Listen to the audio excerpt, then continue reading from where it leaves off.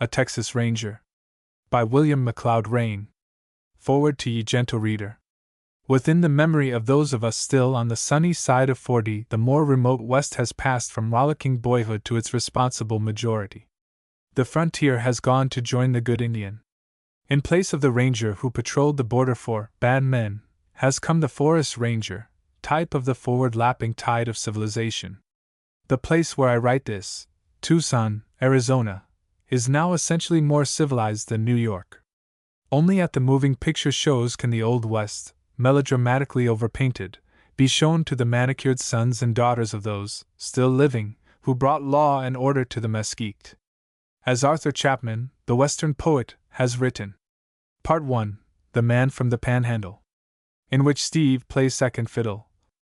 Chapter 1, A Desert Meeting. As she lay crouched in the bare grass, there came to the girl clearly the crunch of wheels over disintegrated granite. The trap had dipped into a draw, but she knew that presently it would reappear on the winding road. The knowledge smote her like a blast of winter, sent chills racing down her spine, and shook her as with an ague. Only the desperation of her plight spurred her flagging courage. Round the bend came a pair of bays hitched to a single-seated open rig. They were driven by a young man, and as he reached the summit he drew up opposite her and looked down into the valley. It lay in a golden glow at their feet, a basin of pure light and silence stretching mile on mile to the distant edge of jagged mountain line which formed its lip. Sunlight strong as wine flooded a clean world, and amber Eden slumbering in an unbroken, hazy dream primeval. "Don't move!" At the summons the driver swung his head sharply to a picture he will never forget. A young woman was standing on the bank at the edge of the road covering him with a revolver, having apparently just stepped from behind the trunk of the cottonwood beside her. The color had fled her cheeks even to the edge of the dull red copper waves of hair, but he could detect in her slim young suppleness no doubt or uncertainty. On the contrary, despite her girlish freshness, she looked very much like business. She was like some young wild creature of the forest cornered and brought to bay, but the very terror in her soul rendered her more dangerous. Of the heart beating like a trip hammer, the gray unwinking eyes that looked into hers read nothing. She had schooled her taut nerves to obedience, and they answered her resolute will steadily despite fluttering pulses. "Don't move!" she said again. "What do you want?" he asked harshly. "I want your team," she panted. "What for?" "Never mind. I want it." The rigor of his gaze slowly softened to a smile compound both of humor and grimness. He was a man to appreciate a piquant situation, none the less because it was at his expense. The spark that gleamed in his bold eye held some spice of the devil. "All right. This is your hold-up, ma'am. I'll not move," he said, almost genially. She was uneasily aware that his surrender had been too tame. Strength lay in that close-gripped salient jaw, in every line of the reckless sardonic face, in the set of the lean muscular shoulders. She had nerved herself to meet resistance, and instead he was yielding with complacent good nature. "Get out!" she commanded. He stepped from the rig and offered her the reins. As she reached for them, his right hand shot out and caught the wrist that held the weapon, his left encircled her waist and drew her to him. She gave a little cry of fear and strained from him, fighting with all her lissom strength to free herself. For all the impression she made, the girdle round her waist might have been of steel. Without moving, he held her as she struggled, his brown muscular fingers slowly tightening round her wrist. Her stifled cry was of pain this time, and before it had died the revolver fell to the ground from her paralyzed grip. But her exclamation had been involuntary and born of the soft, tender flesh. The wild eyes that flamed into his asked for no quarter and received none. He drew her slowly down toward him, inch by inch, till she lay crushed and panting against him, but still unconquered. Though he held the stiff, resistant figure motionless, she still flashed battle at him. He looked into the storm and fury of her face, hiding he knew not what of terror, and laughed in insolent delight. Then, very deliberately, he kissed her lips. "You coward!" came instantly her choking defiance. "Another for that," he laughed, kissing her again. Her little fist beat against his face, and he captured it, But as he looked at her, something that had come into the girl's face moved his not very accessible heart. The salt of the adventure was gone, his victory worse than a barren one. For a stark fear stared at him, naked and unconcealed, and back of that he glimpsed the subtle something that he dimly recognized for the outraged maidenly modesty he had so ruthlessly trampled upon. His hands fell to his side reluctantly. She stumbled back against the tree trunk, watching him with fascinated eyes that searched him anxiously. They found their answer, and with a long, ragged breath the girl turned and burst into hysterical tears. The man was amazed. A moment since the fury of a tigress had possessed her. Now she was all weak womanish despair. She leaned against the cottonwood and buried her face in her arm, the while uneven sobs shook her slender body. He frowned resentfully at this change of front, and because his callous conscience was disturbed he began to justify himself. Why didn't she play it out instead of coming the baby act on him?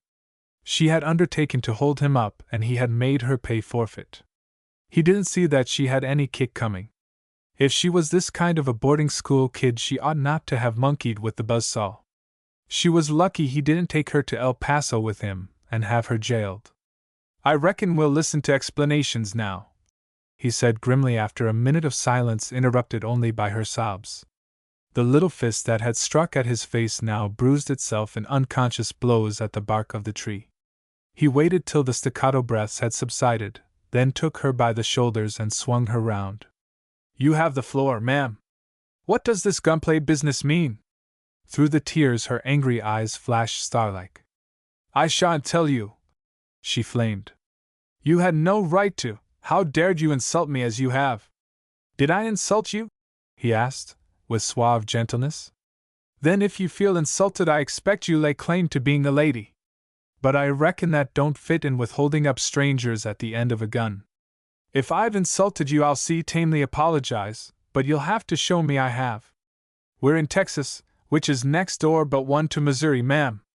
I don't want your apologies. I detest and hate you," she cried. "That's your privilege, ma'am, and it's mine to know why, for I'm held up with a gun when I'm traveling peaceably along the road," he answered evenly. "I'll not tell you." He spoke softly as if to himself. "That's too bad. I kinder hate to take her to jail, but I reckon I must." She shrank back, aghast and white. "No, no! You don't understand. I didn't mean to, I only wanted, why, I meant to pay you for the team." "I'll understand when you tell me," he said placidly. "I've told you. I needed the team. I was going to let you have one of our horses and $75. It's all I have with me." "One of your horses, you say? With $75 to boot? And you was intending to arrange the trade from behind that gun? I expect you needed a team right bad." His steady eyes rested on her, searched her, appraised her, while he meditated aloud in a low, easy drawl. "Yes, you see tamely must need the team. Now I wonder why. Well, I'd hate to refuse a lady anything she wants as bad as you do that." He swiftly swooped down and caught up her revolver from the ground, tossed it into the air so as to shift his hold from butt to barrel, and handed it to her with a bow. "Allow me to return the pop gun you dropped, ma'am." She snatched it from him and leveled it at him so that it almost touched his forehead. He looked at her and laughed in delighted mockery. "All serene, ma'am. You've got me dead to rights again." His very nonchalance disarmed her. What could she do while his low laughter mocked her? "When you've gone through me complete I think I'll take a little pyre over the hill and have a look at your haws. Meb we might still do business." As he had anticipated, his suggestion filled her with alarm. She flew to bar the way. "You can't go. It isn't necessary." "Show! Of course it's necessary. Think I'm going to buy a haws I've never seen?" he asked, with deep innocence. "I'll bring it here. In Texas, ma'am, we wait on the ladies. Still, it's your say-so when you're behind that big gun." He said it laughing, and she threw the weapon angrily into the seat of the rig. "Thank you, ma'am. I'll amble down and see what's behind the hill." By the flinch in her eyes he tested his center shot and knew it true. Her breast was rising and falling tumultuously. A shiver ran through her. "No, no, I'm not hiding anything, she gasped. Then if you're not, you can't object to my going there. She caught her hands together in despair. There was about him something masterful that told her she could not prevent him from investigating, and it was impossible to guess how he would act after he knew. The men she had known had been bound by convention to respect a woman's wishes, but even her ignorance of his type made guess that this steel-eyed, close-knit young Westerner, or was he a Southerner, would be impervious to appeals founded upon the rules of the society to which she had been accustomed. A glance at his Stonewall face, at the lazy confidence of his manner, made her dismally aware that the data gathered by her experience of the masculine gender were insufficient to cover this specimen. You can't go. But her imperative refusal was an appeal. For though she hated him from the depths of her proud, untamed heart for the humiliation he had put upon her, yet for the sake of that ferocious hunted animal she had left lying under a cottonwood she must bend her spirit to win him. I'm going to sit in this game and see it out, he said, not unkindly. Please! Her sweet slenderness barred the way about as electively as a mother quail does the road to her young. He smiled, put his big hands on her elbows, and gently lifted her to one side. Then he strode forward lightly, with the long, easy, tireless stride of a beast of prey, striking direct for his quarry. A bullet whizzed by his ear, and like a flash of light his weapon was unscabbarded and ready for action. He felt a flame of fire scorch his cheek and knew a second shot had grazed him. Hands up! Quick! Ordered the traveler. Lying on the ground before him was a man with close-cropped hair and a villainous scarred face.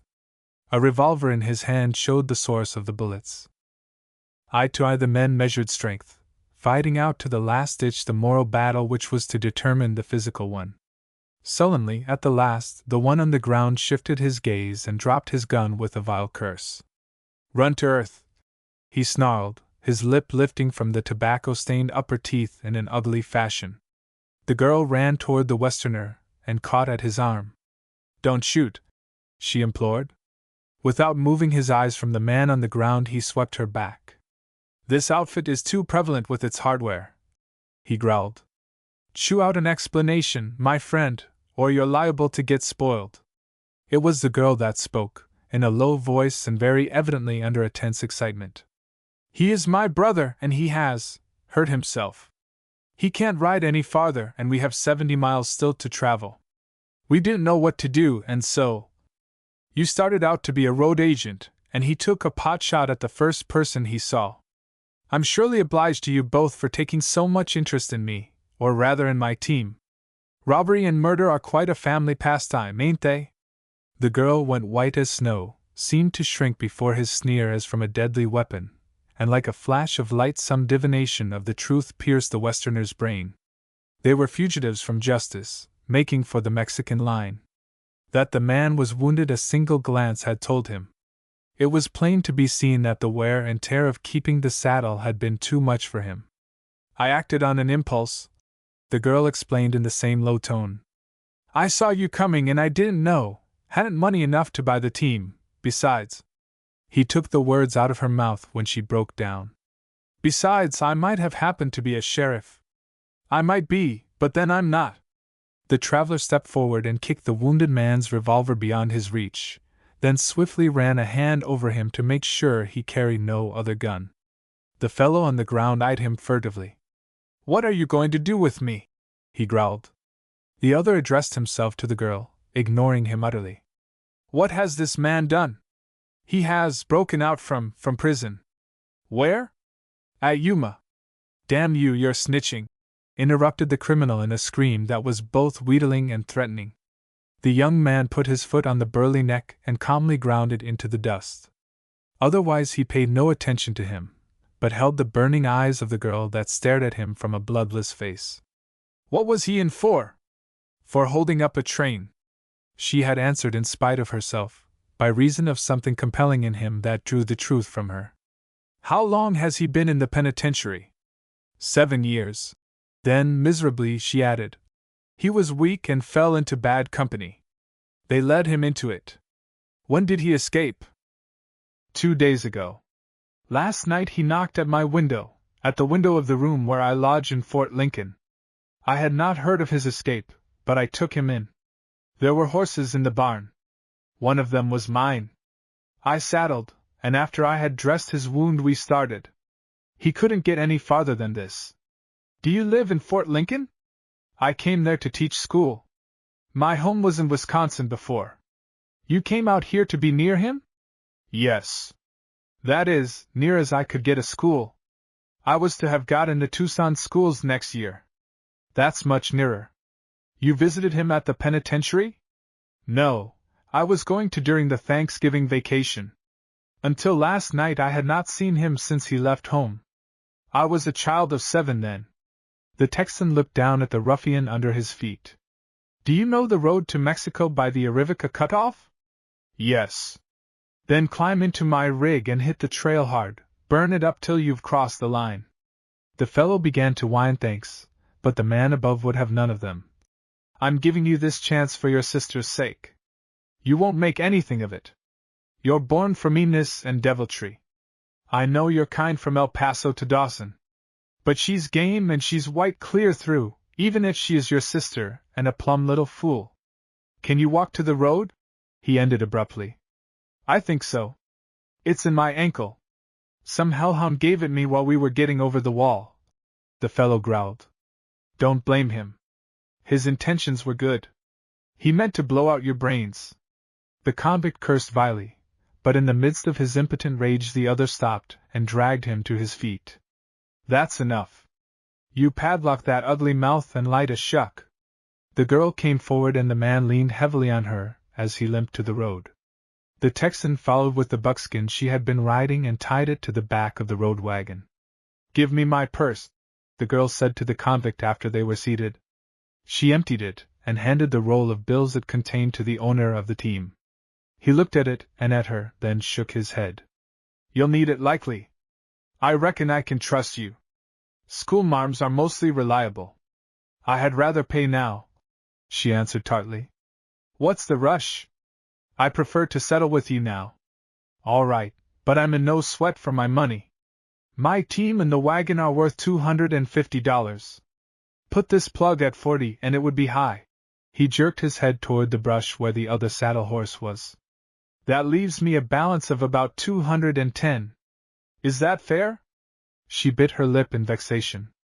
I expect so, but I haven't that much with me. Can I pay this 70 on account? No, ma'am, you can't. All or none. There was a gleam of humor in his hard eyes. I reckon you better let me come and collect after you get back to Fort Lincoln. She took out a notebook and pencil.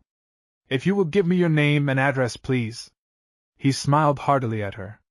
I've clean forgotten them. There was a warning flash in her disdainful eye. Just as you like. My name is Margaret Kinney. I will leave the money for you at the First National Bank. She gathered up the reins deftly. One moment. He laid a hand on the lines. I reckon you think I owe you an apology for what happened when we first met. A flood of spreading color dyed her cheeks. I don't think anything about it. Oh, yes, you do, he contradicted. And you're going to think a heap more about it. You're going to lay awake nights going over it. Out of eyes like live coals she gave him one look. Will you take your hands from these reins, please?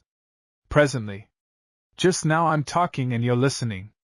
I don't care to hear any apologies, sir, she said stiffly. I'm not offering any. He laughed, yet stung by her words. You're merely insulting me again, I presume? Some young women need punishing. I expect you're one. She handed him the horsewhip, a sudden pulse of passion beating fiercely in her throat. Very well. Make an end of it and let me see the last of you, she challenged. He cracked the lash expertly so that the horses quivered and would have started if his strong hand had not tightened on the lines. The Westerner laughed again. Your game anyhow. When you are quite through with me, she suggested, very quietly. But he noticed the fury of her deep-pupiled eyes, the turbulent rise and fall of her bosom. I'll not punish you that way this time, and he gave back the whip. If you won't use it, I will. The lash flashed up and down, twined itself savagely round his wrist, and left behind a bracelet of crimson. Startled, the horses leaped forward. The reins slipped free from his numbed fingers. Miss Kinney had made her goodbye and was descending swiftly into the valley. The man watched the rig sweep along that branch of the road which led to the south. Then he looked at his wrist and laughed. The plucky little devil! She's a thoroughbred for fair. You bet I'll make her pay for this. But ain't she got sand in her craw? She's surely hating me proper. He laughed again in remembrance of the whole episode, finding in it something that stirred his blood immensely. After the trap had swept round a curve out of sight, he disappeared in the mesquite and bear grass, presently returning with the roan that had been ridden by the escaped convict. Whoever would suppose she was the sister of that scurvy scalawag with jailbird branded all over his hulking hide? He ain't fit to wipe her little feet on. She's as fine as silk. Think of her going through what she is to save that coyote, and him as crooked as a dog's hind leg. There ain't any limit to what a good woman will do for a man when she thinks he's got a claim on her, more especially if he's a ruffian. With this bit of philosophic observation he rolled a cigarette and lit it. Him fall into bad company and be led away? He added in disgust. There ain't any worse than him. But he'll work her to the limit before she finds it out. Leisurely he swung to the saddle and rode down into the valley of the San Xavier, which rolled away from his feet in numberless tawny waves of unfeatured foothills and mesas and washes. Almost as far as the eye could see there stretched a sea of hilltops bathed in Sunday only on the west where they bounded, by the irregular saw-toothed edge of the Frenchman Hills, silhouetted against an incomparable blue. For a stretch of many miles the side of the range was painted scarlet by millions of poppies splashed broadcast. Nature's gone to flower gardening for fair on the mountains, murmured the rider. What with one thing and another I've got a notion I'm going to take a liking to this country. The man was plainly very tired with rapid travel, and about the middle of the afternoon the young man unsaddled and picketed the animal near a waterhole. He lay down in the shadow of a cottonwood, flat on his back, face upturned to the deep cobalt sky. Presently the drowse of the afternoon crept over him. The slumberous valley grew hazy to his nodding eyes. The reluctant lids ceased to open, and he was fast asleep. Chapter 2: Lieutenant Fraser Interferes. The sun had declined almost to a saddle in the Cuesta del Burro when the sleeper reopened his eyes. Even before he had shaken himself free of sleep he was uneasily aware of something wrong. Hazily the sound of voices drifted to him across an immense space. Blurred figures crossed before his unfocused gaze. The first thing he saw clearly was the roan, still grazing in the circle of its picket rope. Beside the bronco were two men looking the animal over critically. Been going some, he heard one remark, pointing at the same time to the sweat stains that streaked the shoulders and flanks. If he had me on his back he'd still be burning the wind, me being in his boots, returned the second, with a grating laugh, jerking his head toward the sleeper. Whatever led the dern fool to stop this side of the line beats me. If he was hiking for Chihuahua he's been hitting a mighty crooked trail. I don't savvy it, him knowing the country as well as they say he does. The first speaker made answer. The traveler's circling eye now discovered two more men, each of them covering him with a rifle. A voice from the rear assured him there was also a fifth member to the party. Look out! He's awake! It warned. The young man's hand inadvertently moved toward his revolver butt. This drew a sharp imperative order from one of the men in front. Throw up your hands, and damn quick! You seem to have the call, gentlemen. He smiled. Would you mind telling me what it's all about? You know what it's all about as well as we do. Collect his gun, Tom. This hold-up business seems to be a habit in this section. Second time today I've been the victim of it, said the victim easily. It will be the last, retorted one of the men grimly. If you're after the Mazuma you've struck a poor bank. You've got your nerve, cried one of the men in a rage, and another demanded. Where did you get that hawse? Why, I got it. The young man stopped in the middle of his sentence. His jaw clamped, and his eyes grew hard. I expect you better explain what right you got to ask that question. The man laughed without cordiality. Seeing as I have owned it 3 years I allow I have some right. What's the use of talking? He's the man we want, broke in another impatiently. Who is the man you want? Asked their prisoner. You're the man we want, Jim Kinney. Wrong guess. My name is Larry Neal. I'm from the Panhandle and I've never been in this part of the country till 2 days ago. You may have a dozen names. We don't care what you call yourself. Of course you would deny being the man we're after. But that don't go with us. All right. Take me back to Fort Lincoln, or take me to the prison officials. They will tell you whether I am the man. The leader of the party pounced on his slip. Who mentioned prison? Who told you we wanted an escaped prisoner? He's give himself away. Triumphed the one-edged Tom. I guess that clinches it. He's riding Maloney's hawse. He's wounded, so's the man we want. He answers the description, gray eyes, tall, slim, muscular. Same gun, automatic Colt. Tell you there's nothing to it, Duffield. If you're not Kinney, how come you with this hawse? He stole it from a barn in Fort Lincoln last night. That's known, said the leader, Duffield. The imperiled man thought of the girl being toward the border with her brother, and the remembrance padlocked his tongue. Take me to the proper authorities and I'll answer questions. But I'll not talk here. What's the use? You don't believe a word I say. You spoke the truth that time, said one. If you ever want to do any explaining, now's the hour, added another. I'll do mine later, gentlemen. They looked at each other, and one of them spoke. It will be too late to explain then. Too late? Some inkling of the man's hideous meaning seared him and ran like an ice blast through him. You've done all the meanness you'll ever do in this world. Poor Dave Long is the last man you'll ever kill. We're going to do justice right now. Dave Long? I never heard of him. The prisoner repeated mechanically. Good God, do you think I'm a murderer? One of the men thrust himself forward. We know it. Why you and that hellish partner of yours shot him while he was locking the gate. But why you made a mistake when why you come to Fort Lincoln? He lived there before he went to be a guard at the Arizona Penitentiary. I'm his brother.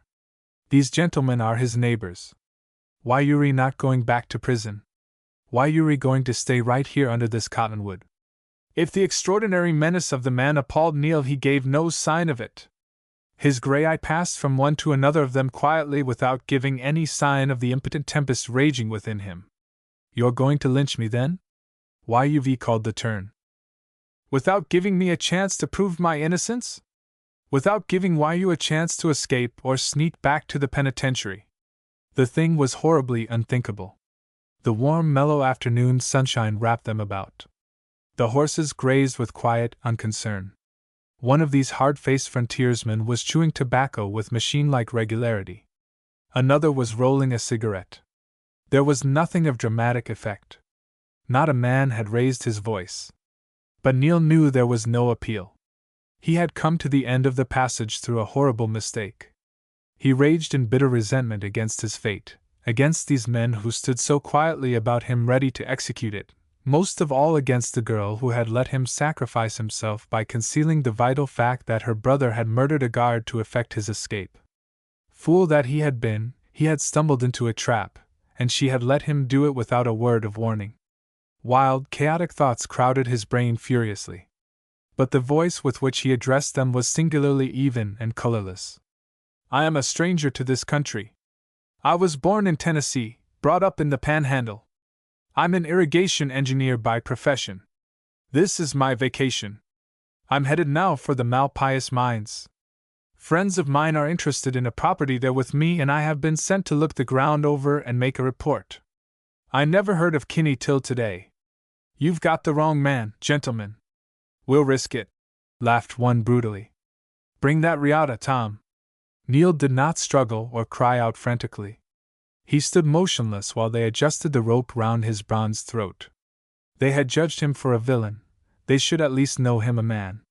So he stood there straight and lithe, wide-shouldered and lean-flanked, a man in 1,000. Not a twitch of the well-packed muscles, not a quiver of the eyelash nor a swelling of the throat betrayed any fear.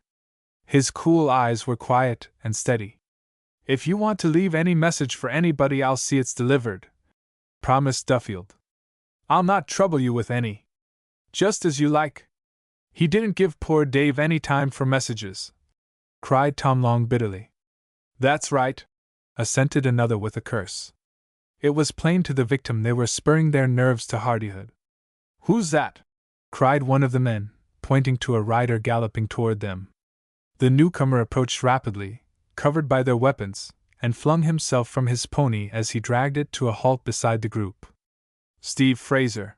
Cried Duffield in surprise and added, He's an officer in the Rangers. Right, gentlemen. Come to claim my prisoner, said the ranger promptly. Why, you can't have him, Steve. We took him and he's got to hang. The lieutenant of Rangers shook his dark curly head. Won't do, Duffield. Won't do at all, he said decisively. You'd ought to know laws on top in Texas these days. Tom Long shouldered his way to the front. Law? What was the law when this ruffian Kinney shot down my poor brother Dave? I guess a rope and a cottonwood's good enough law for him. Anyhow, that's what he gets. Fraser, hard-packed, lithe, and graceful, laid a friendly hand on the other's shoulder and smiled sunnily at him. I know how you feel, Tom. We all thought a heap of Dave, and you're his brother. But Dave died for the law. Both you boys have always stood for order. He'd be troubled if he knew you were turned enemy to it on his account. I'm for justice, Steve. This skunk deserves death, and I'm going to see he gets it. No, Tom. I say yes. Why you ain't sitting in this game, Steve? I reckon I'll have to take a hand then. The ranger's voice was soft and drawling, but his eyes were indomitably steady. Throughout the Southwest his reputation for fearlessness was established even among a population singularly courageous. The audacity of his daredevil recklessness was become a proverb. We got a full table. Better ride away and forget it, said another. That ain't what I'm paid for, Jack, returned Fraser good-naturedly. Better turn him over to me peaceable, boys. He'll get what's coming to him all right. He'll get it now, Steve, without any help of yours. We don't aim to allow any butting in. Don't you? There was a flash of steel as the ranger dived forward. Next instant he and the prisoner stood with their backs to the cottonwood, a revolver having somehow leaped from its scabbard to his hand.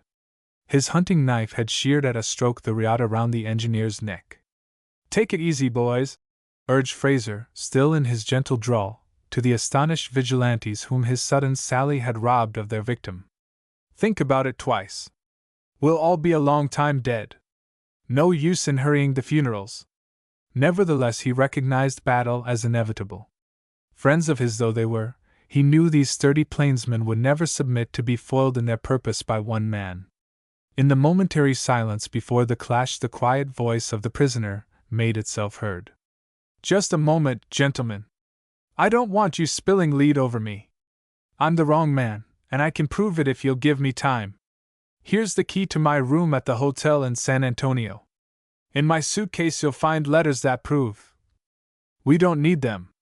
I've got proof right here, cut in Fraser, remembering. He slipped a hand into his coat pocket and drew out 2 photographs. Boys, here are the pictures and descriptions of the 2 men that escaped from Yuma the other day. I hadn't had time to see this gentleman before he spoke, being some busy explaining the situation to you, but a blind jackass could see he don't favor either Kinney or Struve. You're sure barking up the wrong tree. The self-appointed committee for the execution of justice and the man from the Panhandle looked the prison photographs over blankly. Between the hard, clean-cut face of their prisoner and those that looked at them from the photographs it was impossible to find any resemblance. Duffield handed the prints back with puzzled chagrin. I guess you're right, Steve. But I'd like this gentleman to explain how come he to be riding the horse one of these miscreants stole from Maloney's barn last night. Steve looked at the prisoner. It's your spiel, friend, he said. All right. I'll tell you some facts. Just as I was coming down from the Roscrooge Range this morning I was held up for my team. One of these fellows, the one called Kinney, had started from Fort Lincoln on this roan here, but he was wounded and broke down. There was some gunplay, and he gave me this scratch on the cheek. The end of it was that he took my team and left me with his worn-out bronc. I plugged on all day with the hawse till about 3 Meb, then seeing it was all and I unsaddled and picketed. I laid down and dropped asleep. Next I knew the necktie party was in session. What time was it why you met this fellow Kinney? Asked Long sharply. Must have been about 9 or 9:30, I judge. And it's 5 now. That's 8 hours start, and 4 more before we can cut his trail on Roscrooge. By God, we've lost him! Looks like, agreed another ruefully. Make straight for the Arivica cut-off and you ought to stand a show, suggested Fraser. That's right. If we ride all night, might beat him to it. Each of the 5 contributed a word of agreement. 5 minutes later the Texan and the Ranger watched a dust cloud drifting to the south.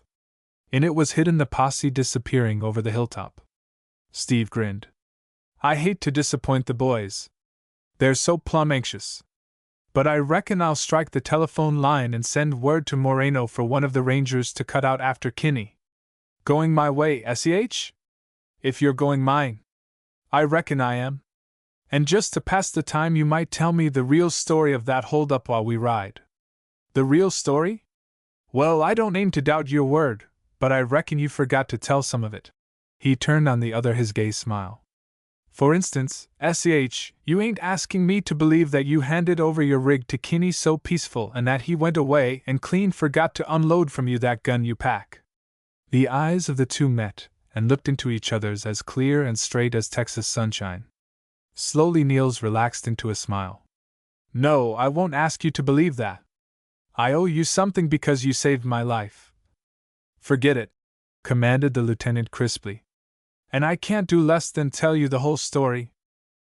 He told it, yet not the whole of it either, for there was one detail he omitted completely. It had to do with the cause for existence of the little black and blue bruise under his right eye and the purple ridge that seamed his wrist. Nor with all his acuteness could Stephen Fraser guess that the one swelling had been made by a gold ring on the clenched fist of an angry girl held tight in Larry Neal's arms, the other by the lash of a horsewhip wielded by the same young woman. Chapter 3: A Discovery. The roan, having been much refreshed by a few hours on grass, proved to be a good traveler. The two men took a road gate and held it steadily till they reached a telephone line which stretched across the desert and joined 2 outposts of civilization. Steve strapped on his climbing spurs and went up a post lightly with his test outfit. In a few minutes he had Moreno on the wire and was in touch with one of his rangers. Hello? This you, Ferguson? This is Fraser. No, Fraser, Lieutenant Fraser. Yes. How many of the boys can you get in touch with right away? 2? Good. I want you to cover the Arivica cutoff. Kinney is headed that way in a rig. His sister is with him. She is not to be injured under any circumstances. Understand? Wire me at the Malpais mines tomorrow your news. By the way, Tom Long and some of the boys are headed down that way with notions of lynching Kinney. Dodge them if you can and rush your man up to the Malpais. Goodbye. Suppose they can't dodge them? Ventured Neil after Steve had rejoined him. I reckon they can. If not, well, my rangers are good boys. I expect they won't give up a prisoner. I'm right glad to find you are going to the Malpais mines with me, Lieutenant. I wasn't expecting company on the way. I'll bet $1 Mex against 2 plunks gold that you're wondering why for I'm going. Larry laughed. You're right. I was wondering. Well then, it's this way. What with all these boys on Kinney's trail, he's as good as rounded up. Fact is, Kinney's only a weak sister anyhow. He turned state's witness at the trial, and it was his testimony that convicted Struve. I know something about this because I happened to be the man that caught Struve. I had just joined the Rangers. It was my first assignment. The other 3 got away. 2 of them escaped and the 3rd was not tried for lack of sufficient evidence. Now then, Kinney rides the rods from Yuma to Marfa and is now or had ought to be somewhere in this valley between Posa Buena and Taylor's Ranch. But where is Struve, the hardier ruffian of the 2? He ain't been seen since they broke out. He sure never reached Fort Lincoln. My notion is that he dropped off the train in the darkness about Casa Grande, then rolled his tail for the Malpais country. Your eyes are asking why's mighty loud, my friend. And my answer is that there's a man up there, Meb, who has got to hide Struve if he shows up. That's only a guess, but it looks good to me. This man was the brains of the whole outfit, And folks say that he's got cash the whole haul the gang made from that S.P. hold up. What's more, he scattered gold so liberal that his name wasn't even mentioned at the trial. He's a big man now, a millionaire copper king and into gold mines up to the hocks. In the Southwest those things happen. It doesn't always do to look too closely at a man's past. We'll say Struve drops in on him and threatens to squeak. Meb he has got evidence. Meb he hasn't. Anyhow, our big duck wants to forget the time he was wearing a mask and bending a six-gun for a living. Also and moreover, he's right anxious to have other folks get a chance to forget. From what I can hear he's clean mashed on some girl at Amarillo, or maybe it's Fort Lincoln. See what a twist Struve's got on him if he can slip into the Malpais country on the Q.T. And you're going up there to look out for him? I'm going in to take a casual look around. There's no telling what a man might happen onto accidentally if he travels with his ear to the ground. The other nodded. He could now understand easily why Fraser was going into the Malpais country, but he could not make out why the ranger, naturally a man who lived under his own hat and kept his own counsel, had told him so much as he had. The officer shortly relieved his mind on this point. I may need help while I'm there. May I call on you if I do, S.E.H.? Neil felt his heart warm toward this hard-faced, genial frontiersman, who knew how to judge so well the timbre of a casual acquaintance. You sure may, Lieutenant. Good. I'll count on you then. So, in these few words, the compact of friendship and alliance was sealed between them. Each of them was strangely taken with the other, but it is not the way of the Anglo-Saxon fighting man to voice his sentiment. Though each of them admired the stark courage and the flawless fortitude he knew to dwell in the other, impassivity sat on their faces like an ice mask. For this is the hallmark of the Southwest, that a man must love and hate with the same unchanging face of iron, save only when a woman is in consideration. They were to camp that night by Cottonwood Spring, and darkness caught them still some miles from their camp. They were on no road, but were traveling across country through washes and over countless hills. The ranger led the way, true as an arrow, even after velvet night had enveloped them. It must be right over this mesa among the cottonwoods you see rising from that arroyo, he announced at last. He had scarcely spoken before they struck a trail that led them direct to the spring. But as they were descending this in a circle, Fraser's horse shied. Higher you, Pinto! What's the matter with? The ranger cut his sentence in two and slid from the saddle. When his companion reached him and drew rein, the ranger was bending over a dark mass stretched across the trail. He looked up quietly. Man's body, he said briefly.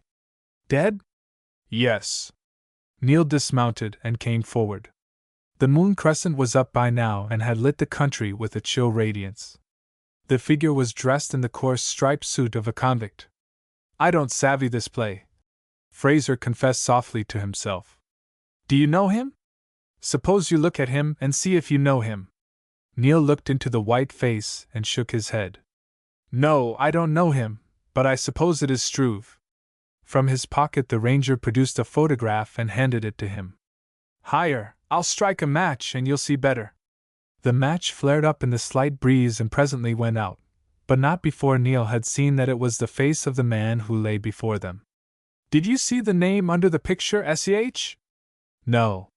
Another match flared and the man from the panhandle read a name, but it was not the one he had expected to see. The words printed there were, James Kinney. I don't understand. This ain't Kinney. He is a heavy-set man with a villainous face. There's some mistake. There certainly is, but not at this end of the line. This is Kinney all right. I've seen him at Yuma. He was heading for the Malpais country and he died on the way. See higher. Look at these soaked bandages.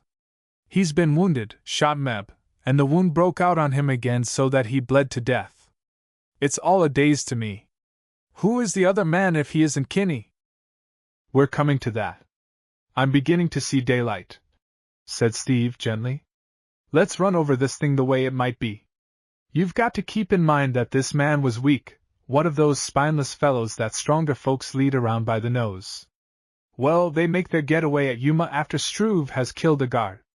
That killing of Dave Long shakes Kinney up a lot, he being no desperado but only a poor lost dog kind of a guy. Struve notices it and remembers that this fellow weakened before.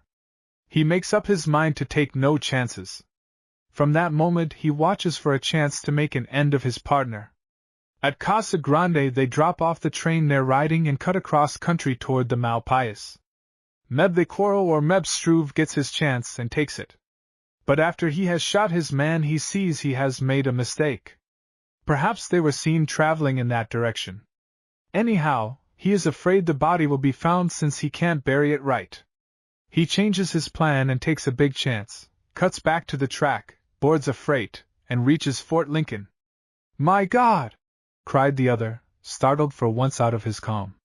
The officer nodded. "You're on the trail right enough. I wish we were both wrong, but we ain't." "But surely she would have known he wasn't her brother, surely." The ranger shook his head. "She hadn't seen the black sheep since she was a kid of about 7. How would she know what he looked like?" And Struve was primed with all the facts he had heard Kinney blab out time and again. She wasn't suspecting any imposition and he worked her to a fare-you-well. Larry Neal set his teeth on a wave of icy despair. "And she's in that devil's power. She would be as safe in a den of rattlers. To think that I had my foot on his neck this morning and didn't break it. She's safe so long as she is necessary to him. She's in deadly peril as soon as he finds her one witness too many. If he walks into my boy's trap at the Arivaca cut-off, all right. If not, God help her. I've shut the door to Mexico and safety in his face. He'll strike back for the Malpais country. It's his one chance, and he'll want to travel light and fast. If he starts back, Tom Long's party may get him. That's one more chance for her, but it's a slim one. He'll cut straight across country. They're following the trail. No, our best bet is my rangers. They'd ought to land him, too." "Oh, ought to," derided the other impatiently. "Point is, if they don't, how are we going to save her? You know this country." "I don't." "Don't tear your shirt, amigo," smiled the ranger. "We'll arrive faster if we don't go off half-cocked. Let's picket the broncs, amble down to the spring, and smoke a cigarette. We've got to ride 20 miles for fresh hosses, and these have got to have a little rest." They unsaddled and picketed, then strolled to the spring. "I've been thinking that maybe we have made a mistake. Isn't it possible the man with Miss Kinney is not Struve?" asked Neal. "That's easy proved. You saw him this morning." The lieutenant went down into his pocket once more for a photograph. "Does this favor the man with Miss Kinney?" Under the blaze of another match, shielded by the ranger's hands, Larry looked into the scowling, villainous face he had seen earlier in the day. There could be no mistaking those leering, cruel eyes nor the rat-like, shifty look of the face, not to mention the long scar across it. His heart sank. "It's the man. Don't you blame yourself for not putting his lights out. How could you tell who he was? I knew he was a ruffian, hide and hair. But you thought he was her brother, and that's a whole lot different. What do you say to grubbing here? We've got to go to the Halley Ranch for hosses, and it's a long jog." They lit a fire and over their coffee discussed plans. In the midst of these the Southerner picked up idly a piece of wrapping paper. Upon it was penciled a wavering scrawl. "Bleeding has broke out again. Can't stop it. Struve shot me and left me for dead 10 miles back. I didn't kill the guard or know he meant to. J. Kinney." Neal handed the paper to the ranger, who read it through, folded it, and gave it back to the other. "Keep that paper. We may need it." His grave eyes went up the trail to where the dark figure lay motionless in the cold moonlight. "Well, he's come to the end of the trail, the only end he could have reached. He wasn't strong enough to survive as a bad man. Poor devil!" They buried him in a clump of cottonwoods and left a little pile of rocks to mark the spot. Chapter 4 Lost. After her precipitate leave-taking of the man whose team she had bought or borrowed, Margaret Kinney nursed the fires of her indignation in silence, banking them for future use against the time when she should meet him again in the event that should ever happen. She brought her whiplash snapping above the backs of the horses, and there was that in the supple motion of the small strong wrist which suggested that nothing would have pleased her more than having this audacious Texan there in place of the innocent animals. For whatever of inherited savagery lay latent in her blood had been flogged to the surface by the circumstances into which she had been thrust. Never in all her placid life had she known the tug of passion any closer than from across the footlights of a theater. She had had, to be sure, one stinging shame, but it had been buried in faraway Arizona, quite beyond the ken of the convention-bound people of the little Wisconsin town where she dwelt. But within the past 12 hours fate had taken hold of her with both hands and thrust her into life. She sensed for the first time its roughness, its nakedness, its tragedy. She had known the sensations of a hunted wild beast, the flush of shame for her kinship to this coarse ruffian by her side, and the shock of outraged maiden modesty at kisses ravished from her by force. The teacher hardly knew herself for the same young woman who but yesterday was engrossed in multiplication tables and third readers. A sinister laugh from the man beside her brought the girl back to the present. She looked at him, and then looked quickly away again. There was something absolutely repulsive in the creature, in the big ears that stood out from the close-cropped head, in the fishy eyes that saw everything without ever looking directly at anything, in the crooked mouth with its irregular rows of stained teeth from which several were missing. She had often wondered about her brother, but never at the worst had she imagined anything so bad as this. The memory would be enough to give one the shudders for years.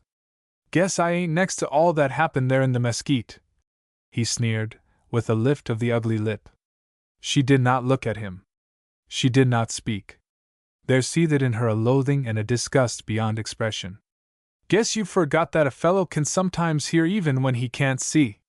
Since I'm chaperoning you, I'll make out to be there next time you meet a good-looking lady killer. Funny, the difference it makes, being your brother. You ain't seen me since you was a kid, but you plumb forgot to kiss me." There was a note in his voice she had not heard before, some hint of leering ribaldry in the thick laugh that for the first time stirred unease in her heart.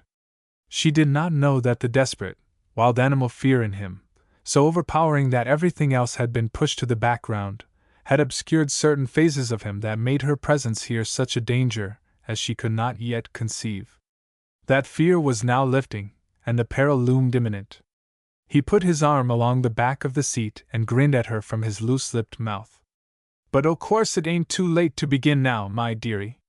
Her fearless, level eyes met squarely his shifty ones and read there something she could dread without understanding, something that was an undefined sacrilege of her sweet purity. For woman-like her instinct leaped beyond reason.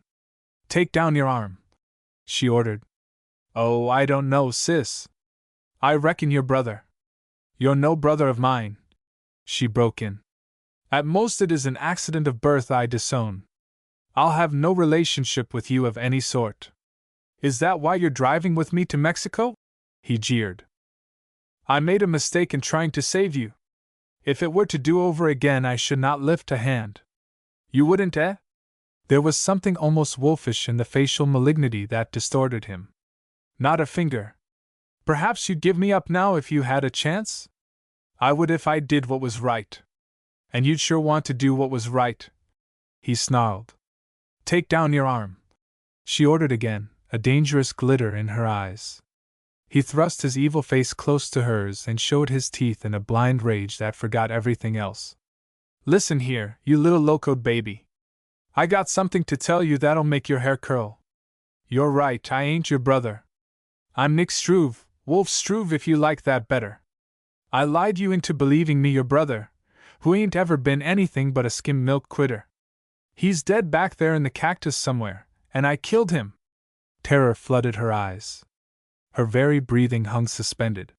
She gazed at him in a frozen fascination of horror.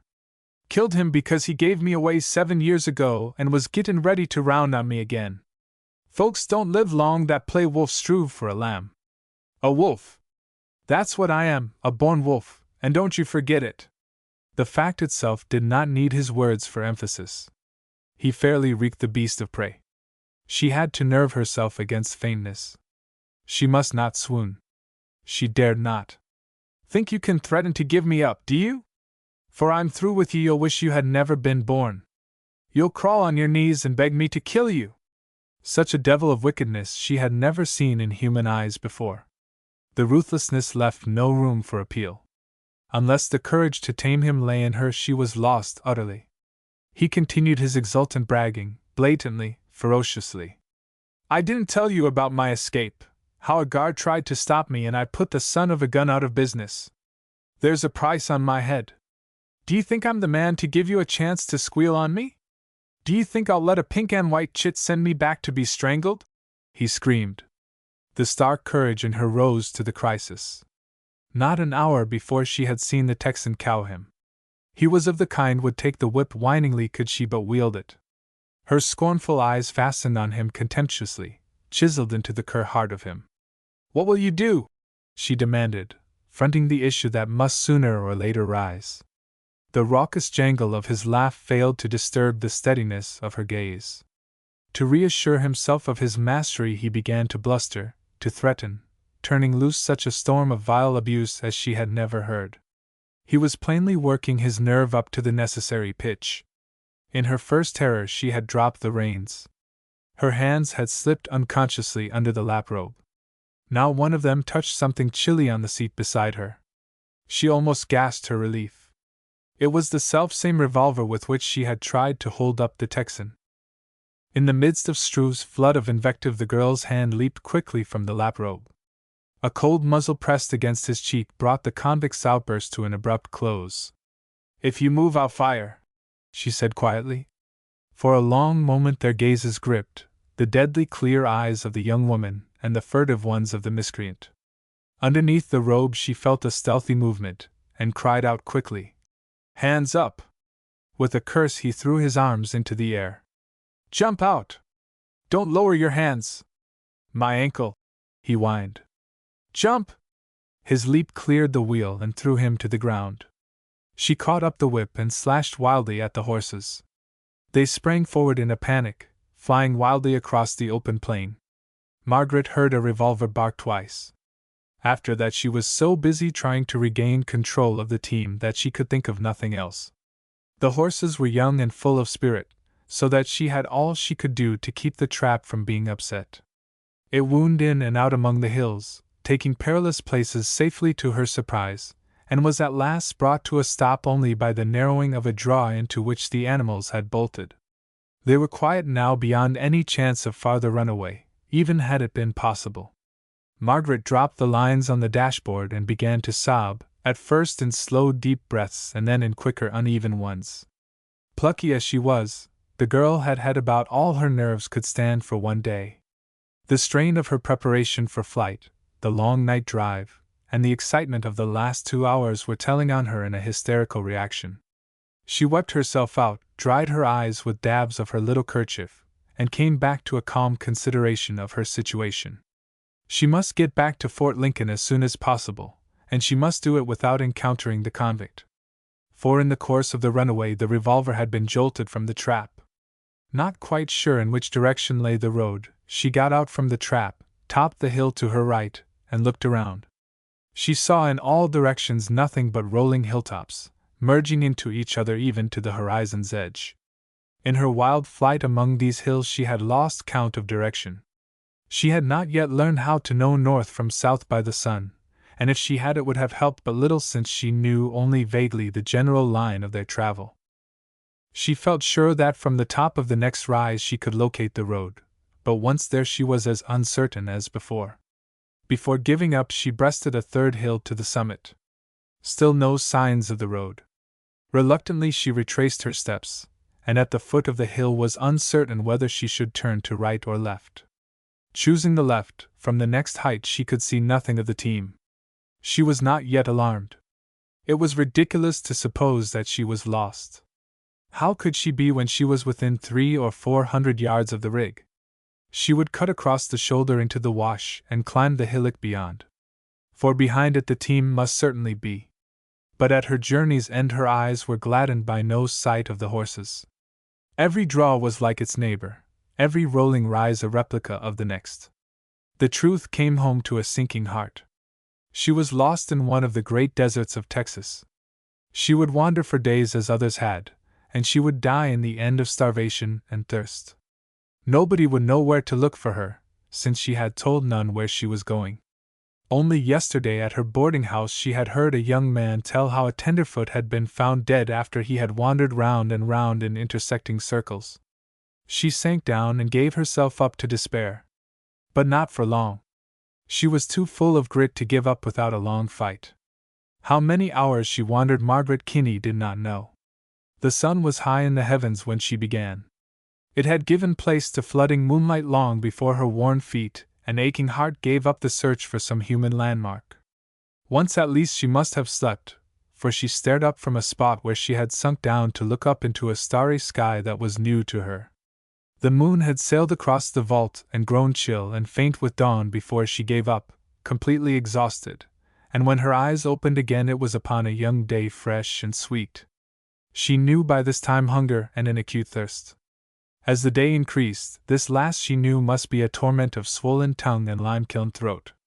Yesterday she had cried for help till her voice had failed.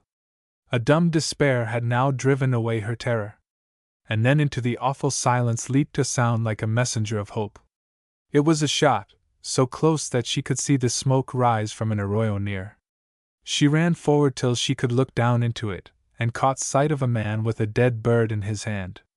He had his back toward her, and was stooping over a fire. Slithering down over the short dry grass, she was upon him almost before she could stop. "I've been lost all night and all yesterday," she sobbed. He snatched at the revolver lying beside him, and whirled like a flash as if to meet an attack. The girl's pumping heart seemed to stand still. The man snarling at her was the convict Struve. Chapter 5. Larry kneeled to the rescue. The snarl gave way slowly to a grin more malign than his open hostility. "So you've been lost? And now you're found, come safe back to your loving brother. Ain't that luck for you? Hunted all over Texas till you found him, eh? And it's a powerful big state, too." She caught sight of something that made her forget all else. "Have you got water in that canteen?" she asked, her parched eyes staring at it. "Yes, dearie." "Give it me." He squatted tailor fashion on the ground, put the canteen between his knees, and shoved his teeth in a crooked grin. "Thirsty? I'm dying for a drink. You look like a right lively corpse. Give it to me. Will you take it now or wait till you get it? My throat's baked." "I want water," she said hoarsely. "Most folks want a lot they never get." She walked toward him with her hand outstretched. "I tell you I've got to have it." He laughed evilly. "Water's at a premium right now. Likely there ain't enough here to get us both out of this infernal hole alive." "Yes, it's sure at a premium." He let his eye drift insolently over her and take stock of his prey, in the sane feline way of a cat with a mouse, gloating over her distress and the details of her young good looks. His tainted gaze got the faint pure touch of color in her face, the reddish tinge of her wavy brown hair, the desirable sweetness of her rounded maidenhood. If her step dragged, if dusky hollows shadowed her lids, if the native courage had been washed from the hopeless eyes, there was no spring of manliness hid deep within him that rose to refresh her exhaustion. No pity or compunction stirred at her sweet helplessness. "Do you want my money?" she asked wearily. "I'll take that to begin with." She tossed him her purse. "There should be $70 there. May I have a drink now?" "Not yet, my dear. First you got to come up to me and put your arms round." He broke off with a curse, for she was flying toward the little circle of cottonwoods some 40 yards away. She had caught a glimpse of the waterhole and was speeding for it. "Come back here," he called, and in a rage let fly a bullet after her. She paid no heed, did not stop till she reached the spring and threw herself down full length to drink, to lave her burnt face, to drink again of the alkali brackish water that trickled down her throat like nectar incomparably delicious. She was just rising to her feet when Struve hobbled up. "Don't you think you can play with me, missy? When I give the word you stop in your tracks, and when I say jump, step lively." She did not answer. Her head was lifted in a listening attitude, as if to catch some sound that came faintly to her from a distance. "You're mine, my beauty, to do with as I please, and don't you forget it." She did not hear him. Her ears were attuned to voices floating to her across the desert. Of course she was beginning to wander in her mind. She knew that there could be no other human beings in this sea of loneliness. They were alone, just they two, the degenerate ruffian and his victim. Still, it was strange. She certainly had imagined the murmur of people talking. It must be the beginning of delirium. "Do you hear me?" screamed Struve, striking her on the cheek with his fist. "I'm your master and you're my squaw." She did not cringe as he had expected, nor did she show fight. Indeed, the knowledge of the blows seemed scarcely to have penetrated her mental penumbra. She still had that strange waiting aspect, but her eyes were beginning to light with newborn hope. Something in her manner shook the man's confidence. A dawning fear swept away his bluster. He, too, was now listening intently. Again the low murmur, beyond a possibility of doubt. Both of them caught it. The girl opened her throat in a loud cry for help. An answering shout came back clear and strong. Struve wheeled and started up the arroyo, bending in and out among the cactus till he disappeared over the brow. Two horsemen burst into sight, galloping down the steep trail at breakneck speed, flinging down a small avalanche of shale with them. One of them caught sight of the girl, drew up so short that his horse slid to its haunches, and leaped from the saddle in a cloud of dust. He ran toward her, and she to him, hands out to meet her rescuer. "Why didn't you come sooner?" "I've waited so long," she cried pathetically as his arms went about her. "You poor lamb!" "Thank God we're in time," was all he could say. Then for the first time in her life she fainted. The other rider lounged forward, a hat in his hand that he had just picked up close to the fire. "We seem to have stampeded part of this camping party. I'll just take a run up this hill and see if I can't find the missing section and persuade it to stay a while. I don't reckon you need me hired, do you?" He grinned, with a glance at Neil and his burden. "All right. You'll find me here when you get back, Fraser," the other answered. Larry carried the girl to the waterhole and set her down beside it. He sprinkled her face with water, and presently her lids trembled and fluttered open. She lay there with her head on his arm and looked at him quite without surprise. "How did you find me?" "Mainly luck. We followed your trail to where we found the rig. After that it was guessing where the needle was in the haystack. It just happened we were cutting across country to water when we heard a shot. That must have been when he fired at me," she said. "My God! Did he shoot at you?" "Yes." "Where is he now?" She shuddered. "Cutting over the hills with Steve after him." "Steve?" "My friend, Lieutenant Fraser. He is an officer in the Ranger force." "Oh." She relapsed into a momentary silence before she said, "He isn't my brother at all. He is a murderer." She gave a sudden little moan of pain as memory pierced her of what he had said. "He bragged to me that he had killed my brother. He meant to kill me, I think." "Sho! It doesn't matter what the coyote meant. It's all over now. You're with friends." A warm smile lit his steel-blue eyes, softened the lines of his lean, hard face. Never had shipwrecked mariner come to safer harbor than she. She knew that this slim, sun-bronzed Westerner was a man's man, that strength and nerve inhabited his sinewy frame. He would fight for her because she was a woman as long as he could stand and see. A touch of color washed back into her cheeks, a glow of courage into her heart. "Yes, it's all over. The weary, weary hours, and the fear, and the pain, and the dreadful thirst, and worst of all, him." She began to cry softly, hiding her face in his coat sleeve. "I'm crying because it's all over. I'm a little fool, just as you said I was. I didn't know you then." He smiled. "I'm right likely to make snapshot judgments that are way off. You knew me well enough to." She broke off in the middle, bathed in a flush of remembrance that brought her coppery head up from his arm instantly. "Be careful. You're dizzy yet." "I'm all right now, thank you," she answered, her embarrassed profile haughtily in the air. "But I'm ravenous for something to eat. It's been 24 hours since I've had a bite. That's why I'm weepy and faint. I should think you might make a snapshot judgment that breakfast wouldn't hurt me." He jumped up contritely. "That's right. What a goat I am!" His long, clean stride carried him over the distance that separated him from his bronco. Out of the saddlebags he drew some sandwiches wrapped in a newspaper. "Here, Miss Margaret. You begin on these. I'll have coffee ready in 2 shakes of a cow's tail. And what do you say to bacon?" He understood her to remark from the depths of a sandwich that she said, "Amen," to it, and that she would take everything he had and as soon as he could get it ready. She was as good as her word. He found no cause to complain of her appetite. Bacon and sandwiches and coffee were all consumed in quantities reasonable for a famished girl who had been tramping actively for a day and a night, and since she was a child of impulse, she turned more friendly eyes on him who had appeased her appetite. "I suppose you are a cowboy like everybody else in this country?" she ventured amiably after her hunger had become less sharp. "No, I belong to the Government Reclamation Service." "Oh!" She had a vague idea she had heard of it before. "Who is it you reclaim?" "Indians, I suppose.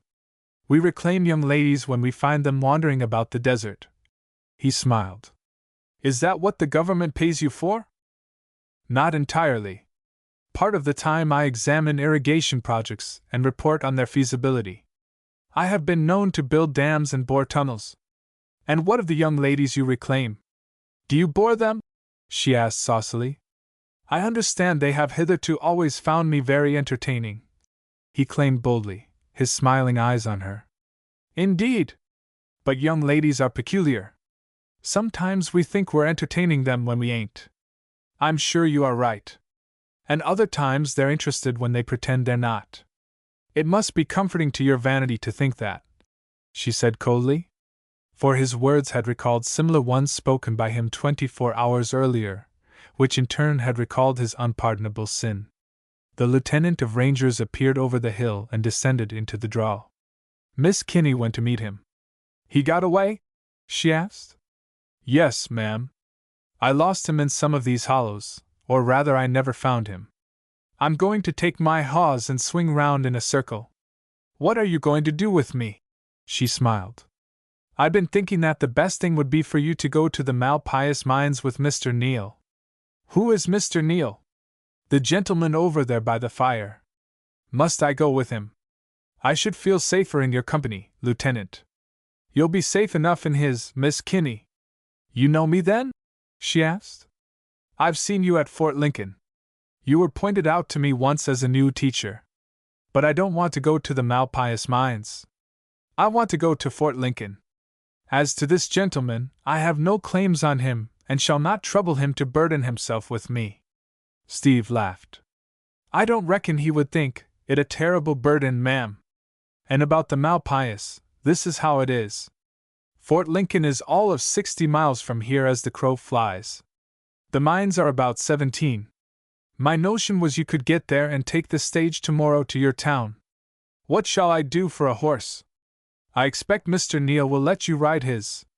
He can walk beside the hawse." "That won't do at all. Why should I put him to that inconvenience? I'll walk myself." The ranger flashed his friendly smile at her. He had an instinct that served him with women. "Any way that suits you and him suits me. I'm right sorry that I've got to leave you and take out after that hound Struve, but you may take my word for it that this gentleman will look after you all right and bring you safe to the Malpais. He is a stranger to me. I've only met him once and on that occasion not pleasantly. I don't like to put myself under an obligation to him. But of course if I must, I must. That's the right sensible way to look at it. In this little old world we got to do a heap we don't want to do. For instance, I'd rather see you to the Malpais than hike over the hills after this fellow," he concluded gallantly. Neal, who had been packing the coffee pot and the frying pan, now sauntered forward with his horse. "Well, what's the program?" he wanted to know. "It's you and Miss Kinney for the Malpais, me for the trail. I ain't very likely to find Mr. Struve, but you can't always sometimes tell. Anyhow, I'm going to take a shot at it," the ranger answered. "And at him?" his friend suggested. "Oh, I reckon not. He may be a sure enough wolf, but I expect this ain't his day to howl." Steve whistled to his pony, swung to the saddle when it trotted up, and waved his hat in farewell. His "Adios!" drifted back to them from the crown of the hill just before he disappeared over its edge. Chapter 6. Somebody's Acting Mighty Foolish. Larry Neal watched him vanish and then turned smiling to Miss Kinney. "All aboard for the Malpais," he sang out cheerfully. Too cheerfully, perhaps. His assurance that all was well between them chilled her manner. He might forgive himself easily if he was that sort of man. She would at least show him she was no party to it. He had treated her outrageously, had manhandled her with deliberate intent to insult. She would show him no one alive could treat her so, and calmly assume to her that it was all right. Her cool eyes examined the horse, and him. "I don't quite see how you expect to arrange it, Mr. Neal." "That is your name, isn't it?" she added indifferently. "That's my name, Larry Neal. Easiest thing in the world to arrange. We ride pillion if it suits you, if not, I'll walk."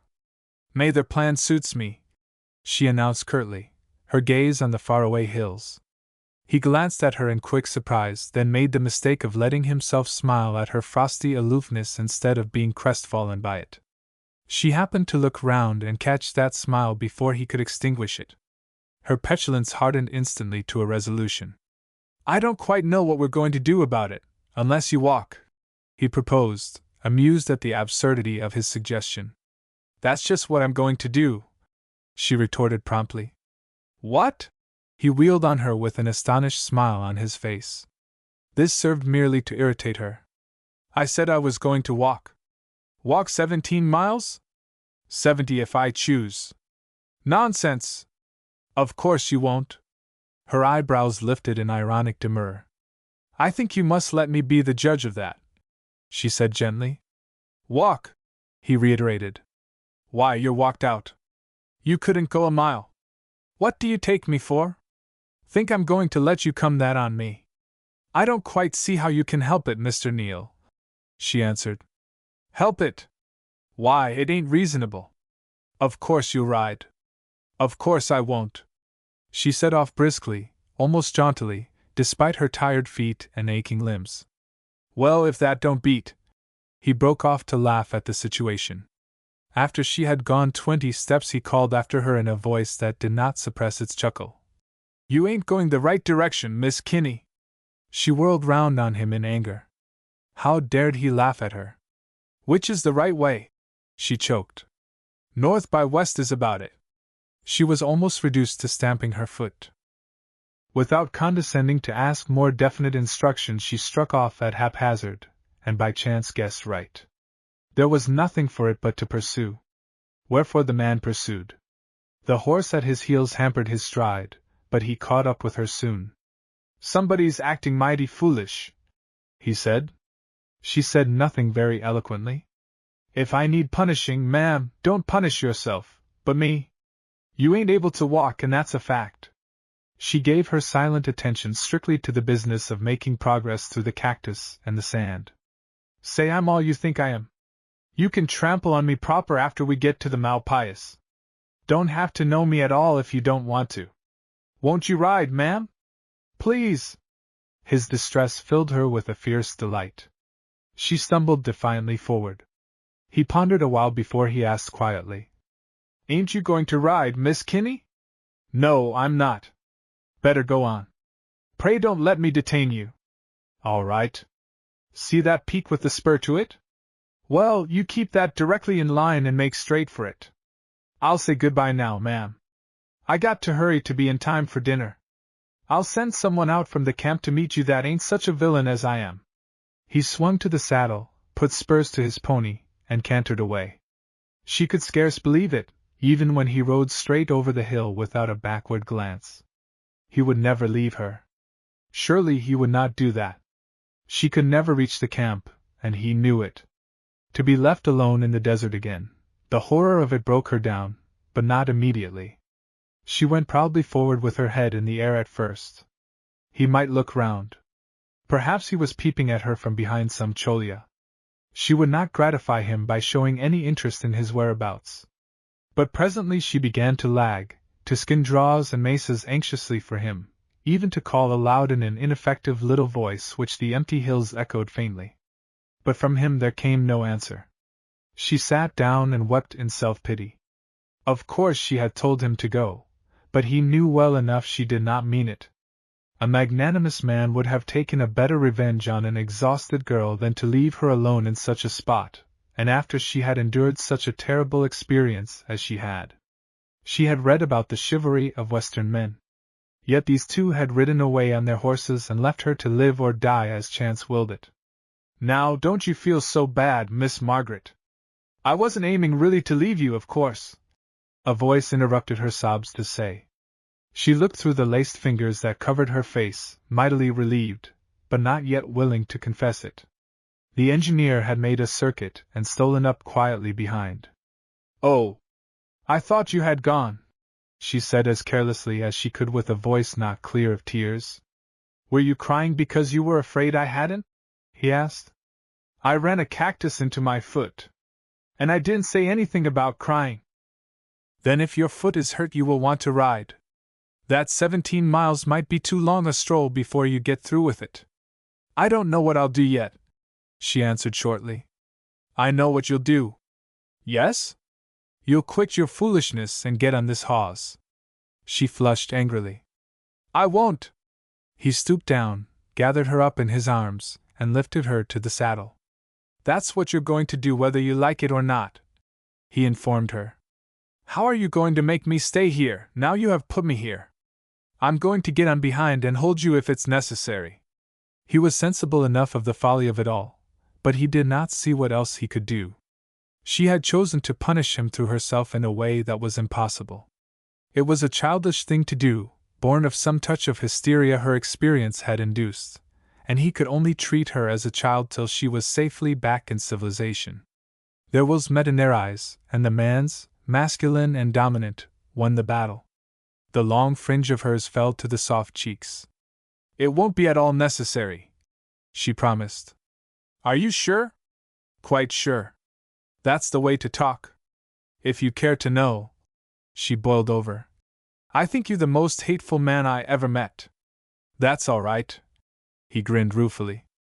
You're the most contrary woman I ever bumped into, so I reckon honors are easy. He strode along beside the horse, mile after mile, in a silence which neither of them cared to break. The sap of youth flowed free in him, was in his elastic tread, in the set of his broad shoulders, in the carriage of his small, well-shaped head. He was as lean-loined and lithe as a panther, and his stride ate up the miles as easily. They nooned at a spring in the dry wash of Bronco Creek. After he had unsaddled and picketed he condescended to explain to her. We'll stay here 3 hours or meb 4 through the heat of the day. Is it far now? She asked wearily. Not more than 7 miles I should judge. Are you about all in? Oh, no. I'm all right, thank you, she said, with forced sprightliness. His shrewd, hard gaze went over her, and knew better. You lie down under those live oaks, and I'll get some grub ready. I'll cook lunch while you lie down. You must be tired walking so far through the sun, said Miss Kinney. Have I got to pick you up again and carry you there? No, you haven't. You keep your hands off me, she flashed. But nevertheless she betook herself to the shade of the live oaks and lay down. When he went to call her for lunch he found her fast asleep with her head pillowed on her arm. She looked so haggard that he had not the heart to rouse her. Let her sleep. It will be the making of her. She's fair done. But ain't she plucky? And that spirited? Ready to fight so long as she can drag a foot. And her so sorter slim and delicate. Funny how she hangs on to her grudge against me. Sho! I hadn't ought to have kissed her, but I'll never tell her so. He went back to his coffee and bacon, dined, and lay down for a siesta beneath a cottonwood some distance removed from the live oaks where Miss Kinney reposed. For 2 or 3 hours he slept soundly, having been in the saddle all night. It was mid-afternoon when he awoke, and the sun was sliding down the blue vault toward the Sawtooth Range to the west. He found the girl still lost to the world in deep slumber. The man from the Panhandle looked across the desert that palpitated with heat, and saw through the marvelous atmosphere the smoke of the ore mills curling upward. He was no tenderfoot, to suppose that 10 minutes brisk walking would take him to them. He guessed the distance at about 2.5 hours' travel. This is certainly a hot evening. I expect we better wait till sundown before moving, he said aloud. Having made up his mind, it was characteristic of him that he was asleep again in 5 minutes. This time she wakened before him, to look into a wonderful sea of gold that filled the crotches of the hills between the purple teeth. No sun was to be seen, it had sunk behind the peaks, but the trail of its declension was marked by that great pool of glory into which she gazed. Margaret crossed the wash to the cottonwood under which her escort was lying. He was fast asleep on his back, his grey shirt open at the bronzed, sinewy neck. The supple, graceful lines of him were relaxed, but even her inexperience appreciated the splendid shoulders and the long, rippling muscles. The maidenly instinct in her would allow but one glance at him, and she was turning away when his eyes opened. Her face, judging from its tint, might have absorbed some of the sunglow into which she had been gazing. "I came to see if you were awake," she explained. "Yes, ma'am, I am," he smiled. "I was thinking that we ought to be going. It will be dark before we reach Malpais." He leaped to his feet and faced her. "Correct. Are you hungry?" "Yes." He relit the fire and put on the coffee pot before he saddled the horse. She ate and drank hurriedly, soon announcing herself ready for the start. She mounted from his hand, then without asking any questions he swung to a place behind her. "We'll both ride," he said. The stars were out before they reached the outskirts of the mining camp. At the first house of the rambling suburbs Neil slipped to the ground and walked beside her toward the old adobe plaza of the Mexican town.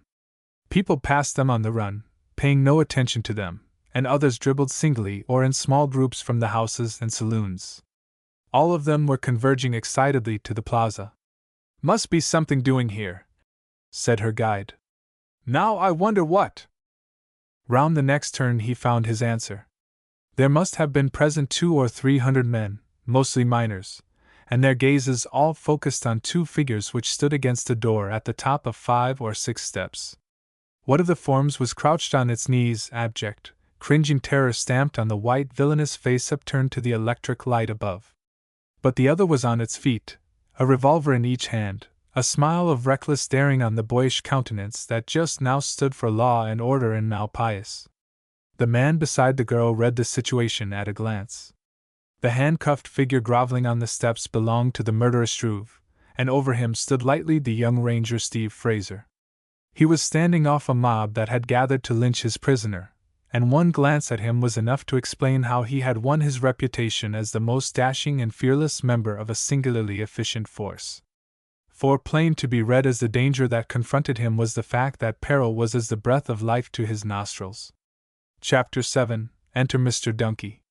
"He's my prisoner and you can't have him," the girl heard the ranger say.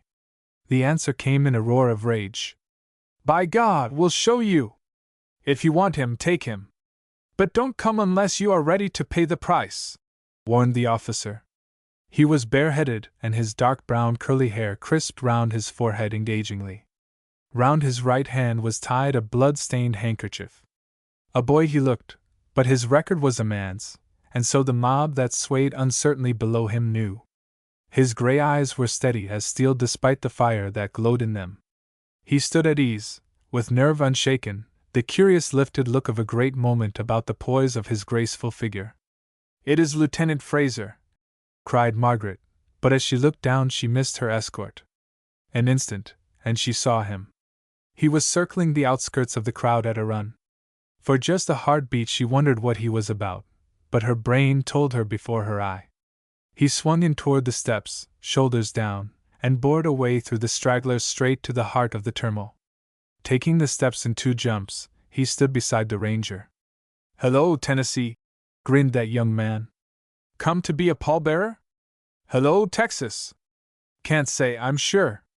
Just dropped in to see what's doing."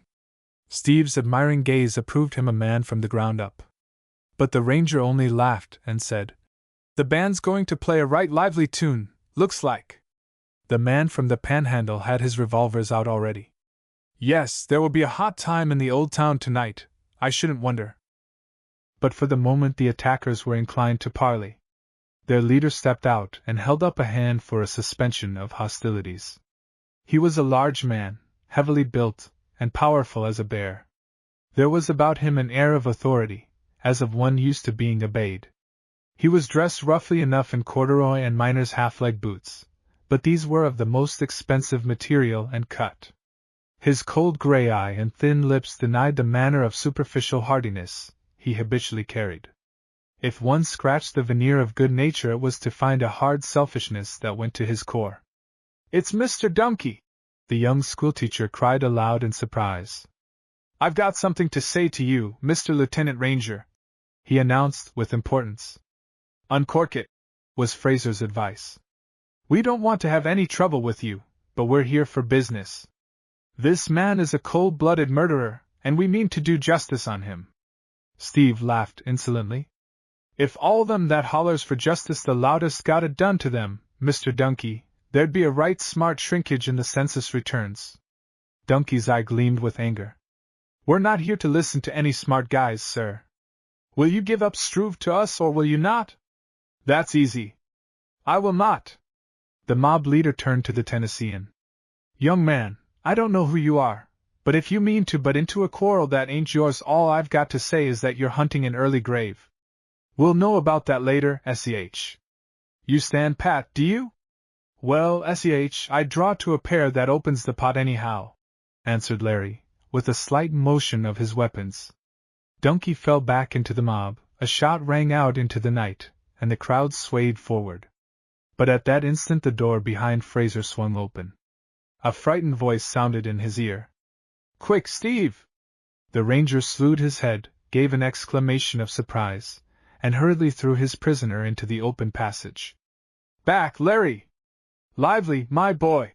he ordered. Neil leaped back in a spatter of bullets that rained round him. Next moment the door was swung shut again.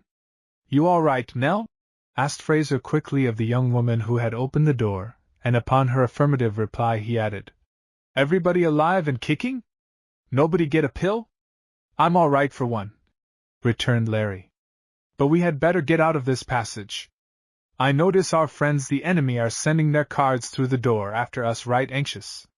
As he spoke, a bullet tore a jagged splinter from a panel and buried itself in the ceiling. A second and a third followed. "That's erect. We'd better be not at home when they call. Nell?" Steve put an arm affectionately round the waist of the young woman who had come in such timely fashion to their aid and ran through the passage with her to the room beyond, Neil following with the prisoner. "You're wounded, Steve," the young woman cried. He shrugged. "Scratch in the hand? Got it when I arrested him. Had to shoot his trigger finger off. But I must see to it." "Not now, wait till we're out of the woods." He turned to his friend. "Nell, let me introduce to you Mr. Neil, from the Panhandle. Mr. Neil, this is my sister. I don't know how come she to drop down behind us like an angel from heaven, but that's a story we'll wait. The thing we got to do right now is to light a shuck out of here." His friend nodded, listening to the sound of blows battering the outer door. "They'll have it down in another minute. We've got to burn the wind 7 ways for Sunday. What I'd like to know is whether there are 2 entrances to this rat trap." "Do you happen to know, Nell?" asked Fraser of his sister. 3, she answered promptly. "There's a back door into the court and a trap door to the roof. That's the way I came. And it's the way we'll go. I might ain't known you'd know all about it, give you a quarter of a chance," her brother said admiringly. "We'll duck through the roof and let Mr. Dunkey hold the sack. Lead the way, sis." She guided them along another passageway and up some stairs to the second story. The trapdoor that opened to the flat roof was above the bed about 6 feet. Neil caught the edges of the narrow opening, drew himself up, and wriggled through. Fraser lifted his sister by the waist high enough for Larry to catch her hands and draw her up. "Hurry, Steve," she urged. "They've broken in. Hurry, dear." The ranger unlocked his prisoner's handcuffs and tossed them up to the Tennessean. "Get a move on you, Mr. Struve, unless you want to figure in a necktie party," he advised. But the convict's flabby muscles were unequal to the task of getting him through the opening. Besides which, his wounded hand, tied up with a blood-soaked rag, impeded him. He had to be pulled from above and boosted from behind. Fraser, fit to handle his weight in wildcats, as an admirer had once put it, found no trouble in following.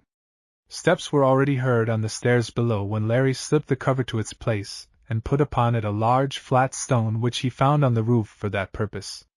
The fugitives crawled along the roof on their hands and knees so as to escape the observation of the howling mob outside the house. Presently they came into the shadows, and Nell rose, ran forward to a little ladder which led to a higher roof, and swiftly ascended. Neil, who was at her heels, could not fail to note the light supple grace with which she moved. He thought he had never seen a more charming woman in appearance. She still somehow retained the slim figure and taking ways of a girl, in conjunction with the soft rounded curves of a present-day Madonna. 2 more roofs were crossed before they came to another open trapdoor. A lamp in the room below showed it to be a bedroom with 2 cots in it. 2 children, one of them a baby, were asleep in these. A sweet-faced woman past middle age looked anxiously up with hands clasped together as in prayer. "Is it you, Nellie?" she asked. "Yes, Mother, and Steve, and his friend. We're all right." Fraser dropped through, and his sister let herself down into his arms. Struve followed, and was immediately handcuffed. Larry put back the trap and fastened it from within before he dropped down. "We shall have to leave at once, Mother, without waiting to dress the children," explained Fraser. "Wrap them in blankets and take some clothes along. I'll drop you at the hotel and slip my prisoner into the jail the back way if I can, that is, if another plan I have doesn't work." The oldest child awoke and caught sight of Fraser. He reached out his hands in excitement and began to call, "Uncle Steve! Uncle Steve back again!" Fraser picked up the youngster. "Yes, Uncle Steve is back. But we're going to play a game that Indians are after us. What must be good and keep very, very still. He mustn't say a word till Uncle tells him he may." The little fellow clapped his hands. "Goody, goody! Shall we begin now?" "Right this minute, son. Better take your money with you, Mother." "Is Father here?" "No, he is at the ranch. He went down in the stage today." "All right, friends. We'll take the back way. Tennessee, will you look out for Mr. Struve? Sis will want to carry the baby." They passed quietly downstairs and out the back door. The starry night enveloped them coldly, and the moon looked down through rift clouds. Nature was peaceful as her own silent hills, but the raucous jangle of cursing voices from a distance made discord of the harmony. They slipped along through the shadows, meeting none except occasional figures hurrying to the plaza. At the hotel door the 2 men separated from the rest of the party, and took with them their prisoner. "I'm going to put him for safekeeping down the shaft of a mine my father and I own," explained Steve. "He wouldn't be safe in the jail, because Dunky, for private reasons, has made up his mind to put out his lights." "Private reasons?" echoed the engineer. "Mighty good ones, too. Ain't that right?" demanded the ranger of Struve. The convict cursed, though his teeth still chattered with fright from the narrow escape he had had, but through his prison jargon ran a hint of some power he had over the man Dunky. It was plain he thought the latter had incited the lynching in order to shut the convict's mouth forever. "Where is this shaft?" asked Neil. "Up a gulch about half a mile from here." Fraser's eyes fixed themselves on a young man who passed on the run. He suddenly put his fingers to his lips and gave a low whistle. The running man stopped instantly, his head alert to catch the direction from which the sound had come. Steve whistled again, and the stranger turned toward them. "It's Brown, one of my rangers," explained the lieutenant.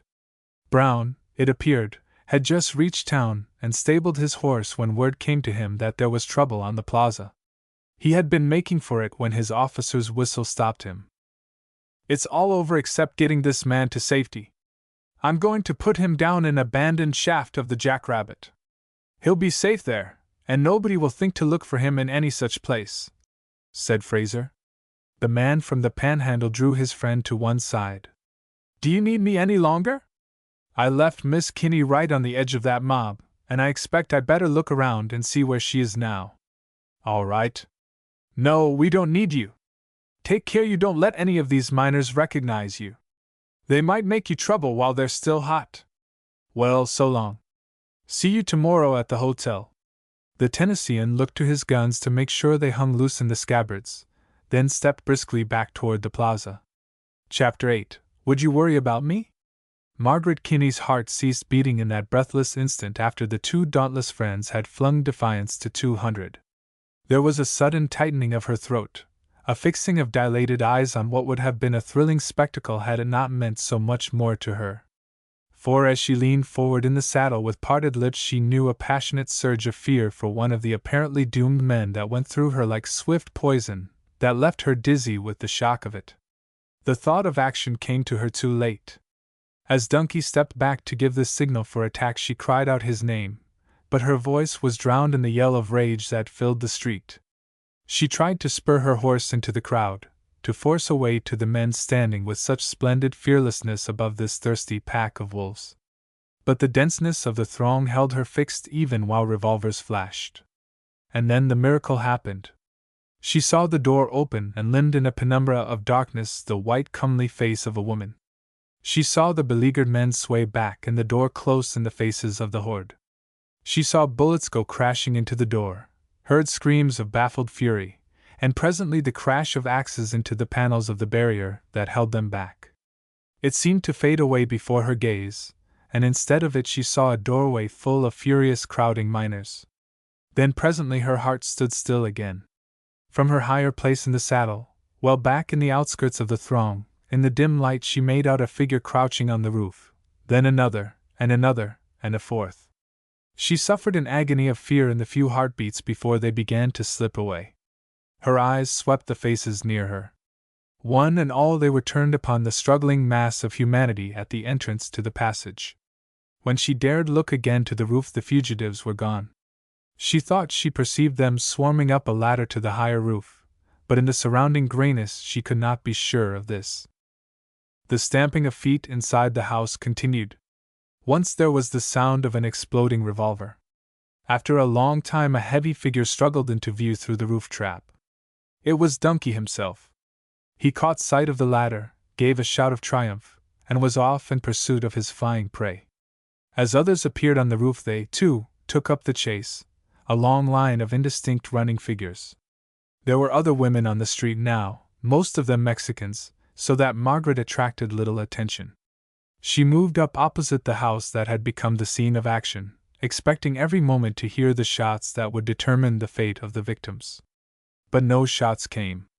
Lights flashed from room to room, and presently one light began to fill a room so brilliantly that she knew a lamp must have been overturned and set the house on fire. Dunky burst from the front door, scarce a dozen paces from her. There was a kind of lurid fury in his eyes. He was as ravenously fierce as a wolf balked of its kill. She chose that moment to call him Mr. Dunky. Her voice struck him into a sort of listening alertness, and again she pronounced his name. You, Miss Kinney, here? He asked in amazement. Yes, Miss Kinney. But what are you doing here? I thought you were at Fort Lincoln. I was, but I'm here now. Why? This is no place for you tonight. Hell's broke loose. So it seems, she answered, with shining eyes. There's trouble afoot, Miss Margaret. No girl should be out, let alone an unprotected one. I did not come here unprotected. There was a man with me. The one, Mr. Dunky, that you are now looking for to murder. She gave it to him straight from the shoulder, her eyes holding his steadily. Struve? He gasped, taken completely aback. No, not Struve. The man who stood beside Lieutenant Fraser, the one you threatened to kill because he backed the law. I guess you don't know all the facts, Miss Kinney. He came close and met her gaze while he spoke in a low voice. There ain't many know what I know. Meb, there ain't any beside you now. But I know you're Jim Kinney's sister. You are welcome to the knowledge. It is no secret. Lieutenant Fraser knows it. So does his friend. I'm not trying to hide it. What of it? Her quiet scorn drew the blood to his face. That's all right. If you do want to keep it quiet, I'm with you. But there's something more. Your brother escaped from Yuma with this fellow Struve. Word came over the wire an hour or two ago that Struve had been captured and that it was certain he had killed his pal, your brother. That's why I mean to see him hanged before I'm owning. He did kill my brother. He told me so himself.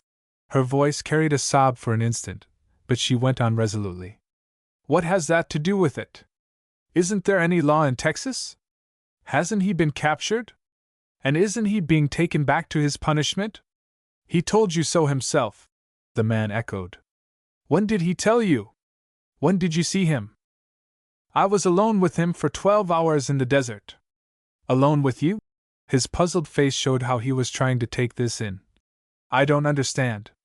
How could he be alone with you? I thought he was my brother, and I was helping him to escape from Fort Lincoln. Helping him to escape. Helping Wolf Struve to escape. Well, I'm darned if that don't beat my time. How come you to think him your brother? The man asked suspiciously. It doesn't matter how or why. I thought so. That's enough. And you were alone with him. Why, you must have been alone with him all night, cried Dunky, coming to a fresh discovery. I was, she admitted very quietly. A new suspicion edged itself into his mind. What did you talk about? Did he say anything about, did he? He always was a terrible liar. Nobody ever believed Wolf Struve. Without understanding the reason for it, she could see that he was uneasy, that he was trying to discount the value of anything the convict might have told her. Yet what could Struve the convict, no, 9,432, have to do with the millionaire mine owner, Thomas J. Dunky? What could there be in common between them? Why should the latter fear what the other had to tell? The thing was preposterous on the face of it, but the girl knew by some woman's instinct that she was on the edge of a secret Dunky held hidden deep in his heart from all the world. Only this much she guessed, that Struve was a sharer of his secret, and therefore he was set on lynching the man before he had time to tell it. They got away, didn't they? She asked. They got away, for the present, he answered grimly. But we're still hunting them. Can't you let the law take its course, Mr. Danke? Is it necessary to do this terrible thing? Don't you worry any about it, Miss Kinney. This ain't a woman's job. I'll attend to it. But my friends, she reminded him, we ain't intending to hurt them any. Come, I'll see you home. You staying at the hotel? I don't know. I haven't made any arrangements yet. Well, we'll go make them now. But she did not move. I'm not going until I know how this comes out. He was a man used to having his own brutal way, one strong by nature, with strength increased by the money upon which he rode roughshod to success. He laughed as he caught hold of the rein. That's ridiculous. But my business, I think, the girl answered sharply, jerking the bridle from his fingers. Dunky stared at her. It was his night of surprises. He failed to recognize the conventional teacher he knew in this bright-eyed, full-throated young woman who fronted him so sure of herself. She seemed to him to swim brilliantly in a tide of flushed beauty, in spite of the dust and the stains of travel. She was in a shapeless khaki riding suit and a plain, gray, broad-brimmed Stetson. But the one could not hide the flexible curves that made so frankly for grace, nor the other the coppery tendrils that escaped in fascinating disorder from under its brim. You hadn't ought to be out here. It ain't right. I don't remember asking you to act as a standard of right and wrong for me. He laughed awkwardly. We ain't quarreling, are we, Miss Margaret? Certainly I am not. I don't quarrel with anybody but my friends. Well, I didn't aim to offend you anyway. You know me better than that. He let his voice fall into a caressing modulation and put a propitiatory hand on her skirt, but under the uncompromising hardness of her gaze the hand fell away to his side. I'm your friend, leastways I want to be. My friends don't lynch men. But after what he did to your brother, the law will take care of that. If you want to please me, call off your men before it is too late. It was his cue to please her, for so far as it was in him the man loved her. He had set his strong will to trample on his past, to rise to a place where no man could shake his security with proof of his former misdeeds. He meant to marry her and to place her out of reach of those evil days of his. Only Struve was left of the old gang, and he knew the wolf well enough to be sure that the fellow would delight in blackmailing him. The convict's mouth must be closed. But just now he must promise tea she wanted, and he did. The promise was still on his lips when a third person strode into their conversation. "Sorry I had to leave you so hastily, Miss Kinney. I'm ready to take you to the hotel now if it suits you." Both of them turned quickly, to see the man from the Panhandle sauntering forth from the darkness. There was a slight smile on his face, which did not abate when he nodded to Dunky amiably. "You!" exclaimed the mine owner angrily. "Why, yes, me. Hope we didn't inconvenience you, SEH, by postponing the Coyote's journey to Kingdom Come. My friend had to take a hand because he is a ranger, and I sat in to oblige him. No hard feelings, I hope." Are you all safe?" Margaret asked. "Yes, ma'am. Got away slick and clean." "Where?" barked Dunky. "Where what, my friend? Where did you take him?" Larry laughed in slow, deep enjoyment. "I hate to disappoint you, but if I told that would be telling. No, I reckon I won't table my cards yet a while. If you're playing in this game of high-spy, go to it and hunt. Perhaps you don't know that I am T.J. Dunky." "You don't say?" "And I'm General Grant. This lady hires Florence Nightingale or Martha Washington, I disremember which." Miss Kinney laughed. "Whichever she is, she's very, very tired," she said. "I think I'll accept your offer to see me to the hotel, Mr. Neal." She nodded a careless good night to the mine owner, and touched the horse with her heel. At the porch of the rather primitive hotel she descended stiffly from the saddle. Before she left the Southerner, or the Westerner, for sometimes she classified him as one, sometimes as the other, she asked him one hesitant question. "Were you thinking of going out again tonight?" "I did think of taking a turn out to see if I could find Fraser." "Anything I can do for you?" "Yes." "Please don't go. I don't want to have to worry about you. I have had enough trouble for the present." "Would you worry about me?" he asked quietly, his eyes steadily on her. "I lie awake about the most unaccountable things sometimes." He smiled in his slow Southern fashion. "Very well. I'll stay indoors. I reckon Steve ain't lost, anyhow. You're too tired to have to lie awake about me tonight. There's going to be lots of other nights for you to think of me." She glanced at him with a quick curiosity. "Well, of all the conceit I ever heard. I'm the limit, ain't I?" He grinned as he took himself off. Chapter 9. Down the Jackrabbit Shaft. Next morning Larry got up so late that he had to order a special breakfast for himself, the dining room being closed. He found one guest there, however, just beginning her oatmeal, and he invited himself to eat at her table. "Good morning, Miss Kinney. You don't look like you had been lying awake worrying about me," he began by way of opening the conversation. Nor did she.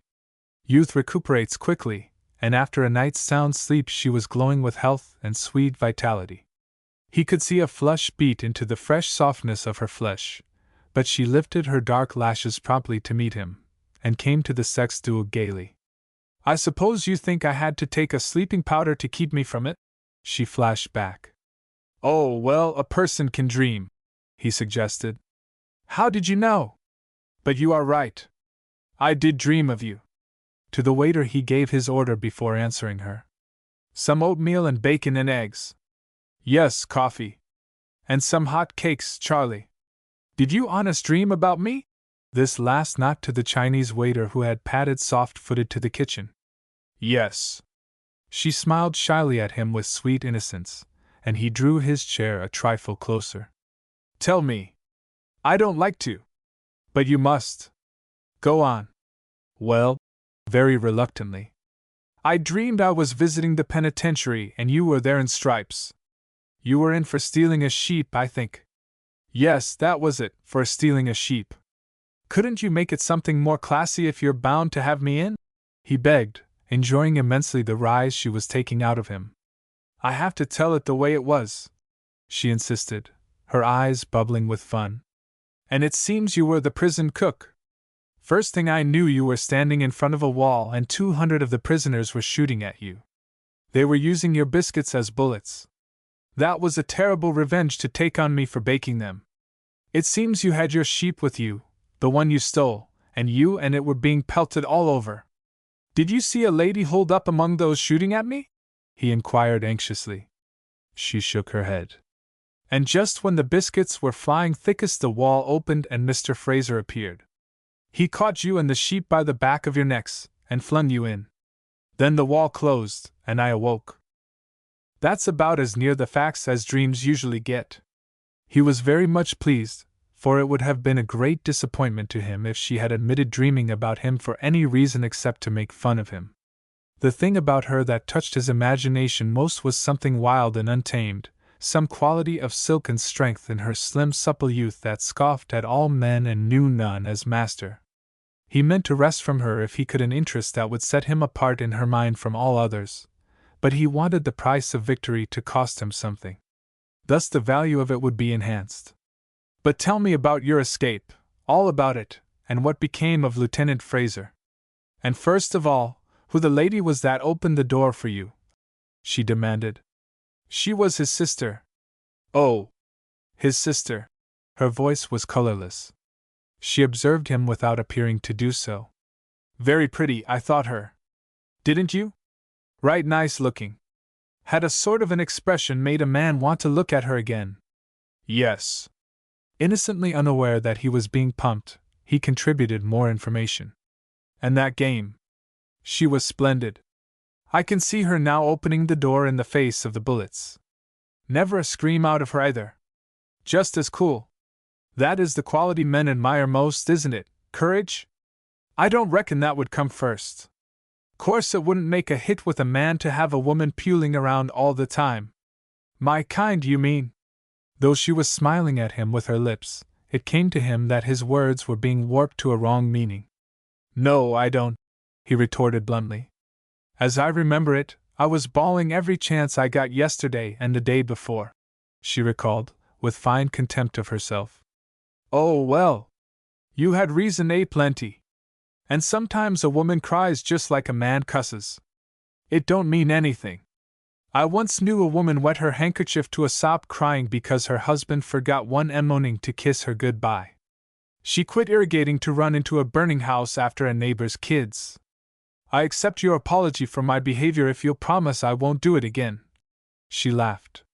But tell me more about Miss Fraser. Does she live here? For a moment he was puzzled. Miss Fraser. Oh. She gave up that name several years ago. Mrs. Collins they call her. And say, you ought to see her kiddies. You'd fall in love with them, sure. The girl covered her mistake promptly with a little laugh. It would never do for him to know she had been yielding to incipient jealousy. Why can't I know them? I want to meet her too. The door opened and a curly head was thrust in. Dining room closes for breakfast at 9. My clock says it's 10:30 now. Pretty near work to keep eating that long, ain't it? And this Sunday, too. I'll have you put in the calaboose for breaking the Sabbath. We're only bending it, grinned Neil. Good morning, Lieutenant. How is Mrs. Collins and the pickaninnies? First rate. Waiting in the parlor to be introduced to Miss Kinney. We're through, announced Margaret, rising. You too, Tennessee? The proprietor will be grateful. The young women took to each other at once. Margaret was very fond of children, and the little boy won her heart immediately. Both he and his baby sister were well-trained, healthy, and lovable little folks, and they adopted Aunt Peggy enthusiastically. Presently the ranger proposed to Neil an adjournment. I got to take some breakfast down the jackrabbit shaft to my prisoner. Want to take a stroll that way? He asked. If the ladies will excuse us. Glad to get rid of you, Miss Kinney assured him promptly, but with a bright smile that neutralized the effect of her sauciness. Mrs. Collins and I want to have a talk. The way to the jackrabbit lay up a gulch behind the town. Up one incline was a shaft house with a great gray dump at the foot of it. This they left behind them, climbing the hill till they came to the summit. The ranger pointed to another shaft house and dump on the next hillside. That's the Malpias, from which the district is named. Dunky owns it and most of the others round here. His workings and ours come together in several places, but we have boarded up the tunnels at those points and locked the doors we put in. Wonder where Brown is? I told him to meet me here to let us down. At this moment they caught sight of him coming up a timbered draw. He lowered them into the shaft, which was about 600 feet deep. From the foot of the shaft went a tunnel into the heart of the mountain. Steve led the way, flashing an electric searchlight as he went. "We aren't working this part of the mine anymore," he explained. "It connects with the newer workings by a tunnel. We'll go back that way to the shaft." "You've got quite a safe prison," commented the other. "It's commodious, anyhow, and I reckon it's safe. If a man was to get loose, he couldn't reach the surface without taking somebody into partnership with him. There ain't but 3 ways to daylight: one by the shaft we came down, another by way of our shaft house, and the third by Dunky's, assuming he could break through into the Malpais. He'd better not break loose and go to wandering around. There are 17 miles of workings down here in the Jackrabbit, let alone the Malpais. He might easily get lost and starve to death. Here he is at the end of this tunnel."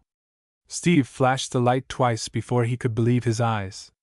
There was no sign of Struve except the handcuffs depending from an iron chain connected by a heavy staple with the granite wall. Apparently he had somehow managed to slip from the gyves by working at them constantly.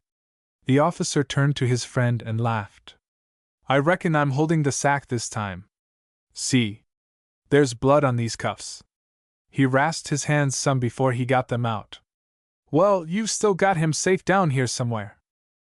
"Yes, I have, or Dunky has. The trouble is both the mines are shut down just now. He's got about 40 miles of tunnel to play hide-and-go-seek in. He's in luck if he doesn't starve to death.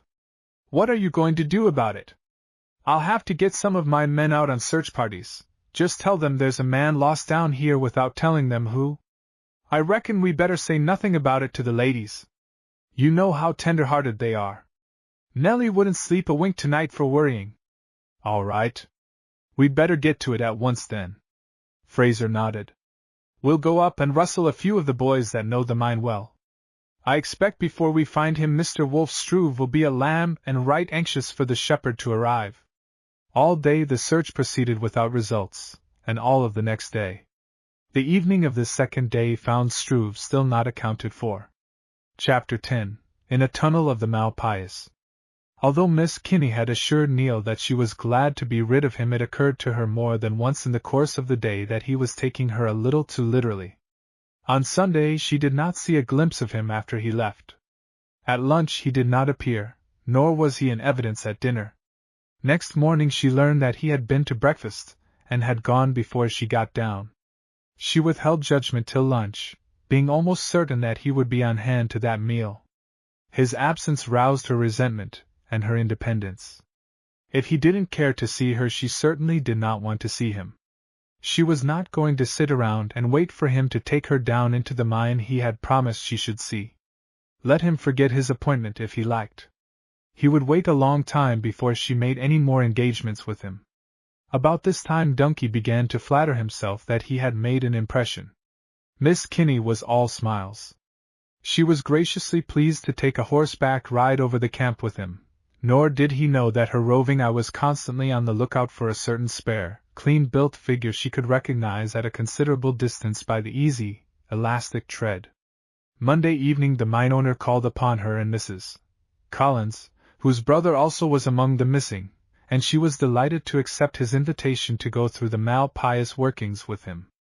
"That is, if Mrs. Collins will go, too," she added as an afterthought. That young woman hesitated. Though this man had led his miners against her brother, she was ready to believe the attack not caused by personal enmity.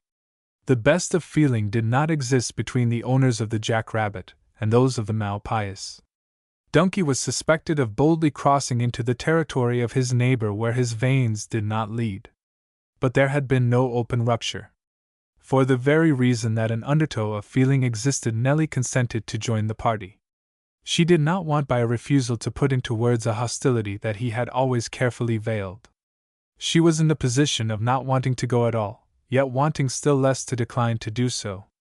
"I shall be glad to go," she said. "Fine. We'll start about 9, or 9:30, say. I'll drive up in a surrey. And we'll have lunch for the party put up at the hotel here. I'll get some fruit to take along." said Margaret. We'll make a regular picnic of it, added Dunky heartily. You'll enjoy eating out of a dinner pail for once, just like one of my miners, Miss Kinney. After he had gone, Margaret mentioned to Mrs. Collins her feeling concerning him. I don't really like him. Or rather, I don't give him my full confidence. He seems pleasant enough, too. She laughed a little as she added, You know he does me the honor to admire me. Yes, I know that. I was wondering how you felt about it. How ought one to feel about one of the great mining kings of the West? Has that anything to do with it, my dear? I mean his being a mining king? Asked Mrs. Collins gently. Margaret went up to her and kissed her. You're a romantic little thing. That's because you probably married a heaven-sent man. We can't all be fortunate. We none of us need to marry where we don't love. Goodness me! I'm not thinking of marrying Mr. Dunky's millions. The only thing is that I don't have a Croesus to exhibit every day at my chariot wheels. It's horrid, of course, but I have a natural feminine reluctance to surrendering him all at once. I don't object in the least to trampling on him, but somehow I don't feel ready for his declaration of independence. Oh, if that's all, her friend smiled. That's quite all. Perhaps you prefer Texans who come from the Panhandle. Mrs. Collins happened to be looking straight at her out of her big brown eyes. Wherefore she could not help observing the pink glow that deepened in the soft cheeks. He hasn't preferred me much lately. Nellie knitted her brow in perplexity. I don't understand. Steve's been away, too, nearly all the time. Something is going on that we don't know about. Not that I care. Mr. Neal is welcome to stay away. Her new friend shot a swift slant look at her. I don't suppose you trample on him much. Margaret flushed. No, I don't. It's the other way. I never saw anybody so rude. He does not seem to have any saving sense of the proper thing. He's a man, dearie, and a good one. He may be untrammeled by convention, but he is clean and brave. He has eyes that look through cowardice and treachery, fine strong eyes that are honest and unafraid. Dear me, you must have studied them a good deal to see all that in them, said Miss Peggy lightly, yet pleased withal. My dear, reproached her friend, so seriously that Peggy repented. I didn't really mean it. She laughed. I've heard already on good authority that you see no man's eyes except the handsome ones in the face of Mr. Tim Collins. I do think Tim has fine eyes, blushed the accused. No doubt of it. Since you have been admiring my young man, I must praise yours, teased Miss Kinney. Am I to wish you joy? I didn't know he was your young man, flashed back the other. I understand that you have been trying to put him off on me. You'll find he does not need any putting off on anybody. At least, he has a good friend in you. I think I'll tell him, so that when he does condescend to become interested in a young woman, he may refer her to you for a recommendation. The young wife borrowed for the occasion some of Miss Peggy's audacity. I'm recommending him to that young woman now, my dear, she made answer. Dunky's party left for the mine on scheduled time. Waterproof coats and high lace boots had been borrowed for the ladies as a protection against the moisture they were sure to meet in the tunnels 1,000 feet below the ground. The mine owner had had the hoisting engine started for the occasion, and the cage took them down as swiftly and as smoothly as a metropolitan elevator. Nevertheless, Margaret clung tightly to her friend, for it was her first experience of the kind. She had never before dropped nearly a quarter of a mile straight down into the heart of the earth, and she felt a smothered sensation, a sense of danger induced by her unaccustomed surroundings. It is the unknown that awes, and when she first stepped from the cage and peered down the long, low tunnel through which a tramway ran, she caught her breath rather quickly. She had an active imagination, and she conjured cave-ins, explosions, and all the other mine horrors she had read about. Their host had spared no expense to make the occasion a gala one. Electric lights were twinkling at intervals down the tunnel, and an electric ore car with a man in charge was waiting to run them into the workings nearly a mile distant. Dunky dealt out candles and assisted his guests into the car, which presently carried them deep into the mine. Margaret observed that the timbered sides of the tunnel leaned inward slightly and that the roof was heavily cross-timbered. It looks safe, she thought aloud. It's safe enough. returned Donkey carelessly. The place for cave-ins is at the head of the workings, before we get drifts timbered. Are we going into any of those places? I wouldn't take you into any place that wasn't safe, Miss Margaret. Is it always so dreadfully warm down here? She asked. You must remember we're somewhere around 1,000 feet in the heart of the earth. Yes, it's always warm. I don't see how the men stand it and work. Oh, they get used to it. They left the car and followed a drift which took them into a region of perpetual darkness, into which the electric lights did not penetrate. Margaret noticed that her host carried his candle with ease, holding it at an angle that gave the best light and most resistance to the air, while she on her part had much ado to keep hers from going out. Frequently she had to stop and let the tiny flame renew its hold on the base of supplies. So, without his knowing it, she fell behind gradually, and his explanations of stopes, drifts, air drills, and pace streaks fell only upon the already enlightened ears of Mrs. Collins. The girl had been picking her way through some puddles of water that had settled on the floor, and when she looked up the lights of those ahead had disappeared.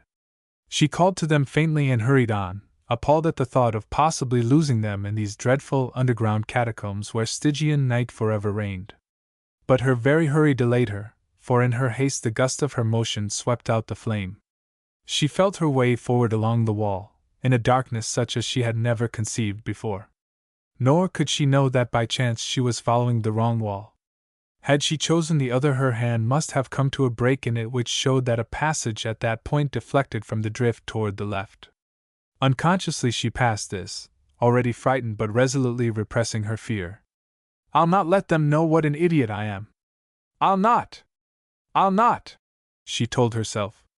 Therefore she did not call yet, thinking she must come on them at any moment, unaware that every step was taking her farther from the gallery into which they had turned. When at last she cried out, it was too late.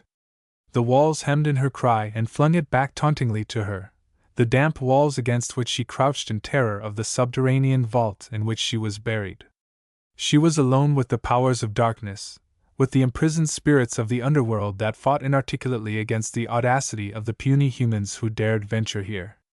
So her vivid imagination conceived it, terrorizing her against both will and reason. How long she wandered, a prey to terror, calling helplessly in the blackness, she did not know. It seemed to her that she must always wander so, a perpetual prisoner condemned to this living grave. So that it was with a distinct shock of glad surprise she heard a voice answer faintly her calls. Calling and listening alternately, she groped her way in the direction of the sounds, and so at last came plump against the figure of the approaching rescuer. "Who is it?" a hoarse voice demanded. But before she could answer, a match flared and was held close to her face. The same light that revealed her to him told the girl who this man was that had met her alone 1,000,000 miles from human aid. The haggard, drawn countenance with the lifted upper lip and the sunken eyes that glared into hers belonged to the convict Nick Struve. The match went out before either of them spoke. You here!" she exclaimed, and was oddly conscious that her relief at meeting even him had wiped out for the present her fear of the man. "For God's sake, have you got anything to eat?" he breathed thickly. It had been part of the play that each member of their little party should carry a dinner pail just like an ordinary miner. Wherefore she had hers still in her hand. "Yes, and I have a candle here. Have you another match?" He lit the candle with a shaking hand. "Gimme that bucket," he ordered gruffly, and began to devour ravenously the food he found in it, tearing at sandwiches and gulping them down like a hungry dog. "What day is this?" he stopped to ask after he had stayed the first pangs. She told him Tuesday. "I ain't eaten since Saturday," he told her. "I figured it was a week. There ain't any days in this place, nothin' but night. Can't tell one from another." "It's terrible," she agreed. His appetite was wolfish. She could see that he was spent, so weak with hunger that he had reeled against the wall as she handed him the dinner pail. Pallor was on the sunken face, and exhaustion in the trembling hands and unsteady gait. "I'm about all in, what with hunger and all I'd been through. I thought I was out of my head when I heard you holler." He snatched up the candle from the place where he had set it and searched her face by its flame. "How come you down here? You didn't come alone." "What you doin' here?" he demanded suspiciously. "I came down with Mr. Dunkey and a friend to look over his mine. I had never been in one before." "Dunkey!" A spasm of rage swept the man's face. "You're a friend of his, are you? Where is he? If you came with him, how come you to be roaming around alone?" "I got lost. Then my light went out." "So you're a friend of Dunkey, that damned double-crosser? He's a millionaire, you think, a big man in this western country. That's what he claims, eh?" Struve shook a fist into the air in a mad burst of passion. "Just watch me blow him higher 'n a kite. I know what he is, and I got proof. The Judas! I keep my mug shut and do time while he gets off scot-free and makes his pile. But you listen to me, ma'am. Your friend ain't nothin' but an outlaw. If he got his like I got mine, he'd be at Yuma today. Your brother could a told you. Dunkey was at the head of the gang that held up that train. We got nabbed, me and Jim. Birch got shot in the Catalinas by one of the Rangers, and Smith died of fever in Sonora. But Dunkey, curse him, he sneaks out and buys the officers off with our plunder. That's what he done, let his partners get railroaded through while he sails out slick and easy. But he made one mistake, Mr. Dunkey did. He wrote me a letter and told me to keep mum and he would fix it for me to get out in a few months. I believed him, kept my mouth padlocked, and served 7 years without him lifting a hand for me. Then, when I make my getaway, he tries first off to shut my mouth by putting me out of business. That's what your friend done, ma'am. Is this true?" asked the girl whitely. "So help me God, every word of it. He let my brother go to prison without trying to help him? Worse than that. He sent him to prison. Jim was all right when he first met up with Dunkey. It was Dunkey that got him into his wild ways and led him into trouble. It was Dunkey took him into the hold-up business. Hadn't been for him, Jim never would have gone wrong." She made no answer. Her mind was busy piecing out the facts of her brother's misspent life. As a little girl, she remembered her big brother before he went away, good-natured, friendly, always ready to play with her. She was sure he had not been bad, only fatally weak. Even this man who had slain him was ready to testify to that. She came back from her absorption to find Struve outlining what he meant to do. "We'll go back this passage along the way you came. I want to find Mr. Dunkey. I allow I've got something to tell him he will be right interested in hearing." He picked up the candle and led the way along the tunnel. Margaret followed him in silence. Chapter 11. The Southerner Takes a Risk. The convict shambled forward through the tunnel till he came to a drift which ran into it at a right angle. "Which way now?" he demanded. "I don't know." "Don't know?" he screamed. "Didn't you just come along here? Do you want me to get lost again in this hellhole?" The stricken fear leaped into his face. He had forgotten her danger, forgotten everything but the craven terror that engulfed him. Looking at him, she was struck for the first time with the thought that he might be on the verge of madness. His cry still rang through the tunnel when Margaret saw a gleam of distant light. She pointed it out to Struve, who wheeled and fastened his eyes upon it. Slowly the faint yellow candle rays wavered toward them. A man was approaching through the gloom, a large man whom she presently recognized as Dunkey. A quick gasp from the one beside her showed that he too knew the man. He took a dozen running steps forward, so that in his haste the candle flickered out. "That you, Miss Margaret?" the mine owner called. Neither she nor Struve answered. The latter had stopped, and was waiting tensely his enemy's approach. When he was within a few yards of the other, Dunkey raised his candle and peered into the blackness ahead of him. "What's the matter? Isn't it you, Miss Peggy?" "No, it ain't. It's your old pal, Nick Struve. Ain't you glad to see him, Joe?" Dunkey looked him over without a word. His thin lips set, and his gaze grew wall-eyed. The candle passed from right to left hand. Struve laughed evilly. "No, I'm not going to pay you that way, not yet, nor you ain't going to rid yourself of me either. Want to know why, Mr. Millionaire Dunkey, what used to be my old pal? Want to know why it ain't going to do you any good to drop that right hand any closeter to your hip pocket?" Still Dunkey said nothing, but the candle glow that lit his face showed an ugly expression. "Don't you whip that gun out, Joe Dunkey. Don't you? 'Cause why? If you do, you're a goner. What do you mean? I mean that I kept the letter you wrote me 7 years ago, and have put it where it will do you no good if anything happens to me. That's why you won't draw that gun, Joe Donkey. If you do, it will send you to Yuma. Millionaire you may be, but that won't keep you from wearing stripes. Struve's voice rang exultantly. From the look in the face of his old comrade in crime who had prospered at his expense, as he chose to think, he saw that for the time being he had got the whip hand. There was a long silence before Donkey asked hoarsely, "What do you want?" "I want you to hide me. I want you to get me out of this country. I want you to divvy up with me. Didn't we grubstake you with the haul from the overland? Don't we go share and share alike, the two of us that's left? Ain't that fair and square? You wouldn't want to do less than right by an old pal, Cap, you that are so respectable and proper now. You ain't forgot the man that lay in the ditch with you the night we held up the flyer, the man that rode beside you when you shot. For God's sake, don't rake up forgotten scrapes. We were all young together then. I'll do what's right by you, but you got to keep your mouth shut and let me manage this. The way you managed it before when you let me rot at Yuma 7 years. Jeered Struve. I couldn't help it. They were on my trail and I had to lie low. I tell you I'll pull you through if you do as I say. And I tell you I don't believe a word you say. You double-crossed me before and you will again if you get a chance.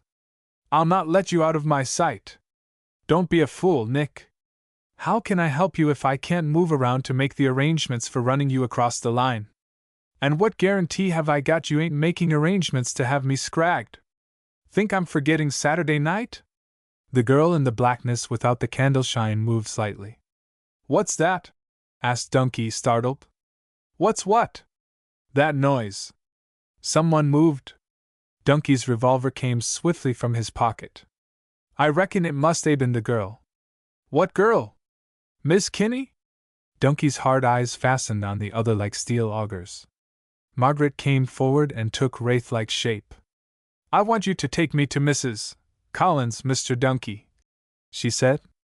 The steel probe shifted from Struve to her. What did you hear, Miss Kinney? This man is a storehouse of lies. I let him run on to see how far he would go. Struve's harsh laugh filled the tunnel. Take me to Mrs. Collins, she reiterated wearily. Not till I know what you heard, answered Donkey doggedly. I heard everything, she avowed boldly. The whole wretched, miserable truth. She would have pushed past him, but he caught her arm. Let me go! I tell you it's all a mistake. I can explain it. Give me time. I won't listen. I want never to see either of you again. What have I ever done that I should be mixed up with such men? She cried, with bitter despair. Don't go off half-cocked.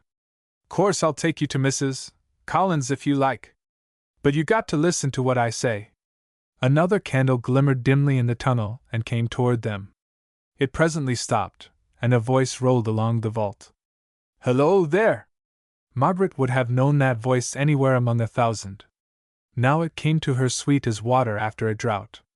She slipped past Donkey and ran stumbling through the darkness to its source. Mr. Neal! Mr. Neal! The pitiful note in her voice, which he recognized instantly, stirred him to the core. Astonished that she should be in the mine and in trouble, he dashed forward, and his candle went out in the rush. Groping in the darkness, her hands encountered his.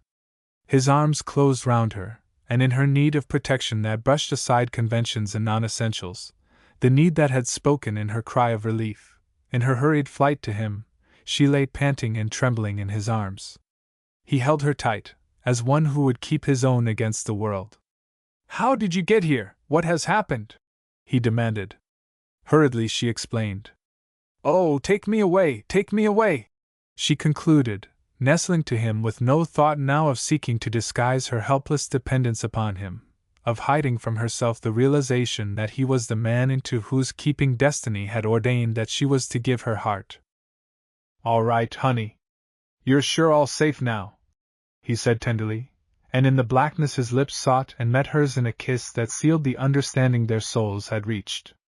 At the sound of Neal's voice, Donkey had extinguished the candle and vanished in the darkness with Struve, the latter holding him by the arm in a despairing grip.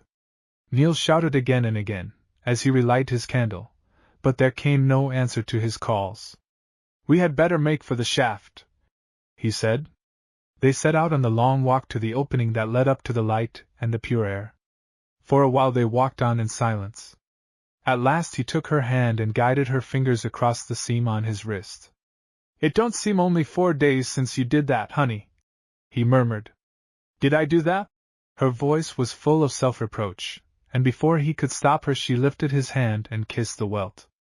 "Don't, sweet. I deserved what I got and more. I'm ready with that apology you didn't want then, Peggy. But I don't want it now either. I won't have it. Didn't I tell you I wouldn't? Besides," she added, with a little leap of laughter in her voice, "why should you ask pardon for kissing the girl you were meant to?" He finished it for her. "To marry Peggy. I didn't know it then, but I knew it before you said goodbye with your whip. And I didn't know it till next morning," she said. "Did you know it then, when you were so mean to me? That was why I was so mean to you. I had to punish myself and you because I liked you so well." She buried her face shyly in his coat to cover this confession. It seemed easy for both of them to laugh over nothing in the exuberance of their common happiness. His joy pealed now delightedly.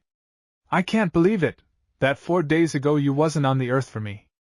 Seems like you always belong, seems like I always enjoyed your sassy ways. That's just the way I feel about you. It's really scandalous that in less than a week, just a little more than half a week, we should be engaged. We are engaged, aren't we?" "Very much." "Well, then, it sounds improper, but it isn't the least bit. It's right. Isn't it?" "It certainly is. But you know I've always thought that people who got engaged so soon are the same kind of people that correspond through matrimonial papers. I didn't suppose it would ever happen to me. Some right strange things happen while a person is alive, Peggy. And I don't really know anything at all about you except that you say your name is Larry Neal. Maybe you are married already." She paused, startled at the impossible thought. "It must have happened before I can remember then." He laughed. "Or engaged. Very likely you have been engaged a dozen times. Southern people do, they say. Then I'm an exception. And me, you don't know anything about me. A fellow has to take some risk or quit living," he told her gaily. "When you think of my temper, doesn't it make you afraid?" "The samples I've had were surely right exhilarating," he conceded. "I'm expecting enough difference of opinion to keep life interesting." "Well, then, if you won't be warned, you'll just have to take me and risk it." And she slipped her arm into his and held up her lips for the kiss awaiting her. Chapter 12. Exit Dunky. Dunky plowed back through the tunnel in a blind whirl of passion. Rage, chagrin, offended vanity, acute disappointment, all blended with a dull heartache to which he was a stranger. He was a dangerous man in a dangerous mood, and so Wolf Struve was likely to discover. But the convict was not an observant man. His loose upper lip lifted in the ugly sneer to which it was accustomed. "Got onto you, didn't she?" Dunky stuck his candle in a niche of the ragged granite wall, strode across to his former partner in crime, and took the man by the throat. "I'll learn you to keep that vile tongue of yours still," he said between set teeth, and shook the hapless man till he was black in the face. Struve hung, sputtering and coughing, against the wall where he had been thrown. It was long before he could do more than gasp. What did you do that for?" His furtive rat-like face looked venomous in its impotent anger. "I'll pay you for this, and don't you forget it, Joe Dunky. You'd shoot me in the back the way you did Jim Kinney if you got a chance. I know that, but you see you won't get a chance. I ain't looking for no such chance. That's enough.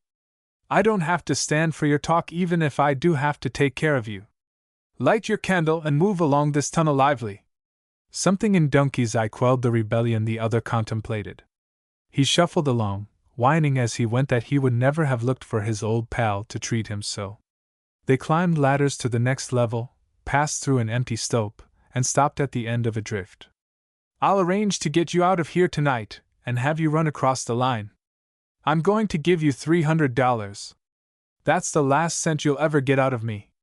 If you ever come back to this country, I'll see that you're hanged as you deserve." With that, Dunkey turned on his heel and was gone. But his contempt for the ruffian he had cowed was too fearless.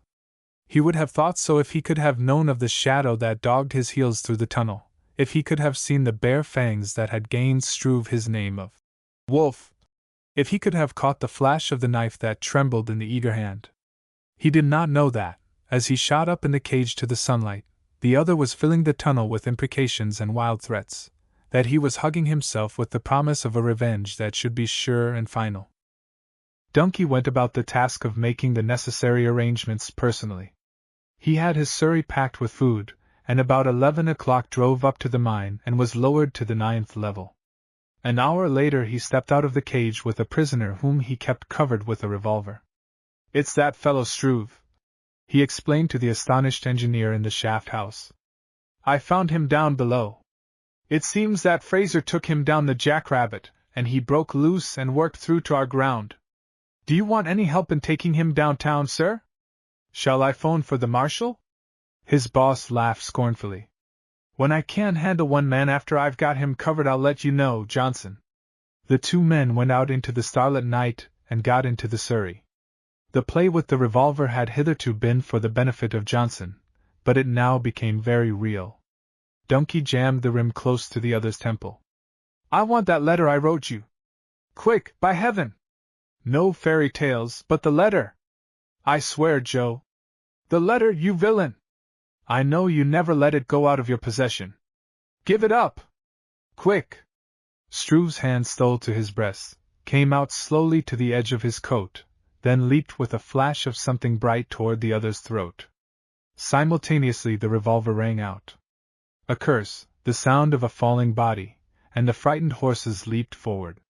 The wheels slipped over the edge of the narrow mountain road, and surrey, horses, and driver plunged 100 feet down to the sharp, broken rocks below. Johnson, hearing the shot, ran out and stumbled over a body lying in the road. By the bright moonlight he could see that it was that of his employer. The surrey was nowhere in sight, but he could easily make out where it had slipped over the precipice. He ran back into the shaft house and began telephoning wildly to town. Chapter 13. Steve offers congratulations. When Fraser reached the dining room for breakfast, his immediate family had finished and departed. He had been up till 4 o'clock, and his mother had let him sleep as long as he would.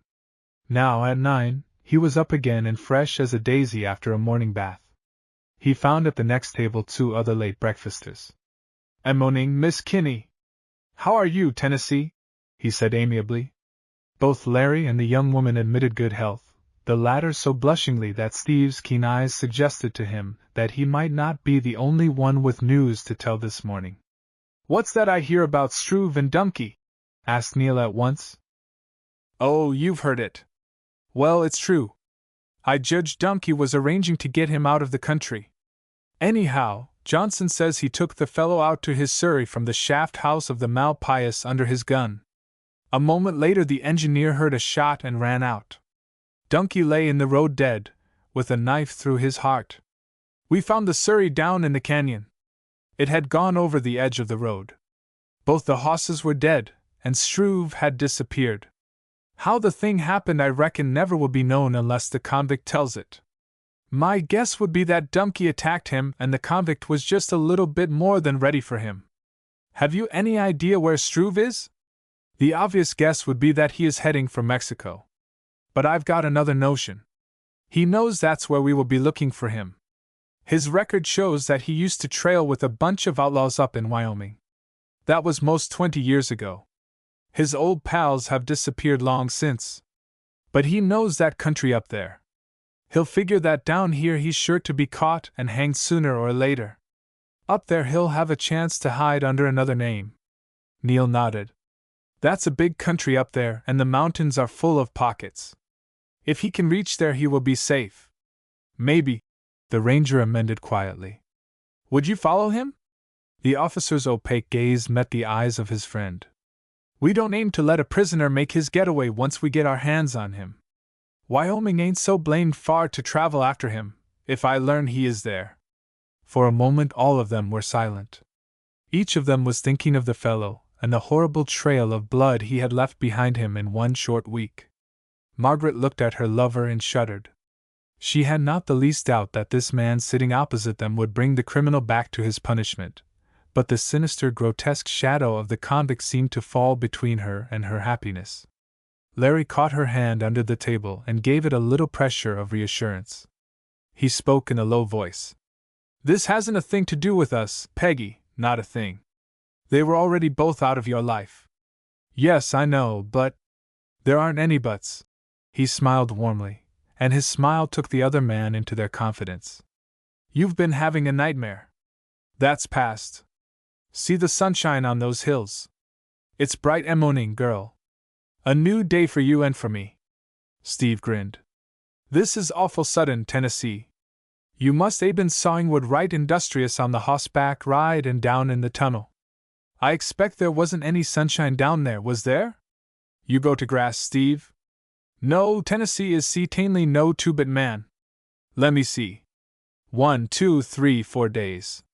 That's surely going some," the ranger soliloquized. "Mr. Fraser," the young woman reproved with a blush. "Don't mind him, Peggy. He's merely jealous," came back Larry. "Course I'm jealous. Why for not? What license have these panhandle guys to come in and tote off our girls? But don't mind me. I'll pay strict attention to my ham and eggs and not see a thing that's going on." "Lieutenant!"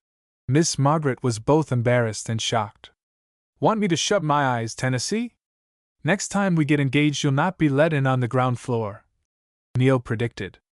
4 days. My. If that ain't rapid transit for fair. You're a man of one idea, Steve. Can't you see that the fact's the main thing, not the time it took to make it one? And counting out Sunday and Monday, it only leaves 2 days. Don't let that interfere with your breakfast. You haven't been elected timekeeper for this outfit, you know." Fraser recovered from his daze and duly offered congratulations to the one, and hopes for unalloyed joy to the other party to the engagement. "But 4 days," he added in his pleasant drawl. "That's sure some precipitous. Just to look at him, ma'am," this innocently to Peggy. "A man wouldn't think he had it in him to locate, stake out, and do the necessary assessment work on such a rich claim as the Margaret Kinney all in 4 days. Mostly a fellow don't strike such high grade or without a lot of—" "That will do for you, Lieutenant," interrupted Miss Kinney, with merry, sparkling eyes. "You needn't think we're going to let you trail this off into a compliment now. I'm going to leave you and see what Mrs. Collins says. She won't sit there and parrot 4 days for the rest of her life." With which Mistress Peggy sailed from the room in mock hauteur. When Larry came back from closing the door after her, his friend fell upon him with vigorous hands to the amazement of one Hop, the waiter. "You blamed lucky son of a gun," he cried exuberantly between punches. "You've tamely struck pure gold, Tennessee. Looks like old man Good Luck has come home to roost with you, son." The other, smiling, shook hands with him. "I'm of that opinion myself, Steve," he said. Part 2, The Girl of Lost Valley. Chapter 1, In the Fire Zone. "Say, you Teddy Hawes, I'm plumb fed up with sagebrush and scenery. I kinder yearn for Cohen bread and ham. I sure would give 6 bits for a drink of real wet water. Your sentiments are similar, I reckon, Teddy." The Texan patted the neck of his cow pony, which reached round playfully and pretended to nip his leg. They understood each other, and were now making the best of a very unpleasant situation. Since morning they had been lost on the desert. The heat of midday had found them plowing over sandy wastes.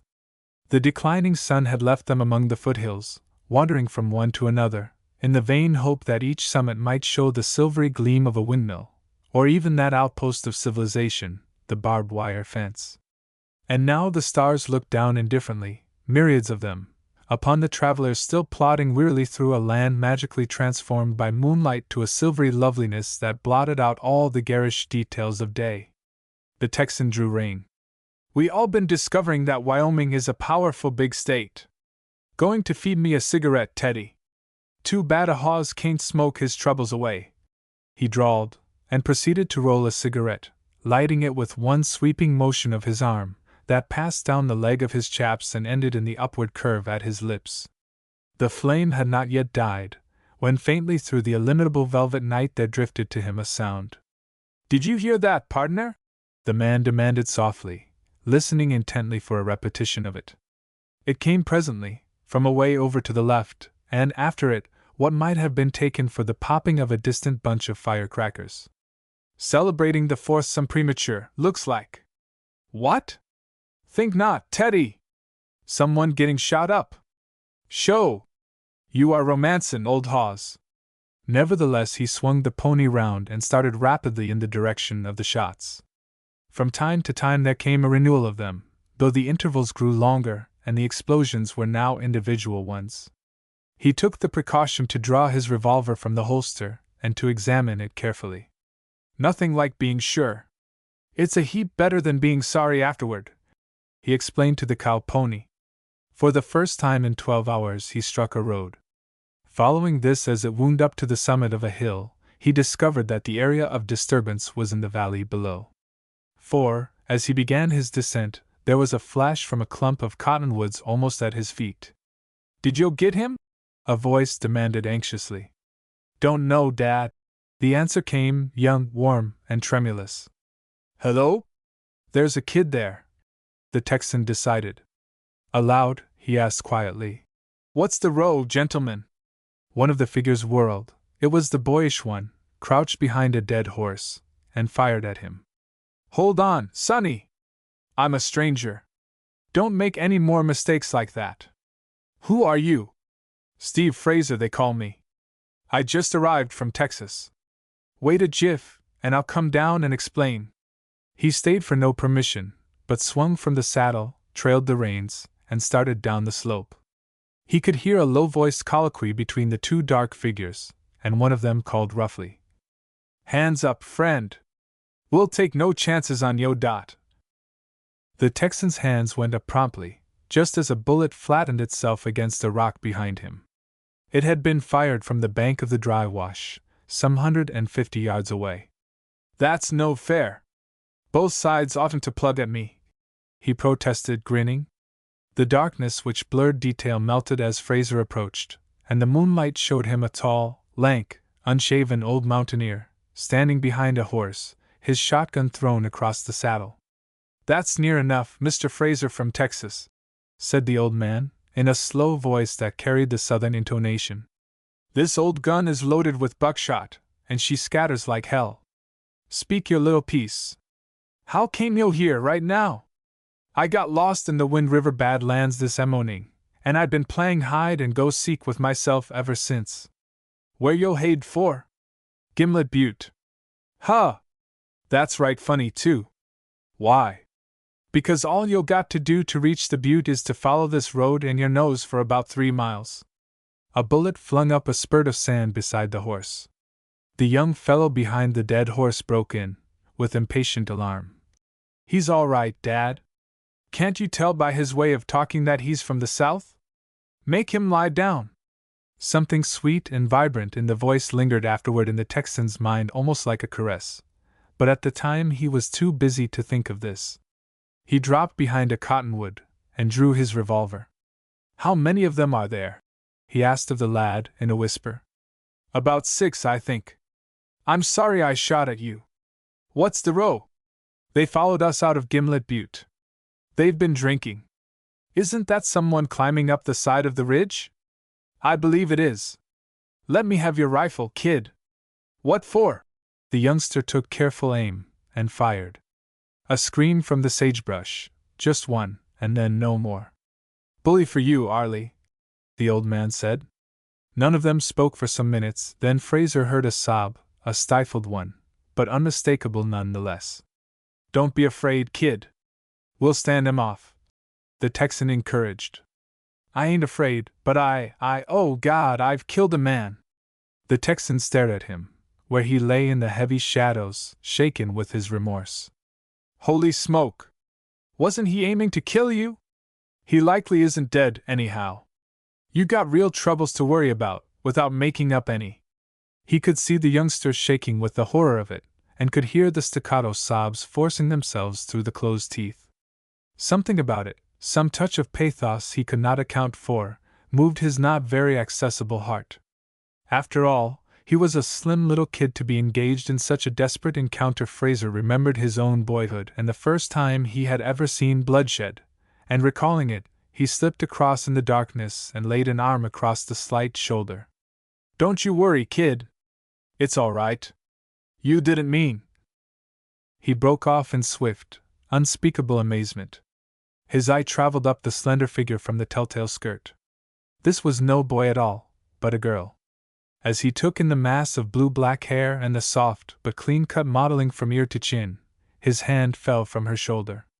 What an idiot he had been not to know from the first that such a voice could have come only from a woman. He had been deceived by the darkness and by the slouch hat she wore. He wanted to laugh in sardonic scorn of his perception.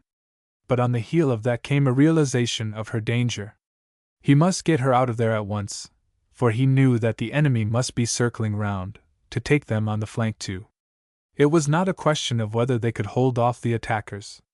They might do that, and yet she might be killed while they were doing it. A man used to coping with emergencies, his brain now swiftly worked out a way of escape. "Your father and I will take care of these coyotes. You slip along those shadows up the hill to where my Teddy Hawes is, and burn the wind out of here," he told her. "I'll not leave Dad," she said quickly. The old mountaineer behind the horse laughed apologetically.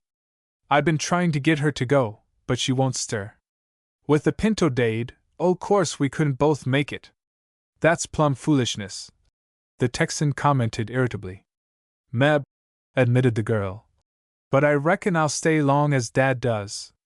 No use being pig-headed about it." Her dark eyes flashed. "Is this your say-so, Mr. Whatever your name is?" she asked sharply, less because she resented what he said than because she was strung to a wire edge. His troubled gaze took in again her slim girlishness. The frequency of danger had made him proof against fear for himself, but just now he was very much afraid for her. Hard man as he was, he had the Southerner's instinctive chivalry toward woman.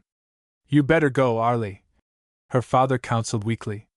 "Well, I won't," she retorted emphatically. The old man looked whimsically at the Texan. "Yo see yourself how it is, stranger." Fraser saw, and the girl's stanchness stirred his admiration even while it irritated him. He made his decision immediately. "All right. Both of you go." "But we have only one horse," the girl objected. "They would catch us." "Take my Teddy." "And leave you here?" The dark eyes were full on him again, this time in a wide-open surprise. "Oh, I'll get out once you're gone. No trouble about that." "How?" "We couldn't light out and leave yo here," the father interrupted. "Of course we couldn't," the girl added quickly. "It isn't your quarrel, anyhow." "What good can you do staying here?" argued Fraser. "They want you, not me. With you gone, I'll slip away or come to terms with them. They haven't a thing against me." "That's right," agreed the older man, rubbing his stubbly beard with his hand. "That's surely right. But they might get you before they understood," Arlie urged. "Oh, I'll keep under cover, and when it's time, I'll sing out and let them know. Better leave me that rifle, though." He went right on, taking it for granted that she had consented to go. "Slip through those shadows up that draw. You'll have no trouble with Teddy. Whistle when you're ready, and your father will make a break up the hill on his Hawes. So long. See you later sometime, Meb." She went reluctantly, not convinced, but overborne by the quality of cheerful compulsion that lay in him. He was not a large man, though the pack and symmetry of his muscles promised unusual strength. But the close-gripped jaw, the cool serenity of the gray eyes that looked without excitement upon whatever they saw, the perfect poise of his carriage, all contributed to a personality plainly that of a leader of men. It was scarce a minute later that the whistle came from the hilltop. The mountaineer instantly swung to the saddle and set his pony to a canter up the draw. Fraser could see him join his daughter in the dim light, for the moon had momentarily gone behind a cloud, but almost at once the darkness swallowed them. Someone in the sagebrush called to a companion, and the Texan knew that the attackers had heard the sound of the galloping horses. Without waiting an instant, he fired twice in rapid succession. "That'll hold them for a minute or two," he told himself. "They won't understand it, and they'll get together and have a powwow." He crouched behind the dead horse, his gaze sweeping the wash, the sagebrush, and the distant group of cottonwoods from which he had seen a shot fired. Though he lay absolutely still, without the least visible excitement, he was alert and tense to the fingertips. Not the slightest sound, not the smallest motion of the moonlit underbrush, escaped his unwavering scrutiny. The problem before him was to hold the attackers long enough for Arlie and her father to make their escape, without killing any of them or getting killed himself. He knew that, once out of the immediate vicinity, the fugitives would leave the road and take to some of the canyons that ran from the foothills into the mountains. If he could secure them a start of 15 minutes, that ought to be enough. A voice from the wash presently hailed him. "See here! We're going to take you back with us, old man. That's a cinch. We want you for that Squaw Creek raid, and we're going to have you. You done enough damage. Better surrender peaceable, and we'll promise to take you back to jail. What say? Gimme 5 minutes to think it over," demanded the Texan. "All right, 5 minutes. But you want to remember that it's all off with you if you don't give up. Billy Faulkner's dead, and we'll sure come shooting." Fraser waited till his 5 minutes was nearly up, then plunged across the road into the sagebrush growing thick there. A shot or two rang out, without stopping him. Suddenly a man rose out of the sage in front of him, a revolver in his hand. For a fraction of a second, the two men faced each other before either spoke. "Who are you?" Fraser's answer was to dive for the man's knees, just as a football tackle does. They went down together, but it was the Texan got up first. A second man was running toward him. "Hands up there!" the newcomer ordered. Fraser's hand went up, but with his .45 in it. The man pitched forward into the sage. The Southerner twisted forward again, slid down into the dry creek, and ran along its winding bed for 100 yards. Then he left it, cutting back toward the spot where he had lain behind the dead horse. Hiding in the sage, he heard the pursuit pouring down the creek, waited till it was past, and quickly recrossed the road. Here, among the cow-backed hills, he knew he was as safe as a needle in a haystack. "I had to get that anxious guy, but it might have been a whole lot worse. I only plugged his leg for him," he reflected comfortably. "Wonder why they wanted to collect the old man's scalp, anyhow? The little girl sure was game.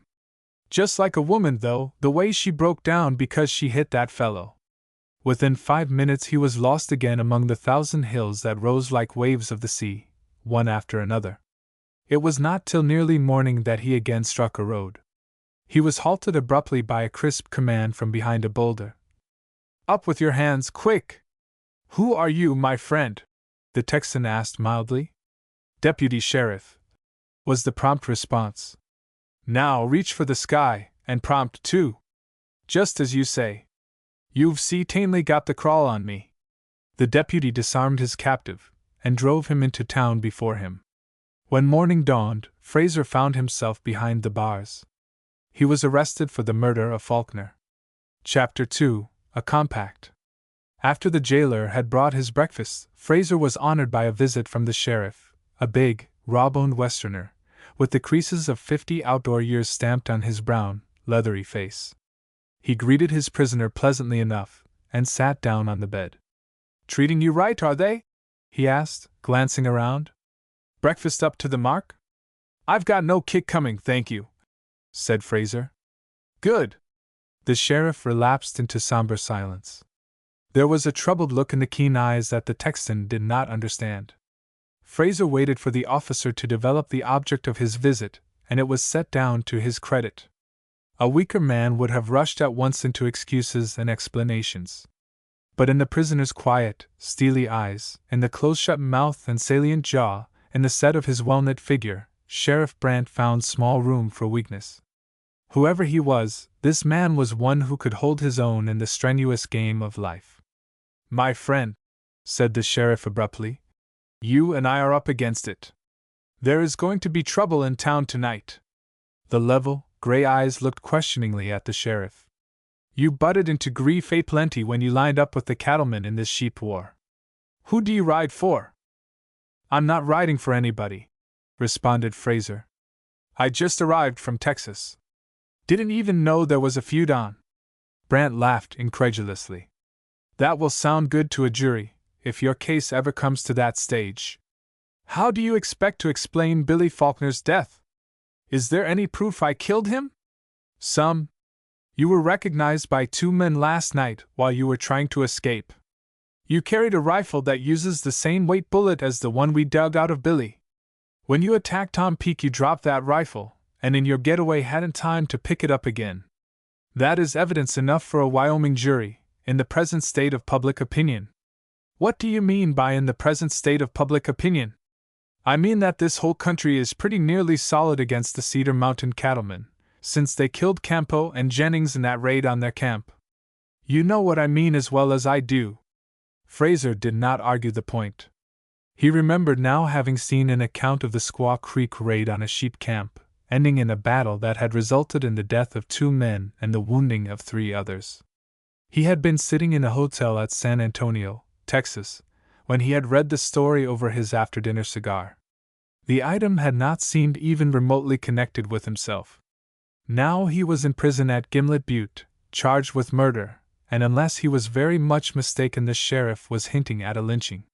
The Squaw Creek raid had come very near to him, for he knew the fight he had interrupted last night had grown out of it. What do you mean by trouble tonight? He asked, in an even, conversational tone. The sheriff looked directly at him. You're a man, I reckon. That calls for the truth. Men are riding up and down this country today, stirring up sentiment against your outfit. Tonight the people will gather in town, and the jail will be attacked. And you? I'll uphold the law as long as I can. Fraser nodded.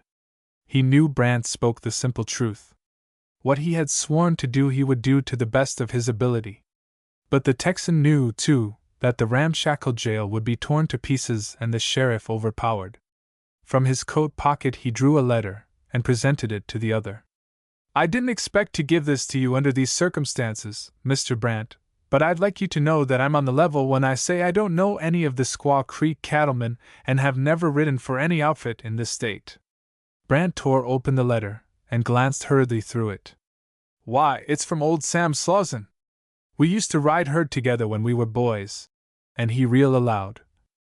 Introducing Steve Fraser, lieutenant in the Texas Rangers. He glanced up quickly. You're not the Fraser that ran down Chacon and his gang of murderers? Yes, I was on that job. Brant shook hands heartily. They say it was a dandy piece of work. I read that story in a magazine. You delivered the goods proper. The ranger was embarrassed. Oh, it wasn't much of a job. The man that wrote it put in the fancy touches, to make his story sell, I expect. Yes, he did. I know all about that, the sheriff derided. I've got to get you out of this hole somehow. Do you mind if I send for Hilliard, the prosecuting attorney? He's a bright young fellow, loaded to the guards with ideas. What I want is to get at a legal way of fixing this thing up, you understand. I'll call him up on the phone, and have him run over. Hilliard was shortly on the spot, a short, fat little fellow with eyeglasses. He did not at first show any enthusiasm in the prisoner's behalf. I don't doubt for a moment that you are the man this letter says you are, Mr. Fraser, he said suavely. But facts are stubborn things.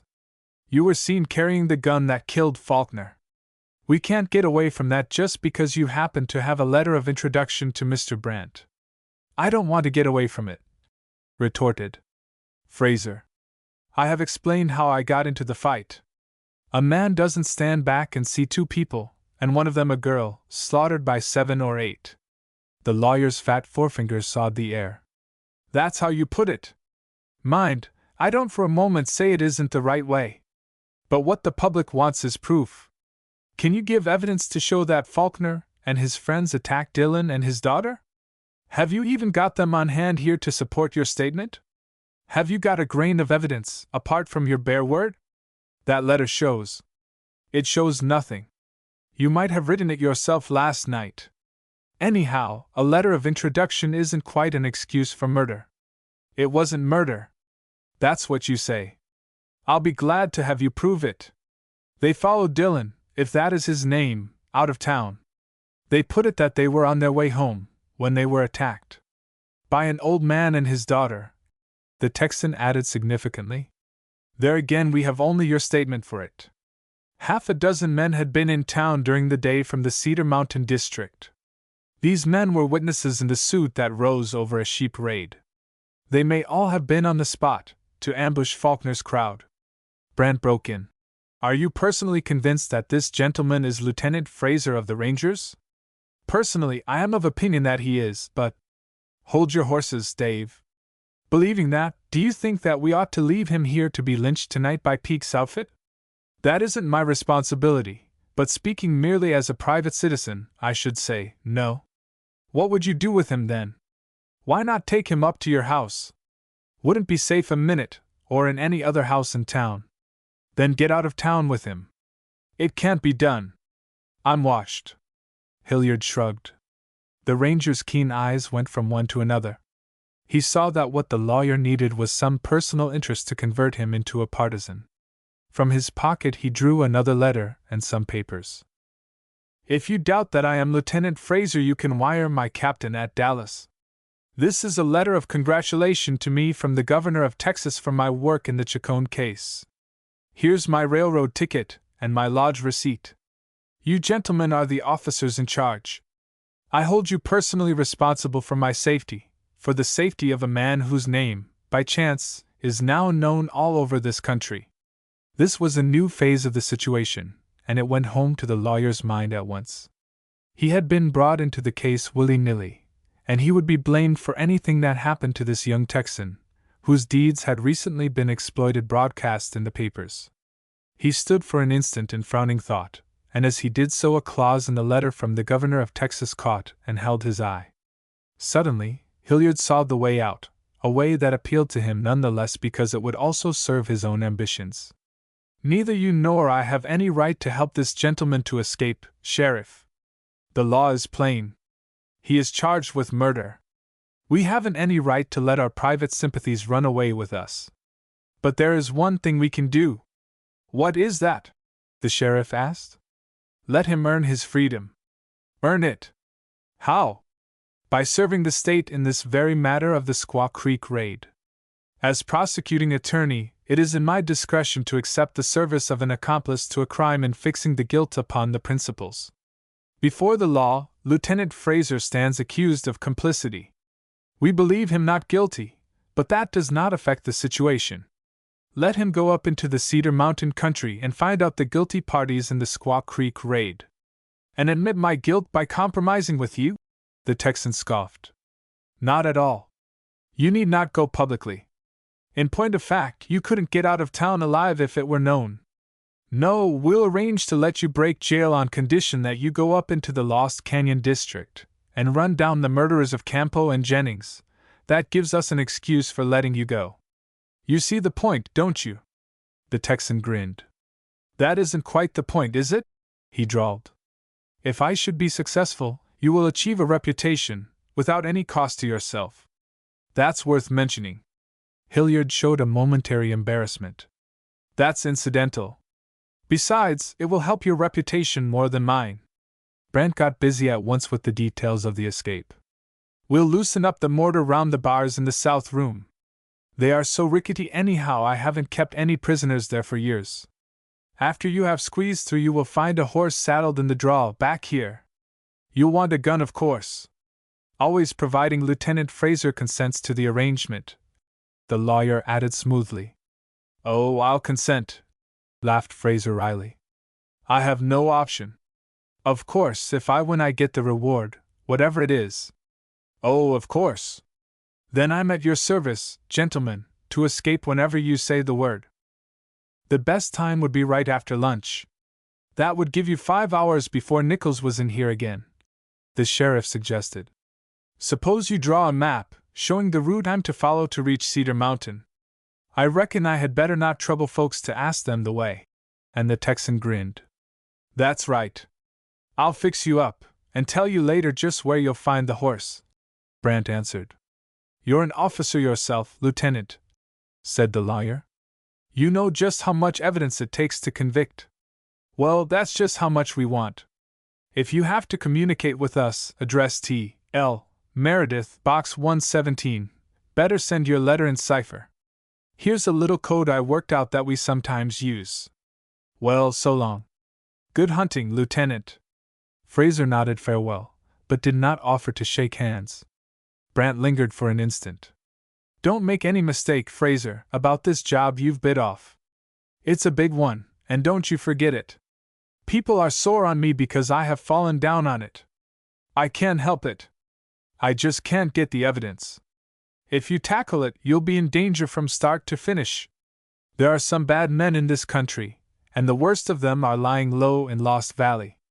The ranger smiled amiably. "Where is this Lost Valley?" "Somewhere up in the Cedar Mountain district. I've never been there. Few men have, for it is not easy to find, and even if it were, strangers are not invited." "Well, I'll have to invite myself." "That's all right.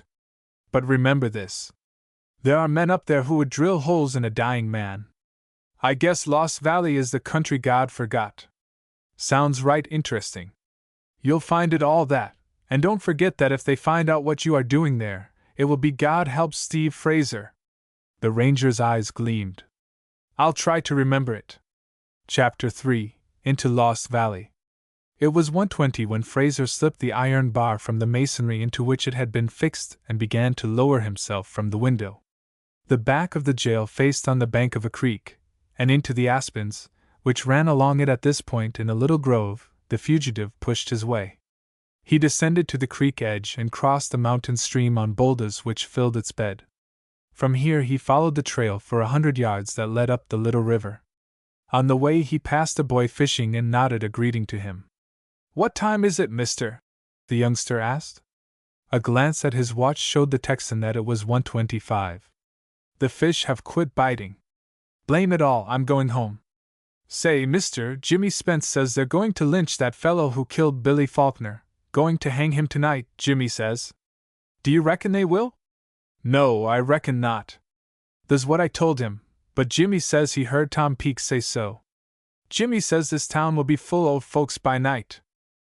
Without waiting to hear any more of Jimmy's prophecies, Fraser followed the trail till it reached a waterfall Brant had mentioned, then struck sharply to the right. In a little bunch of scrub oaks he found a saddled horse tied to a sapling. His instructions were to cross the road, which ran parallel with the stream, and follow the gulch that led to the river. Half an hour's travel brought him to another road. Into this he turned, and followed it. In a desperate hurry though he was, Steve dared not show it. He held his piebald bronco to the ambling trot a cow pony naturally drops into. From his coat pocket he flashed a mouth harp for use in emergency. Presently he met 3 men riding into town. They nodded at him, in the friendly, casual way of the outdoors West. The gait of the pony was a leisurely walk, and its rider was industriously executing. "I met my love in the Alamo." "Going the wrong way, aren't you?" one of the 3 suggested. "Don't you worry, I'll be there when you hang that guy they caught last night," he told them with a grin. From time to time he met others. All travel seemed to be headed townward. There was excitement in the air. In the clear atmosphere voices carried a long way, and all the conversation that came to him was on the subjects of the war for the range, the battle of the previous evening, and the lynching scheduled to take place in a few hours. He realized that he had escaped none too soon, for it was certain that as the crowd in town multiplied, they would set a watch on the jail to prevent Brant from slipping out with his prisoner. About 4 miles from town he cut the telephone wires, for he knew that as soon as his escape became known to the jailer, the sheriff would be notified, and he would telephone in every direction the escape of his prisoner, just the same as if there had been no arrangement between them. It was certain, too, that all the roads leading from Gimlet Butte would be followed and patrolled immediately. For which reason he left the road after cutting the wires, and took to the hill trail marked out for him in the map furnished by Brant. By night, he was far up in the foothills. Close to a running stream, he camped in a little, grassy park, where his pony could find forage. Brant had stuffed his saddlebags with food, and had tied behind a sack, with a feed or two of oats for his horse. Fraser had ridden the range too many years to risk lighting a fire, even though he had put 35 miles between him and Gimlet Butte. The night was chill, as it always is in that altitude, but he rolled up in his blanket, got what sleep he could, and was off again by daybreak.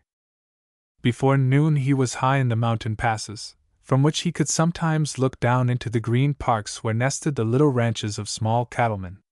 He knew now that he was beyond the danger of the first hurried pursuit, and that it was more than likely that any of these mountaineers would hide him rather than give him up.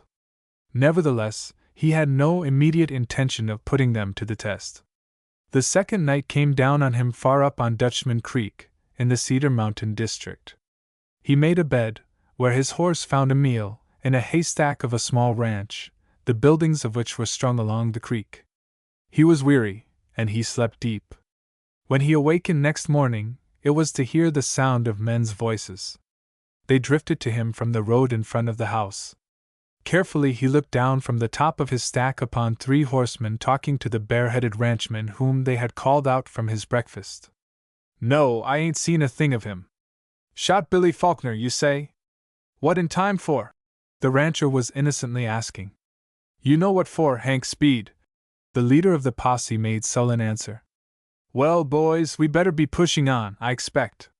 Fraser breathed freer when they rode out of sight. He had overslept, and had had a narrow shave, for his pony was grazing in the alfalfa field within 100 yards of them at that moment. No sooner had the posse gone than Hank Speed stepped across the field without an instant's hesitation and looked the animal over, after which he returned to the house and came out again with a rifle in his hands. The ranger slid down the farther side of the stack and slipped his revolver from its holster. He watched the ranchman make a tour of the outbuildings very carefully and cautiously, then make a circuit of the haystack at a safe distance. Soon the rancher caught sight of the man crouching against it. "Oh, you're there, are you? Put up that gun. I ain't going to do you any harm." "What's the matter with you putting yours up first?" asked the Texan amiably. "I tell you I ain't going to hurt you. Soon as I stepped out of the house I seen your horse. All I had to do was to say so, and they would have had you slick. What did you get your gun for, then? I ain't taking any chances till folks' intentions has been declared. You might have let drive at me before I got a show to talk to you." "All right. I'll trust you." Fraser dropped his revolver, and the other came across to him. "Up in this country we ain't in mourning for Billy Faulkner. Old man Dillon told me what you done for him. I reckon we can find cover for you till things quiet down. My name is Speed. Call me Fraser." "Glad to meet you, Mr. Fraser. I reckon we better move you back into the timber a bit. Deputy sheriffs are some thick around here right now. If you have to lie hid up in this country for a spell, we'll make an arrangement to have you taken care of." "I'll have to lie hid. There's no doubt about that. I made my jailbreak just in time to keep from being invited as chief guest to a necktie party. Well, we'll put you where the whole United States Army couldn't find you." They had been walking across the field and now crawled between the strands of fence wire. "I left my saddle on top of the stack," the ranger explained. "I'll take care of it.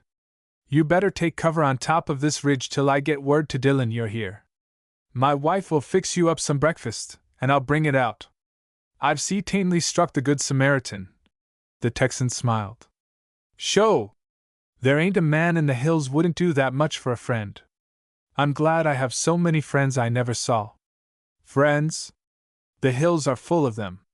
You took a hand when old man Dillon and his girl were sure up against it. Cedar Mountain stands together these days. What you did for them was done for us all," Speed explained simply. Fraser waited on the ridge till his host brought breakfast of bacon, biscuits, hard-boiled eggs, and coffee. While he ate, Speed sat down on a boulder beside him and talked. "I sent my boy with a note to Dillon. It's a good 30 miles from here, and the old man won't make it back till some time tomorrow. Course, you're welcome at the house, but I judge it wouldn't be best for you to be seen there. No knowing when some of Brant's deputies might butt in with a warrant. You can slip down again after dark and burrow in the haystack." "Eh? What think?" "I'm in your hands, but I don't want to put you and your friends to so much trouble." Isn't there some mountain trail off the beaten road that I could take to Dylan's ranch, and so save him from the trip after me? Speed grinned. Not in 1,000 years, my friend. Dylan's ranch ain't to be found, except by them that know every pocket of these hills like their own backyard. I'll guarantee you couldn't find it in a month, unless you had a map locating it. Must be in that lost valley, which some folks say is a fairy tale, the ranger said carelessly, but with his eyes on the other. The cattleman made no comment. It occurred to Fraser that his remark had stirred some suspicion of him. At least, it suggested caution. If you're through with your breakfast, I'll take back the dishes, Speed said dryly. The day wore to sunset. After dark had fallen, the Texan slipped through the alfalfa field again and bedded in the stack. Before the morning was more than gray, he returned to the underbrush of the ridge. His breakfast finished, and Speed gone, he lay down on a great flat, sun-dappled rock, and looked into the unflecked blue sky. The season was spring, and the earth seemed fairly palpitating with young life. The low, tireless hum of insects went on all about him. The air was vocal with the notes of nesting birds. Away across the valley he could see a mountain slope, with snow gulches glowing pink in the dawn. Little checkerboard squares along the river showed irrigated patches. In the pleasant warmth he grew drowsy. His eyes closed, opened, closed again. He was conscious of no sound that awakened him, yet he was aware of a presence that drew him from drowsiness to an alert attention. Instinctively, his hand crept to his scabbarded weapon. "Don't shoot me!" A voice implored with laughter, a warm, vivid voice, that struck pleasantly on his memory. The Texan turned lazily, and leaned on his elbow. She came smiling out of the brush, light as a roe, and with much of its slim, supple grace. Before he had seen her veiled by night, the day disclosed her a dark, spirited young creature. The mass of blue-black hair coiled at the nape of the brown neck, the flash of dark eyes beneath straight, dark eyebrows, together with a certain deliberation of movement that was not languor, made it impossible to doubt that she was a Southerner by inheritance, if not by birth. "I don't reckon I will," he greeted, smiling. "Down in Texas it ain't counted right good manners to shoot up young ladies. And in Wyoming you think it is." "I judge by appearances, ma'am." "Then you judge wrong. Those men did not know I was with Dad that night. They thought I was another man. You see, they had just lost their suit for damages against Dad and some more for the loss of 600 sheep in a raid last year. They couldn't prove who did it." She flamed into a sudden passion of resentment.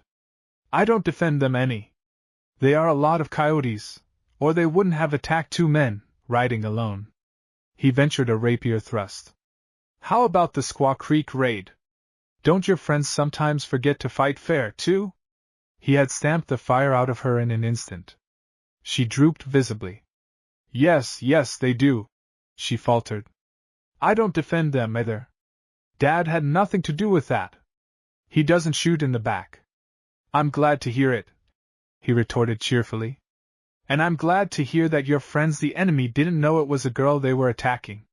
Fact is, I thought you were a boy myself when first I happened in, and you fanned me with your welcome. I didn't know. I hadn't time to think. So I let fly. But I was so excited I likely missed you a mile." He took off his felt hat and examined with interest a bullet hole through the rim. "If it was a mile, I'd hate to have you miss me 100 yards, he commented, with a little ripple of laughter. "I didn't. Did I? As near as that?" She caught her hands together in a sudden anguish for what might have been. "Don't you care, ma'am? A miss is as good as a mile. It ain't the first time I've had my hat ventilated. I mentioned it, so you wouldn't get discouraged at your shooting. It's plenty good. Good enough to suit me. I wouldn't want it any better." "What about the man I wounded?" she asked apprehensively.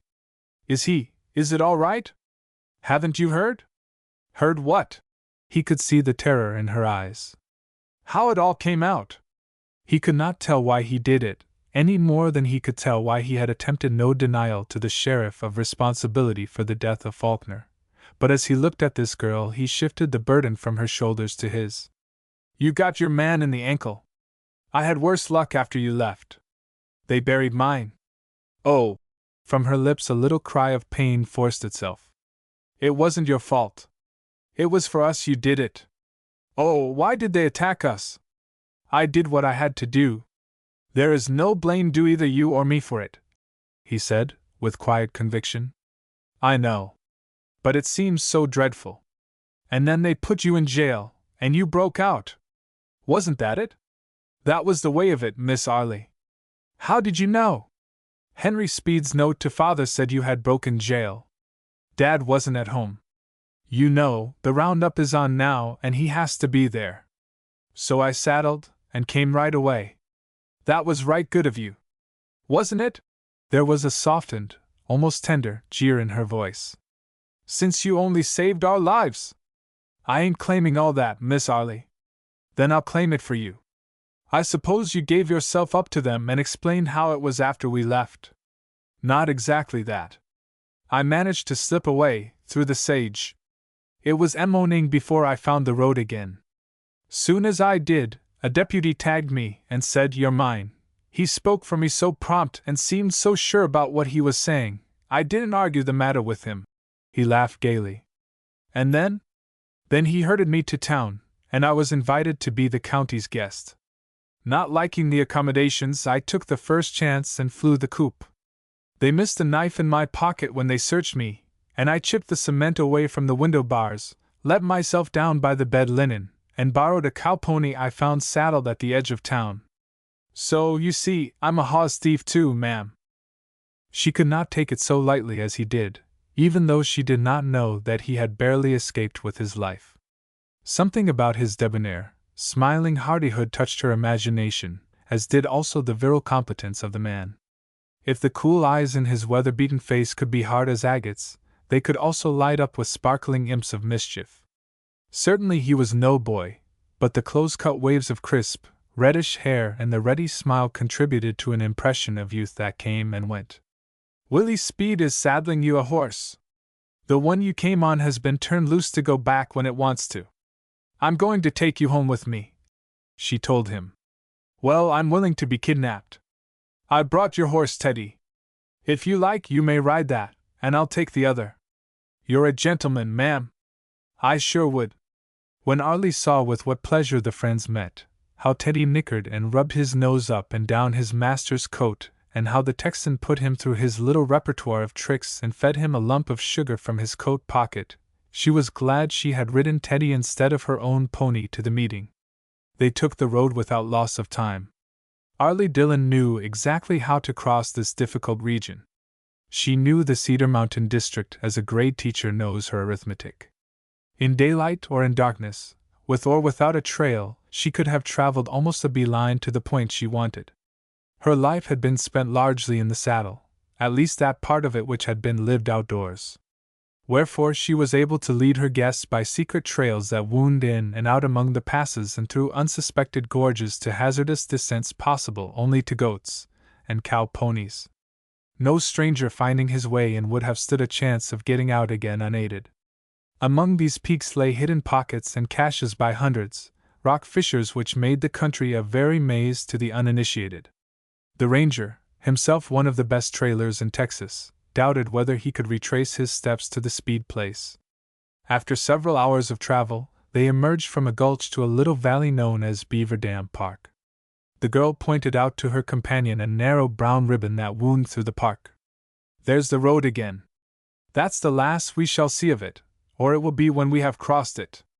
Once we reach the twin buttes that are the gateway to French Canyon, you are perfectly safe. You can see the buttes from here. No, farther to the right. I thought I'd ridden some tough trails in my time, but this country seatanely takes the cake, Fraser said admiringly, as his gaze swept the horizon.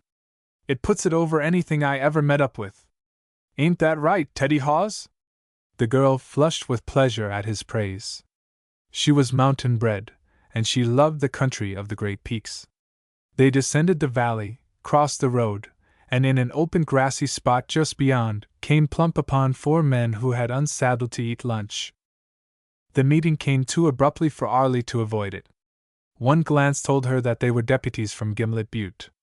Without the least hesitation she rode forward and gave them the casual greeting of Cattleland. Fraser, riding beside her, nodded coolly, drew to a halt, and lit a cigarette. "Found him yet, gentlemen?" he asked. "No, nor we ain't likely to, if he's reached this far," one of the men answered. "It would be some difficult to collect him here," the Texan admitted impartially. "Among his friends," one of the deputies put in, with a snarl. Fraser laughed easily. "Oh, well, we ain't his enemies, though he ain't very well known in the Cedar Mountain country. What might he be like, pardner? Hasn't he lived up here long?" asked one of the men, busy with some bacon over a fire. "They say not. He's a heavy-set fellow, with reddish hair, not so tall as you, I reckon, and some heavier. Was wearing chaps and gauntlets when he made his getaway. From the description, he looks something like you, I shouldn't wonder." Fraser congratulated himself that he had had the foresight to discard as many as possible of these helps to identification before he was 3 miles from Gimlet Butte. Now he laughed pleasantly. "Sure he's heavier than me, and not so tall. It would be a good joke, Bud, if they took you back to town for this man," cut in Arlie, troubled at the direction the conversation was taking, but not obviously so. "I ain't objecting any, sis. About 3 days of the joys of town would sure agree with my rundown system," the Texan answered joyously. "When you cowpunchers do get in, you surely make Rome howl," one of the deputies agreed, with a grin. "Been into the Butte lately?" The Texan met his grin. "It ain't been so long." "Well, you ain't liable to get in again for a while," Arlie said emphatically. "Come on, Bud, we've got to be moving." "Which way is Dead Cow Creek?" one of the men called after them. Fraser pointed in the direction from which he had just come. After they had ridden 100 yards, the girl laughed aloud her relief at their escape. "If they go the way you pointed for Dead Cow Creek, they will have to go clear round the world to get to it. We're headed for the creek now." "A fellow can't always guess right," pleaded the Texan. "If he could, what a fiend he would be at playing the wheel. Shall I go back and tell him I misremembered for a moment where the creek is?" "No, sir. You had me scared badly enough when you drew their attention to yourself. Why did you do it?" "It was the surest way to disarm any suspicion they might have had. One of them had just said the man they wanted was like me. Presently, one would have been guessing that it was me." He looked at her drolly and added, "You played up to me fine, sis." A touch of deeper color beat into her dusky cheeks. "We'll drop the relationship right now, if you please. I said only what you made me say," she told him, a little stiffly. But presently she relaxed to the note of friendliness, even of comradeship, habitual to her. She was a singularly frank creature, having been brought up in a country where women were few and far, and where conventions were of the simplest. Otherwise, she would not have confessed to him with unconscious naivete, as she now did, how greatly she had been troubled for him before she received the note from Speed. "It worried me all the time, and it troubled Dad, too. I could see that. We had hardly left you before I knew we had done wrong. Dad did it for me, of course, but he felt mighty bad about it. Somehow, I couldn't think of anything but you there, with all those men shooting at you.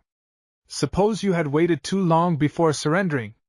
Suppose you had been killed for us?" She looked at him, and felt a shiver run over her in the warm sunlight. "Night before last I was worn out. I slept some, but I kept dreaming they were killing you. Oh, you don't know how glad I was to get word from Speed that you were alive." Her soft voice had the gift of expressing feeling, and it was resonant with it now. "I'm glad you were glad," he said quietly. Across Dead Cow Creek they rode, following the stream up French Cannon to what was known as the Narrows.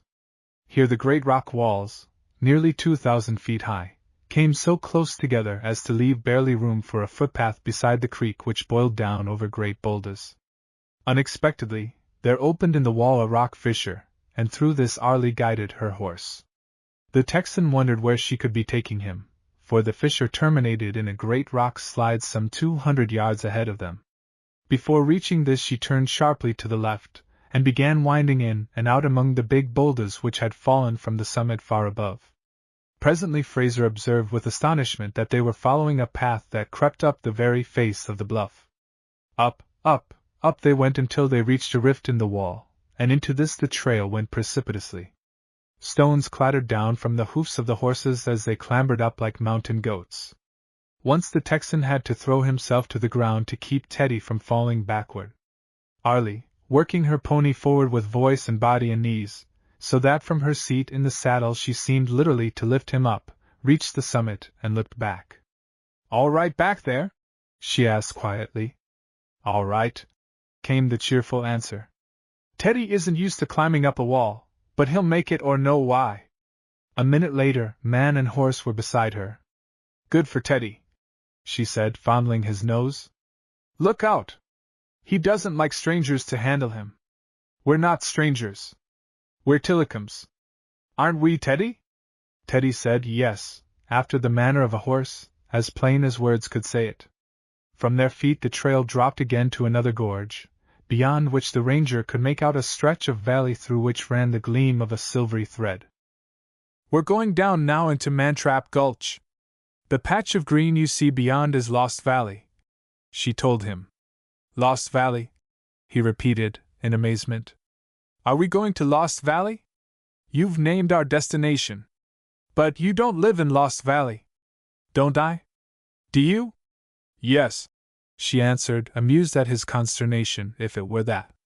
"I wish I had known," he said, as if to himself. "You know now. Isn't that soon enough? Are you afraid of the place, because people make a mystery of it?" she demanded impatiently. "No, it isn't that." He looked across at the valley again, and asked abruptly, "Is this the only way in?"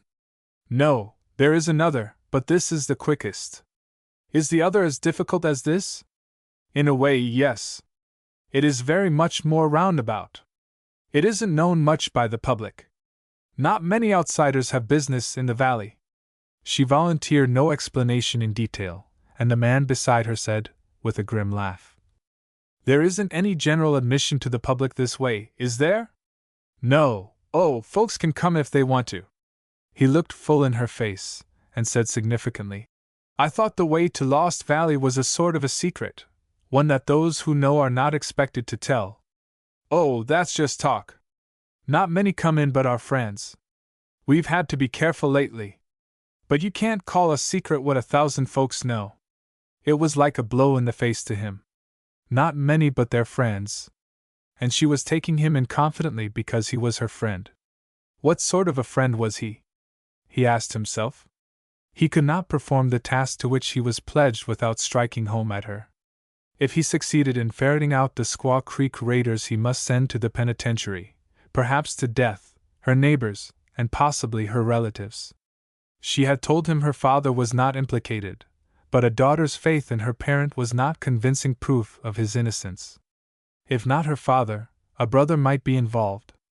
And she was innocently making it easy for him to meet on a friendly footing these hospitable, unsuspecting savages, who had shed human blood because of the unleashed passions in them. In that moment, while he looked away toward Lost Valley, he sickened of the task that lay before him. What would she think of him if she knew? Arlie, too, had been looking down the gulch toward the valley. Now her gaze came slowly round to him, and caught the expression of his face. "What's the matter?" she cried. "Nothing. Nothing at all. An old heart pain that caught me suddenly. I'm sorry. We'll soon be home now. We'll travel slowly." Her voice was tender with sympathy, so, too, were her eyes when he met them. He looked away again, and groaned in his heart. Chapter 4: The Warning of Mantrap Gulch. They followed the trail down into the canyon. As the ponies slowly picked their footing on the steep, narrow path, he asked, "Why do they call it Mantrap Gulch?" "It got its name before my time in the days when outlaws hid here. A hunted man came to Lost Canyon, a murderer wanted by the law for more crimes than one. He was well treated by the settlers. They gave him shelter and work. He was safe, and he knew it. But he tried to make his peace with the law outside by breaking the law of the valley. He knew that 2 men were lying hid in a pocket gulch, opening from the valley, men who were wanted for train robbery. He wrote to the company offering to betray these men if they would pay him the reward and see that he was not punished for his crimes. It seems he was suspected. His letter was opened, and the exits from the valley were both guarded. Knowing he was discovered, he tried to slip out by the riverway. He failed, sneaked through the settlement at night, and slipped into the canyon here. At this end of it he found armed men on guard. He ran back and found the entrance closed. He was in a trap. He tried to climb one of the walls. Do you see that point where the rock juts out? About 500 feet up. Yes. He managed to climb that high. Nobody ever knows how he did it, but when morning broke there he was, like a fly on a wall. His hunters came and saw him.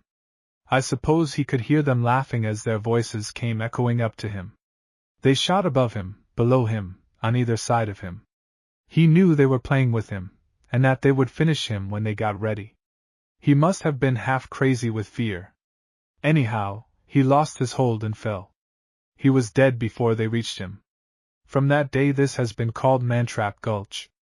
The ranger looked up at the frowning walls which shut out the sunlight. His imagination pictured the drama, the hunted man's wild flight up the gulch, his dreadful discovery that it was closed, his desperate attempt to climb by moonlight the impossible cliff, and the tragedy that overtook him. The girl spoke again softly, almost as if she were in the presence of that far-off nemesis. I suppose he deserved it. It's an awful thing to be a traitor, to sell the people who have befriended you. We can't put ourselves in his place and know why he did it. All we can say is that we're glad that we have never known men who do such things. Do you think people always felt a sort of shrinking when they were near him, or did he seem just like other men? Glancing at the man who rode beside her, she cried out at the stricken look on his face.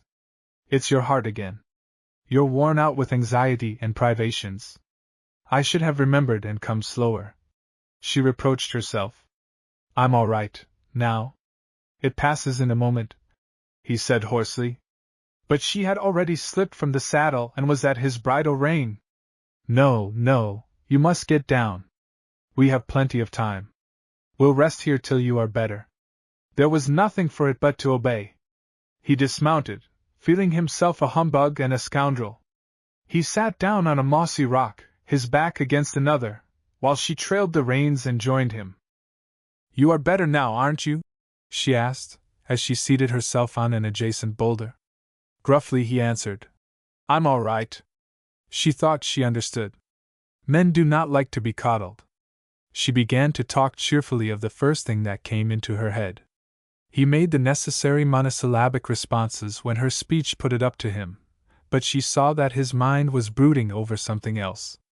Once she saw his gaze go up to the point on the cliff reached by the fugitive. But it was not until they were again in the saddle that he spoke. Yes, he got what was coming to him. He had no right to complain. That's what my father says. I don't deny the justice of it, but whenever I think of it, I feel sorry for him. Why? Despite the quietness of the monosyllable, she divined an eager interest back of his question. He must have suffered so.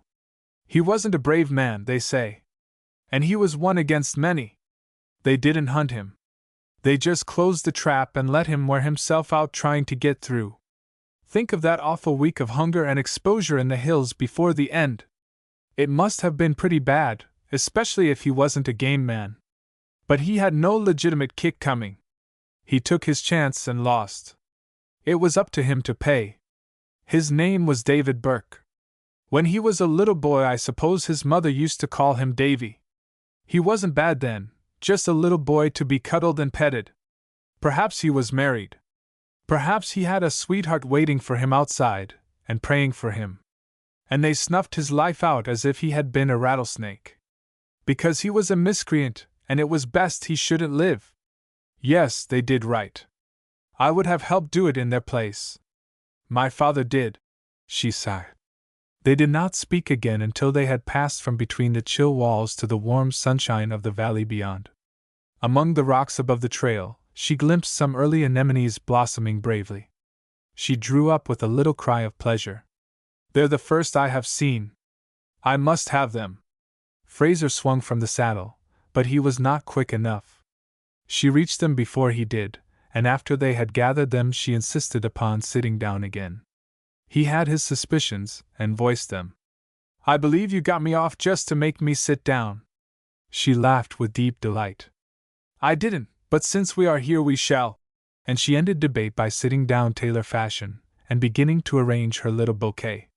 A meadow lark, troubadour of spring, trilled joyously somewhere in the pines above. The man looked up, then down at the vivid creature busy with her flowers at his feet. There was kinship between the two. She, too, was athrob with the joy note of spring. "You're to sit down," she ordered, without looking up from the sheaf of anemone blossoms she was arranging. He sank down beside her, aware vaguely of something new and poignant in his life. Chapter 5. Jed Briscoe Takes a Hand. Suddenly a footfall, and a voice. "Hello, Arlie! I've been looking for you everywhere." The Texan's gaze took in a slim dark man, good-looking after a fashion, but with dissipation written on the rather sullen face. "Well, you've found me," the girl answered coolly. "Yes, I've found you," the man answered, with a steady, watchful eye on the Texan. Miss Dillon was embarrassed at this plain hostility, but indignation too sparkled in her eye. "Anything in particular you want?" The newcomer ignored her question. His hard gaze challenged the Southerner, did more than challenge, weighed and condemned. But this young woman was not used to being ignored. Her voice took on an edge of sharpness. "What can I do for you, Jed? Who's your friend?" the man demanded bluntly, insolently. Arlie's flush showed the swift, up-blazing resentment she immediately controlled. "Mr. Fraser, just arrived from Texas. Mr. Fraser, let me introduce to you Mr. Briscoe." The Texan stepped forward to offer his hand, but Briscoe deliberately put both of his behind him. "Might I ask what Mr. Fraser, just arrived from Texas, is doing here?" the young man drawled, contriving to make an insult of every syllable. The girl's eyes flashed dangerously. "He is here as my guest." "Oh, as your guest? Doesn't it please you, Jed?" "Have I said it didn't please me?" he retorted smoothly. "Your looks say it." He let out a sudden furious oath. "Then my looks don't lie any." Fraser was stepping forward, but with a gesture Arlie held him back. This was her battle, not his. "What have you got to say about it?" she demanded. "You had no right to bring him here. Who is he anyhow?" "I think that is his business, and mine." "I make it mine," he declared hotly. "I've heard about this fellow from your father. You met up with him on the trail. He says his name is Fraser. You don't even know whether that is true. He may be a spy." "How do you know he ain't?" "How do I know you aren't?" she countered swiftly. "You've known me all my life. Did you ever see him before?" "Never." "Well, then. He risked his life to save ours." "Risked nothing. It was a trick, I tell you." "It makes no difference to me what you tell me. Your opinion can't affect mine." "You know the feeling of the valley just now about strangers," said Briscoe sullenly. "It depends on who the stranger is." "Well, I object to this one." "So it seems, but I don't know any law that makes me do whatever you want me to." Her voice, low and clear, cut like a whiplash. Beneath the dust of travel the young man's face burned with anger. "We're not discussing that just now. What I say is that you had no right to bring him here, not now, especially. You know why," he added, almost in a whisper. "If you had waited and not attempted to browbeat me, I would have shown you that that is the very reason I had to bring him." "How do you mean?" "Never mind what I mean. You have insulted my friend, and through him, me. That is enough for one day." She turned from him haughtily and spoke to the Texan. "If you are ready, Mr. Fraser, we'll be going now." The ranger, whose fingers had been itching to get at the throat of this insolent young man, turned without a word and obediently brought the girl's pony, then helped her to mount. Briscoe glared, in a silent tempest of passion. "I think I have left a glove and my anemones where we were sitting," the girl said sweetly to the Texan. Fraser found them, tightened the saddle girth, and mounted Teddy. As they cantered away, Arlie called to him to look at the sunset behind the mountains. From the moment of her dismissal of Briscoe, the girl had apparently put him out of her thoughts. No fine lady of the courts could have done it with more disdainful ease. And the Texan, following her lead, played his part in the little comedy, ignoring the other man as completely as she did. The young cattleman, furious, his teeth set in impotent rage, watched it all with the lust to kill in his heart. When they had gone, he flung himself into the saddle and rode away in a tumultuous fury. Before they had covered 200 yards, Arlie turned to her companion, all contrition. "There! I've done it again. My fits of passion are always getting me into trouble. This time one of them has given you an enemy, and a bad one too. No, he would have been my enemy no matter what you said. Soon as he put his eyes on me, I knew it. Because I brought you here, you mean? I don't mean only that. Some folks are born to be enemies, just as some are born to be friends. They've only got to look in each other's eyes once to know it. That's strange. I never heard anybody else say that. Do you really mean it?" "Yes." "And did you ever have such an enemy before? Don't answer me if I oughtn't to ask that," she added quickly. "Yes." "Where?" "In Texas." "Why, here we are at a ranch." "Yes." "It's ours, and yours as long as you want to stay. Did you feel that you were enemies the moment you saw this man in Texas?" "I knew we were going to have trouble as soon as we looked at each other. I had no feeling toward him, but he had toward me." "And did you have trouble?" "Some, before I landed him. The way it turned out, he had most of it." She glanced quickly at him. "What do you mean by landed?" "I am an officer in the Texas Rangers." "What are they?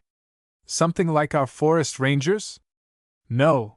The duty of a Texas Ranger is to enforce the law against desperados. We prevent crime if we can. Where we can't do that, we hunt down the criminals." Arlie looked at him in a startled silence. "You are an officer of the law, a sort of sheriff?" she said at last. "Yes, in Texas. This is Wyoming." He made his distinction, knowing it was a false one. Somehow he had the feeling of a whipped cur. "I wish I had known. If you had only told me earlier," she said, so low as to be almost a whisper. "I'm sorry. If you like, I'll go away again," he offered. "No, no. I'm only thinking that it gives Jed a hold, gives him something to stir up his friends with, you know.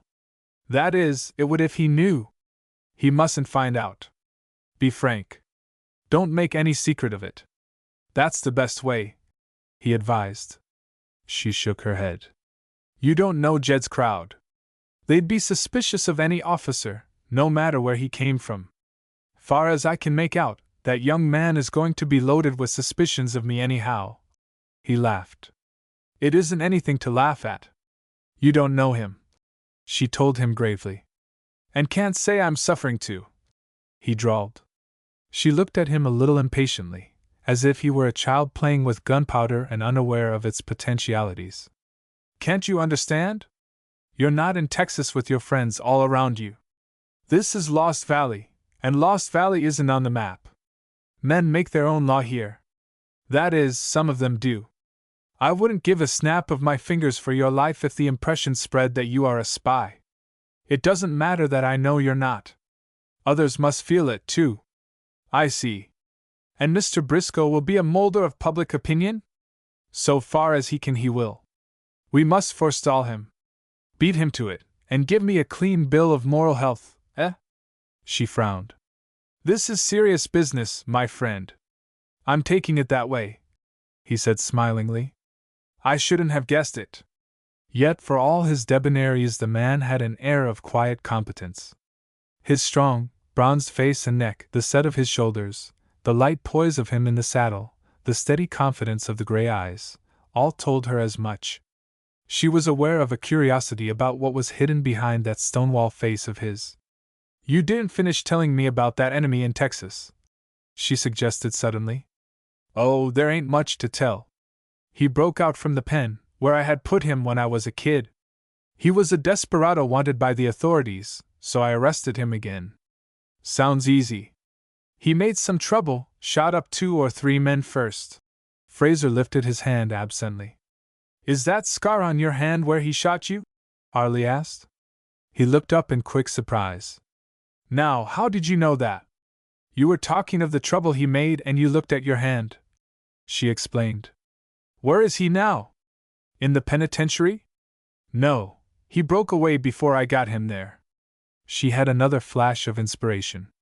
And you came to Wyoming to get him again? Good gracious, ma'am, but you're tamely a wizard. That's why I came, though it's a secret. What is he wanted for? Robbing a train, 3 murders and a few other things. As she swung from her pony in front of the old-fashioned southern log house, Artie laughed at him over her shoulder. You're a fine officer. Tell all you know to the first girl you meet. Well, you see, the girl happened to be you. After the manner of the old-fashioned southern house, a wide gallery bisected it from porch to rear. Saddles hung from pegs in the gallery. Horse blankets and bridles, spurs and saddlebags, lay here and there in disarray. A disjointed rifle which someone had started to clean was on the porch. Swiftly Arlie stripped saddle, bridle, and blanket from her pony and flung them down as a contribution to the general disorder, and at her suggestion Fraser did the same. A half-grown lad came running to herd the horses into a corral close at hand. I want you when you've finished feeding Bobby, Arlie told the lad. Then briefly to her guest. This way, please. She led him into a large, cheerful living room, into which, through big casement windows, the light streamed. It was a pleasant room, despite its barbaric touch. There was a grizzly bear skin before the great open, stone fireplace, and Navajo rugs covered the floor and hung on the walls. The skin of a silver-tipped bear was stretched beneath a writing desk, a trophy of Arlie's rifle, which hung in a rack above. Civilization had furnished its quota to the room in a piano, some books, and a few photographs. The Texan observed that order reigned here, even though it did not interfere with the large effect of comfort. The girl left him, to return presently with her aunt, to whom she introduced him. Miss Ruth Dillon was a little, bright-eyed old lady, whose hair was still black, and her step light. Evidently she had her instructions, for she greeted their guest with charming cordiality, and thanked him for the service he had rendered her brother and her niece. Presently the boy Bobby arrived for further orders. Arlie went to her desk and wrote hurriedly. You're to give this note to my father, she directed. Be sure he gets it himself. You ought to find him down in Jackson's Pocket, if the drive is from Round Top today. But you can ask about that along the road. When the boy had gone, Arlie turned to Fraser. I want to tell father you're here before Jed gets to him with his story, she explained. I've asked him to ride down right away. He'll probably come in a few hours and spend the night here. After they had eaten supper they returned to the living room, where a great fire, built by Jim the Negro horse wrangler, was roaring up the chimney. It was almost 11 o'clock when horses galloped up and Dillon came into the house, followed by Jed Briscoe. The latter looked triumphant, the former embarrassed as he disgorged letters and newspapers from his pocket. I stopped at the office to get the mail as I came down. Here's your paper, Ruth. Miss Dillon pounced eagerly upon the Gimlet Butte avalanche, and disappeared with it to her bedroom. She had formerly lived in Gimlet Butte, and was still keenly interested in the gossip of the town. Briscoe had scored one against Arlie by meeting her father, telling his side of the story, and returning with him to the house. Nevertheless Arlie, after giving him the slightest nod her duty as hostess would permit, made her frontal attack without hesitation. You'll be glad to know, Dad, that Mr. Fraser is our guest. He has had rather a stormy time since we saw him last, and he has consented to stay with us a few days till things blow over. Dillon, very ill at ease, shook hands with the Texan, and was understood to say that he was glad to see him. Then you don't look it, Dad, Arlie told him, with a gleam of vexed laughter. Her father turned reproachfully upon her. Now, honey, yo' done wrong to say that. Yo' know Mr. Fraser is welcome to stay in my house long as he wants. I'm proud to have him stay. Do you think I forgot already what he done for us? Of course not. Then it's all settled. Arlie cut in, and rushed on to another subject. How's the roundup coming, Dad? We'll talk about the roundup later.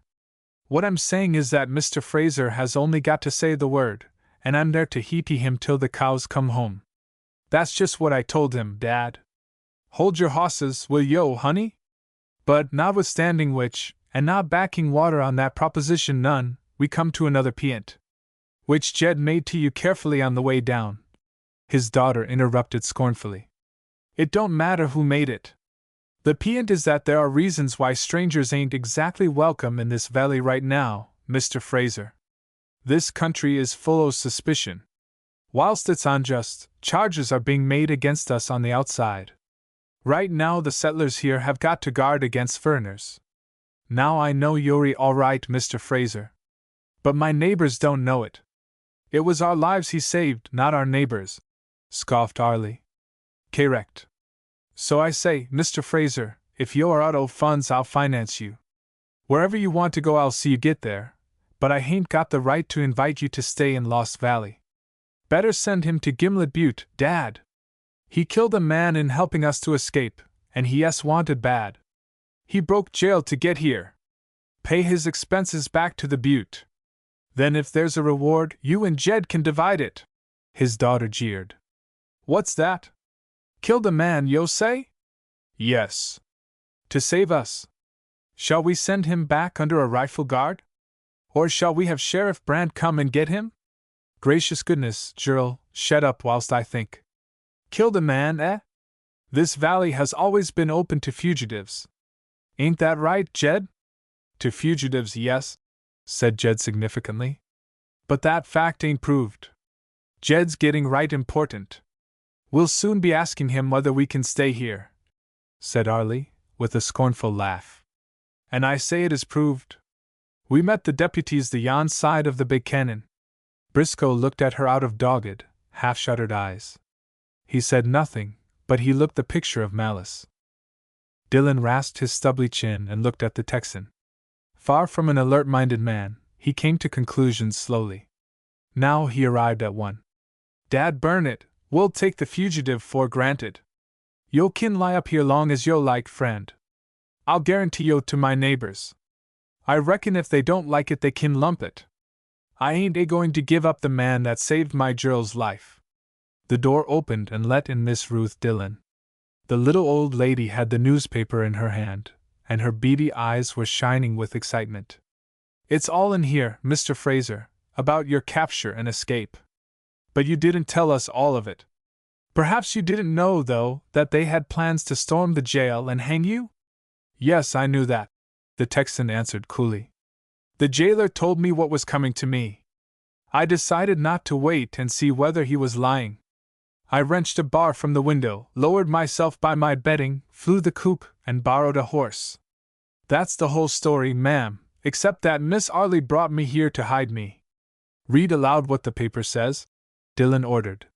His sister handed the avalanche to her niece. Arlie found the article and began to read. A dastardly outrage occurred 3 miles from Gimlet Butte last night.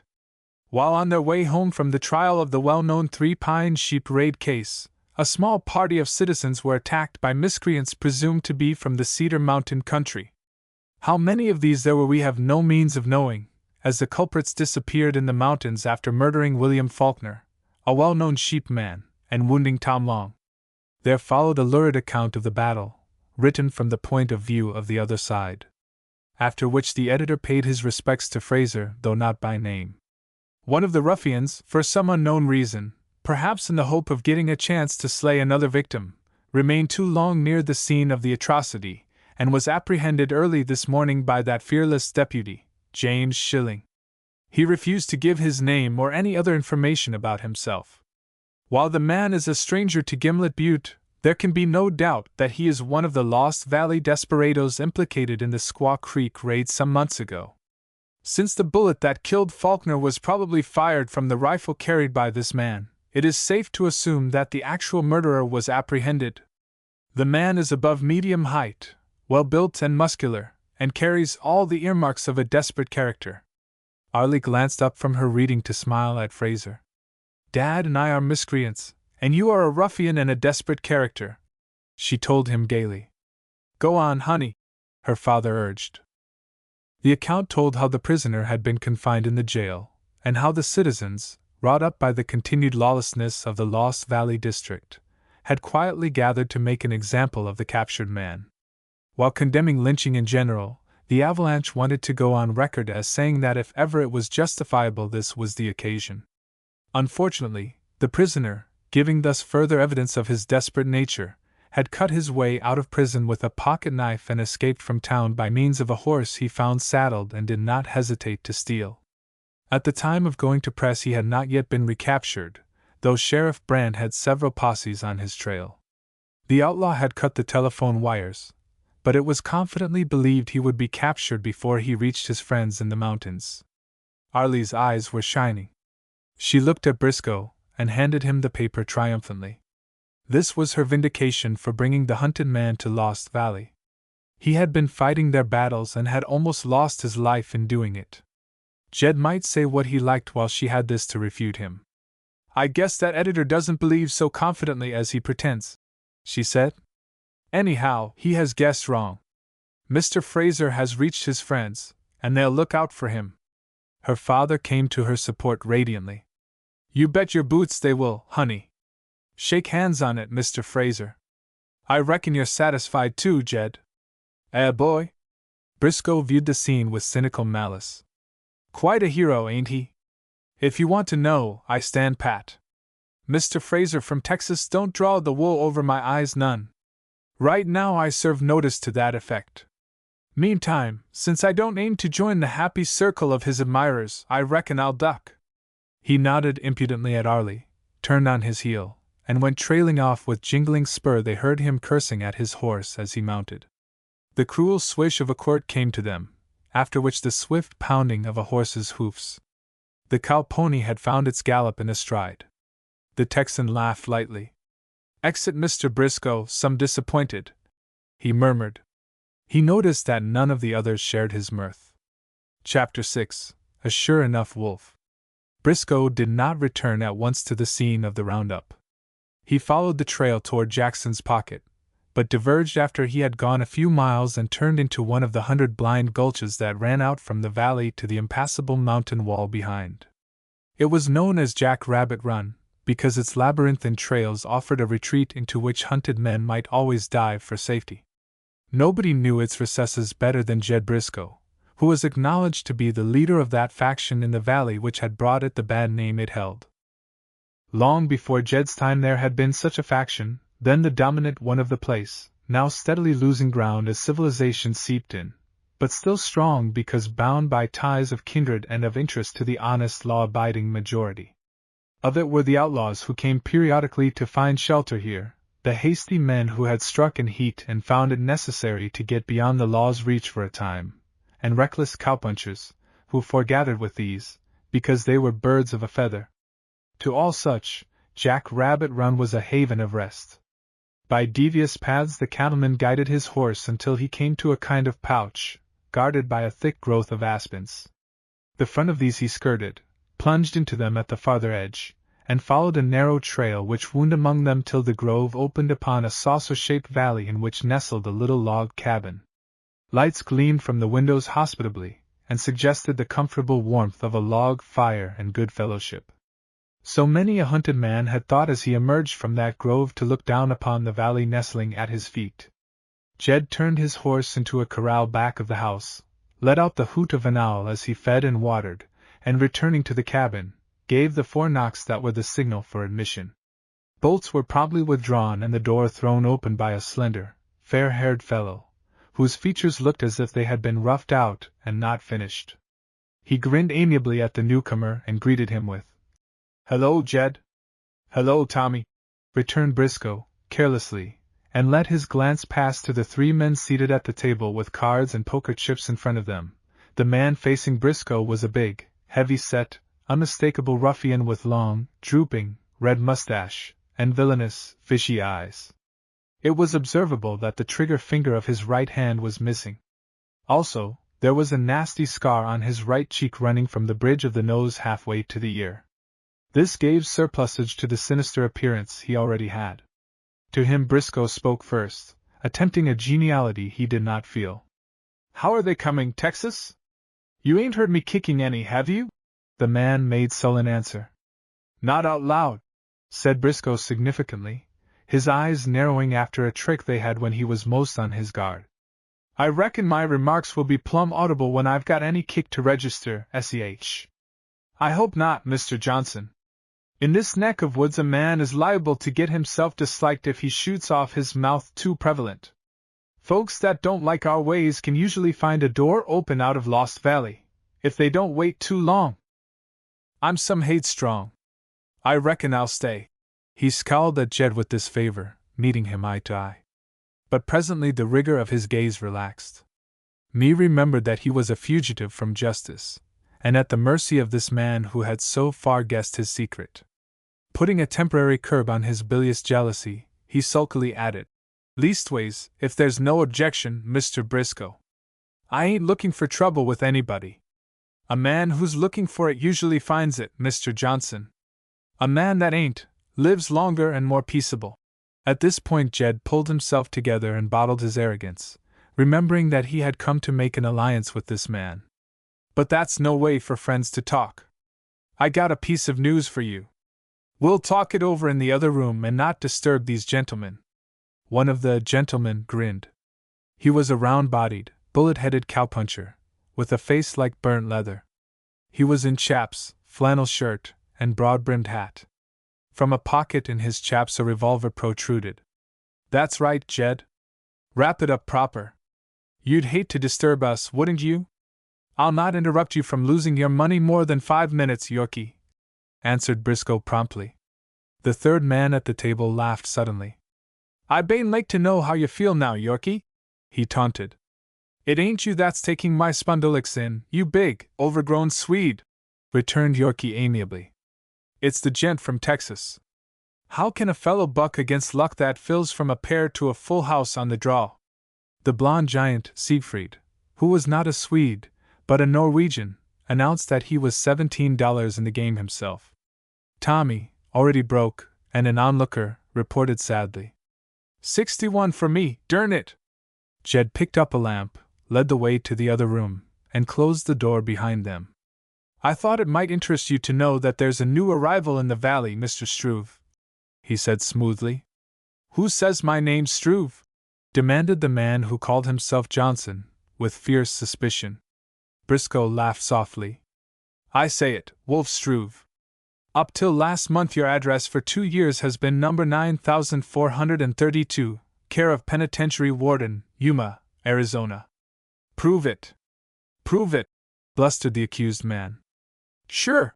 From his inside coat pocket Jed took out a printed notice offering a reward for the capture of Nick Struve, alias Wolf Struve, convict, who had broken prison on the night of February 7th, and escaped, after murdering one of the guards. A description and a photograph of the man wanted was appended. "Looks some like you.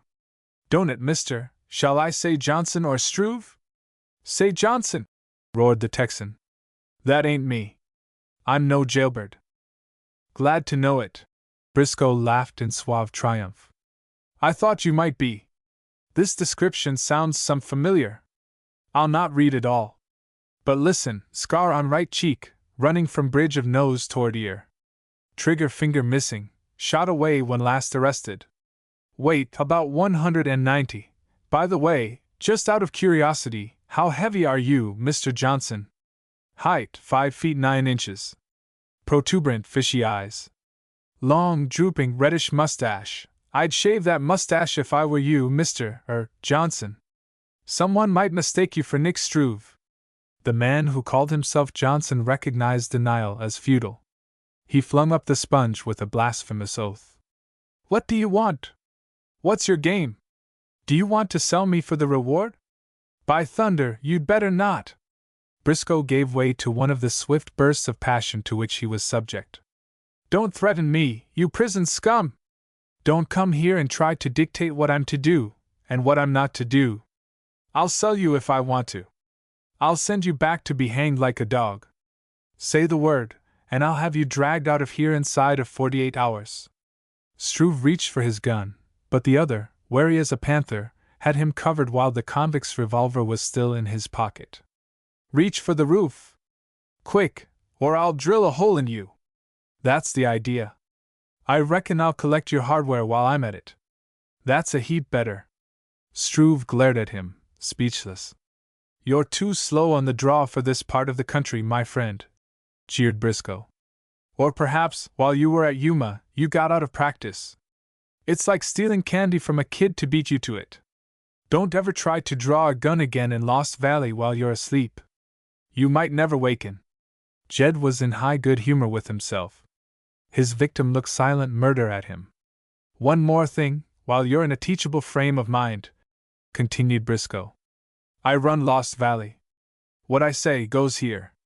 Get that soaked into your think tank, my friend. Ever since you came, you've been disputing that in your mind. You've been stirring up the boys against me. Think I haven't noticed it? Guess again, Mr. Struve.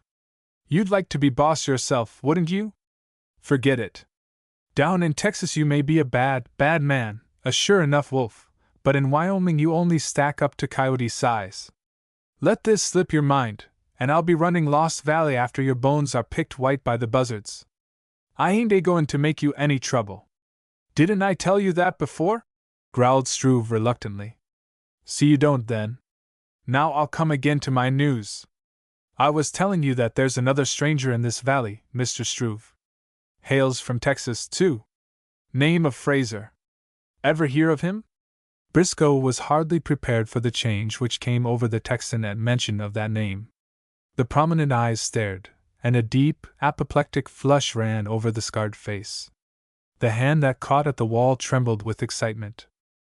You mean Steve Fraser, Fraser of the Rangers? He gasped. That's what I'm not sure of. I got to milling it over after I left him, and it come to me I'd seen him or his picture before. You still got that magazine with the article about him? Yes. I looked it over hurriedly. Let me see his picture again, and I'll tell you if it's the same man. It's in the other room. Get it. Struve presently returned with the magazine, and opening it, pointed to a photograph of a young officer in uniform, with the caption underneath. It's the same man, Briscoe announced. The escaped convict's mouth set in a cruel line. One of us, either him or me, never leaves this valley alive, he announced. Jed laughed softly and handed back the revolver. That's the way to talk. My friend, if you mean that, you'll need your gun. Here's hoping you beat him to it. It won't be an even break this time if I can help it. I gather that it was last time. Yep. We drew together. Struve interlarded his explanation with oaths. He's a devil with a gun. See that? He held up his right band. I see you're shy your most useful finger, if that's what you mean. Fraser took it off clean at 20 yards. I got him in the hand too, but right or left he's a dead shot. He might have killed me if he hadn't wanted to take me alive. Before I'm through with him he'll wish he had. Well, you don't want to make any mistake next time. Get him right. I sure will. Hitherto Struve had been absorbed in his own turbid emotions, but he came back from them now with a newborn suspicion in his eyes. Where do you come in, Mr. Briscoe? Why are you so plumb anxious I should load him up with lead? If it's a showdown, I'd some like to see your cards too. Jed shrugged. My reasons ain't urgent like yours. I don't favor spies poking their noses in here. That's all there's to it. Jed had worked out a plot as he rode through the night from the Dillon Ranch, one so safe and certain that it pointed to sure success. Jed was no coward, but he had a spider-like cunning that wove others as dupes into the web of his plans. The only weakness in his position lay in himself, in that sudden boiling up of passion in him that was likely to tear through his own web and destroy it. 3 months ago he had given way to one of these outbursts, and he knew that any one of 4 or 5 men could put a noose around his neck. That was another reason why such a man as this Texas Ranger must not be allowed to meet and mix with them. It was his cue to know as much as he could of every man that came into the valley. Wherefore he had run down the record of Struve from the reward placard which a detective agency furnished him of hundreds of criminals who were wanted. What could be more simple than to stir up the convict, in order to save himself, to destroy the ranger who had run him down before? There would be a demand so insistent for the punishment of the murderer that it could not be ignored. He would find some pretext to lure Struve from the valley for a day or 2, and would arrange it so that he would be arrested while he was away. Thus he would be rid of both these troublesome intruders without making a move that could be seen. It was all as simple as ABC. Already Struve had walked into the trap. As Jed sat down to take a hand in the poker game that was in progress, he chuckled quietly to himself. He was quite sure that he was already practically master of the situation. Chapter 7: The Roundup. "Would you like to take in the roundup today?" Arlie flung the question at Fraser with a frank directness of sloe black eyes that had never known coquetry. She was washing handkerchiefs, and her sleeves were rolled to the elbows of the slender, but muscular, coffee-brown arms. "I would. If you like, you may ride out with me to Willow Spring. I have some letters to take to Dad. Suits me down to the ground, ma'am." It was a morning beautiful even for Wyoming. The spring called potently to the youth in them. The fine untempered air was like wine, and out of a blue sky the sun beat pleasantly down through a crystal-clear atmosphere known only to the region of the Rockies. Nature was preaching a wordless sermon on the duty of happiness to two buoyant hearts that scarce needed it.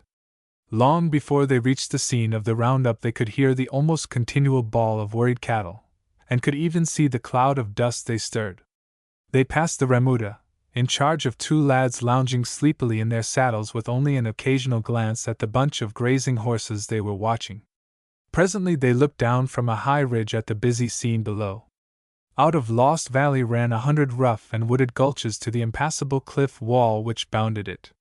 Into one of these they now descended slowly, letting their ponies pick a way among the loose stones and shale which covered the steep hillside. What their eyes fell upon was cattleland at its busiest.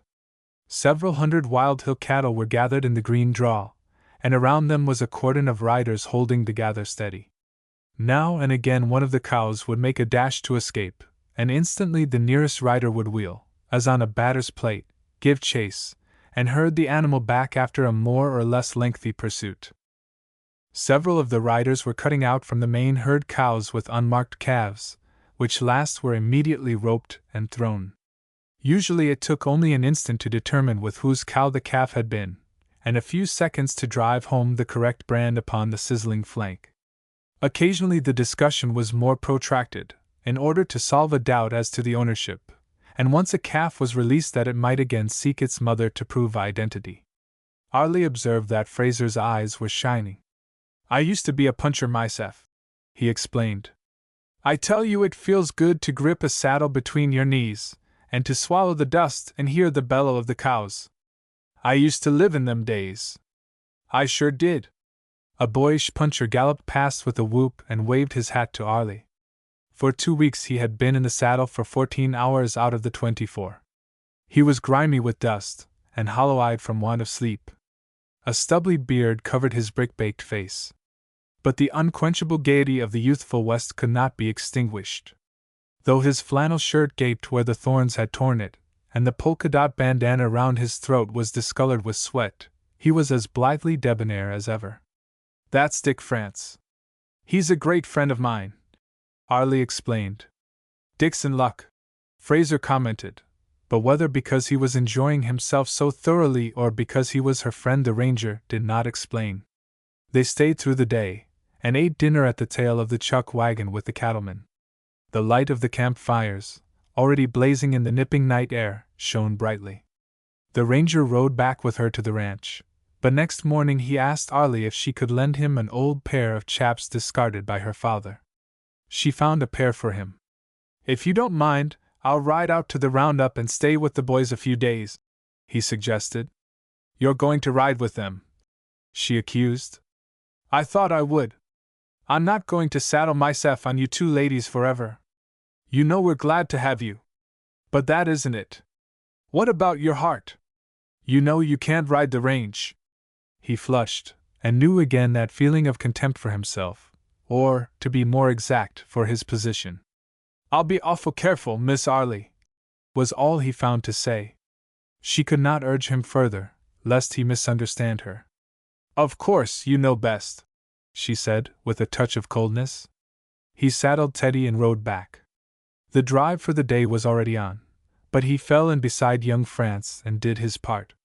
Before 2 days had passed he was accepted as one of these hard-riding punchers, for he was a competent vaquero and stood the grueling work as one born to it.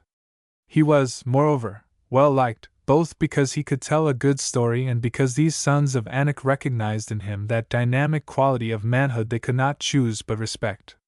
In this a fortunate accident aided him. They were working Lost Creek, a deep and rapid stream at the point where the drive ended. The big Norwegian, Siegfried, trying to head off a wild cow racing along the bank with tail up, got too near the edge. The bank caved beneath the feet of his pony, and man and horse went head first into the turbid waters. Fraser galloped up at once, flung himself from his saddle, and took in at a glance the fact that the big blond Hercules could not swim. The Texan dived for him as he was going down, got hold of him by the hair, and after a struggle managed somehow to reach the farther shore. As they both lay there, one exhausted, and the other fighting for the breath he had nearly lost forever, Dillon reached the bank. "Is it all right, Steve?" he called anxiously. "All right," grinned the ranger weakly. "He'll go on many a spree yet." "As Siegfried?" The Norwegian nodded. He was still frightened and half drowned. It was not till they were riding up the creek to find a shallow place they could ford that he spoke his mind. "I bane all and ven you got me, partner." "Oh, you were still kicking." "I bane tink I had van chance not to get out. But I bane not forget dees. If you ever get in a tight place, send vor Siegfried." "That's all right, Sig." Nobody wasted any compliments on him. After the fashion of their kind, they guyed the Norwegian about the bath he had taken. Nevertheless, Fraser knew that he had won the liking of these men, as well as their deep respect. They began to call him by his first name, which hitherto only Dillon had done, and they included him in the rough, practical jokes they played on each other. One night they initiated him, an experience to be both dreaded and desired. To be desired because it implies the conferring of the 32nd degree of the Freemasonry of Catalan's approval. To be dreaded because hazing is mild compared with some features of the exercises. Fraser was dragged from sweet slumber, pegged face down on his blankets, with a large-sized man at the extremity of each arm and leg, and introduced to a chapping. Dick France wielded the chaps vigorously upon the portions of his anatomy where they would do the most execution. The Texan did not enjoy it, but he refrained from saying so. When he was freed, he sat down painfully on a saddle and remarked amiably, "You're a beautiful bunch, ain't you? Anybody got any smoking?" This proper acceptance of their attention so delighted these overgrown children that they dug up 3 bottles of whiskey that were kept in camp for rattlesnake bites, and made Rome howl.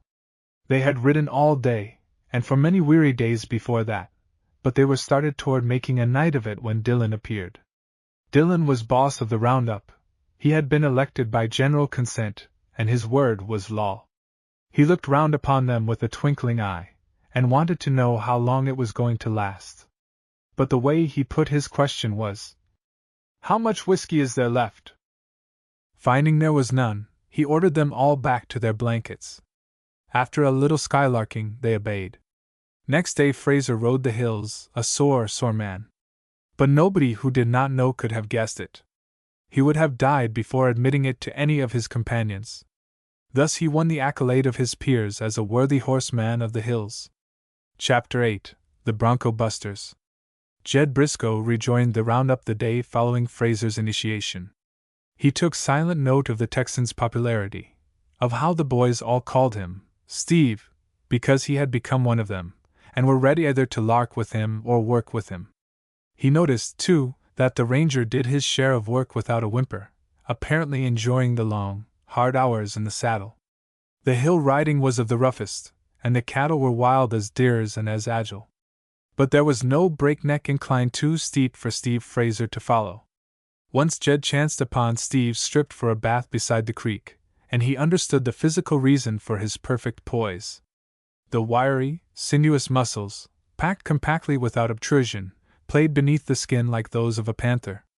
He walked as softly and as easily as one, with something of the rippling, unconscious grace of that jungle lord. It was this certainty of himself that vivified the steel-gray eyes which looked forth unafraid, and yet amiably, upon a world primitive enough to demand proof of every man who would hold the respect of his fellows. Meanwhile, Briscoe waited for Struve and his enemy to become entangled in the net he was spinning. He made no pretense of fellowship with Fraser, Nor, on the other hand, did he actively set himself against him with the men. He was ready enough to sneer when Dick France grew enthusiastic about his new friend, but this was to be expected from one of his jaundiced temper. "Who is this all-round crackerjack you're touting, Dick?" he asked significantly. France was puzzled. "Who is he?"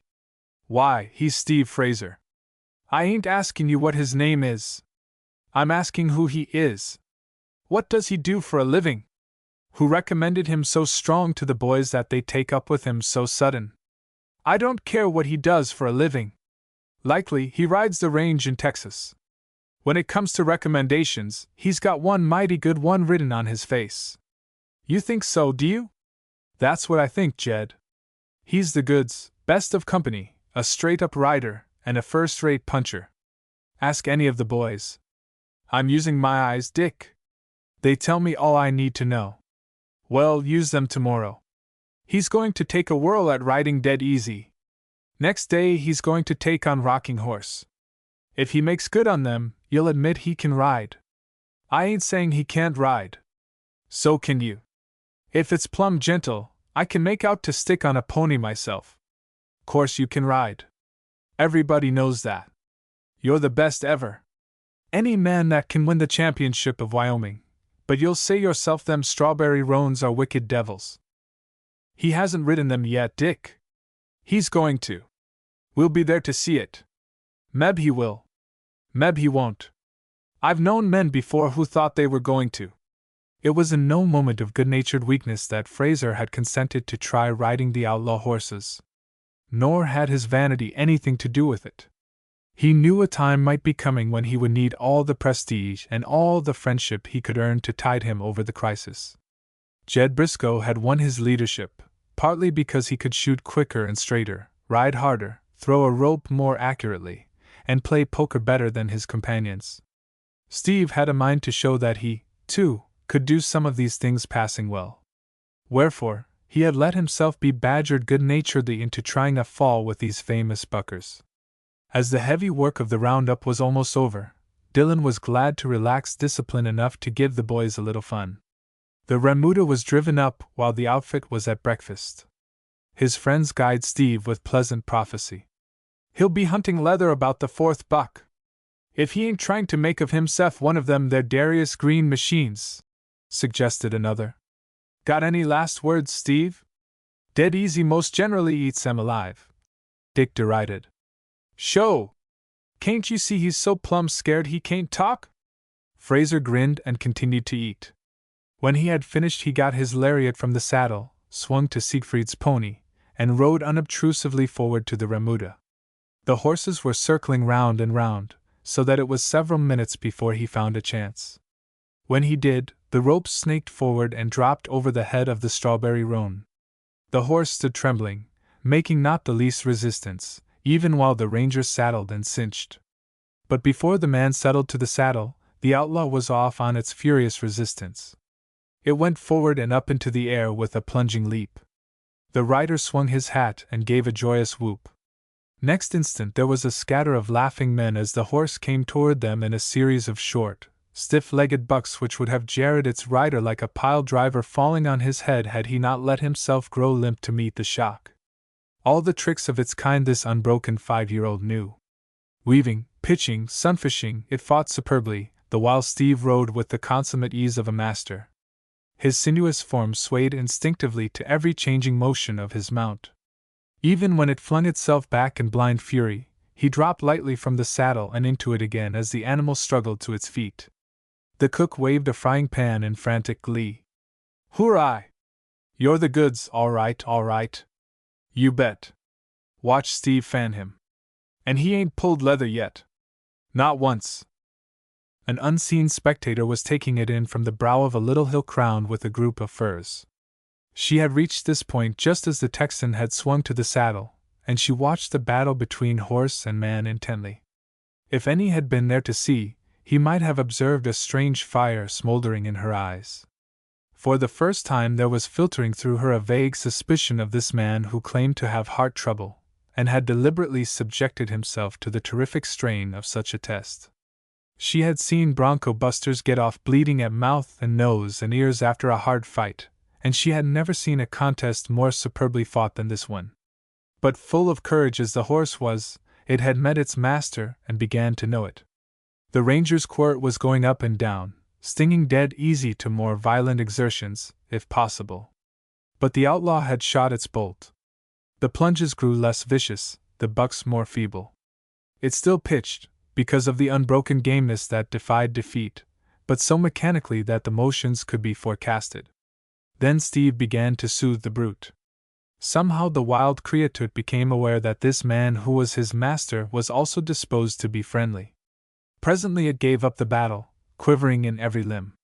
Fraser slipped from the saddle, and putting his arm across its neck began to gentle the outlaw.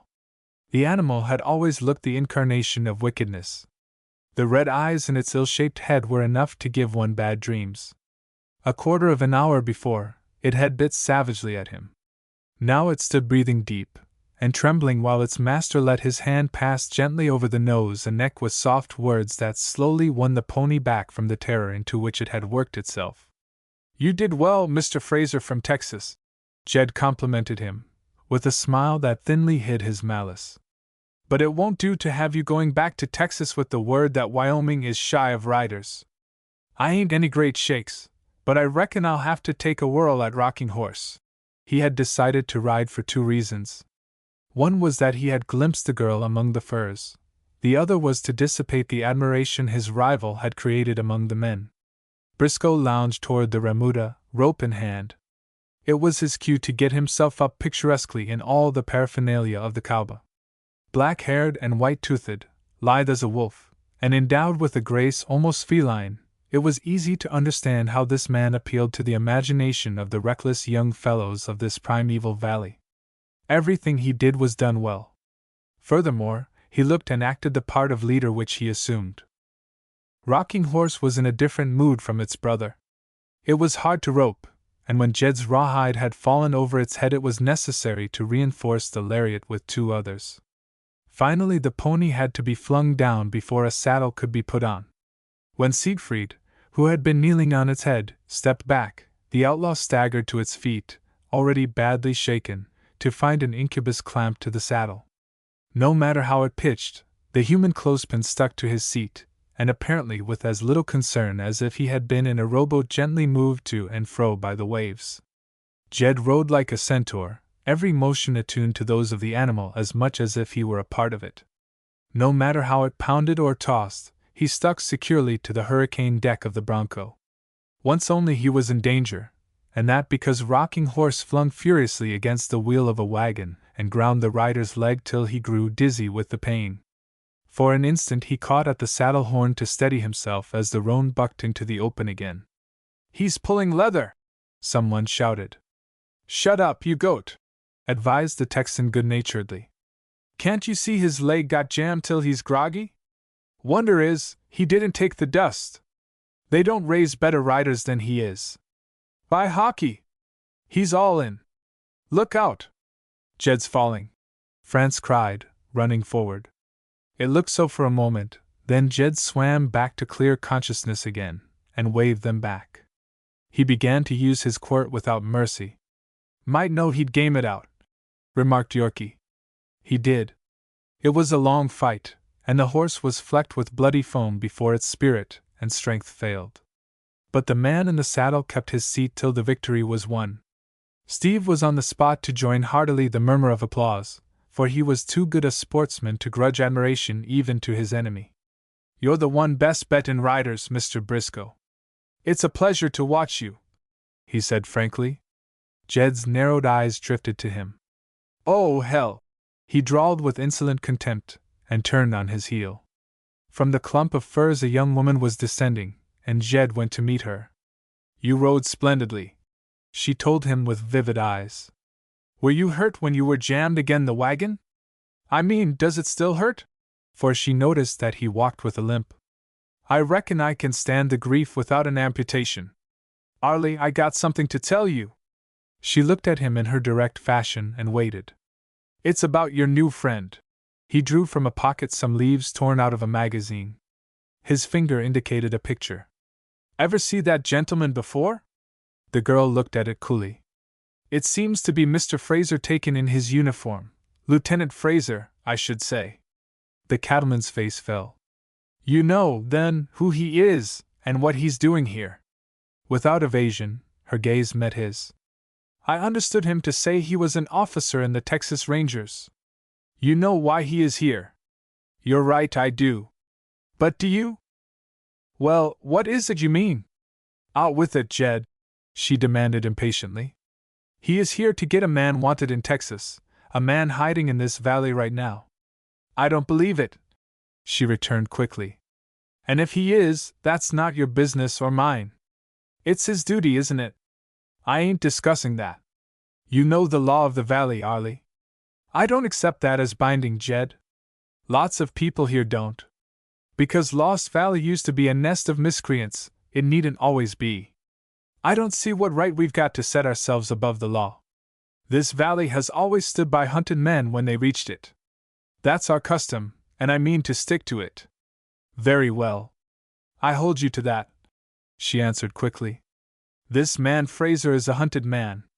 He's hunted because of what he did for me and Dad. I claim the protection of the valley for him. He can have it, if he's what he says he is. But why ain't he been square with us? Why didn't he tell who he was? He told me. That ain't enough, Arlie. If he did, you kept it quiet. We all had a right to know. If you had asked him, he would have told you. I ain't so sure he would. Anyhow, I don't like it. I believe he is here to get the man I told you of. Meb, that ain't all. What more? She scoffed. This fellow is the best range detective in the country. My notion is he's spying around about that Squaw Creek raid.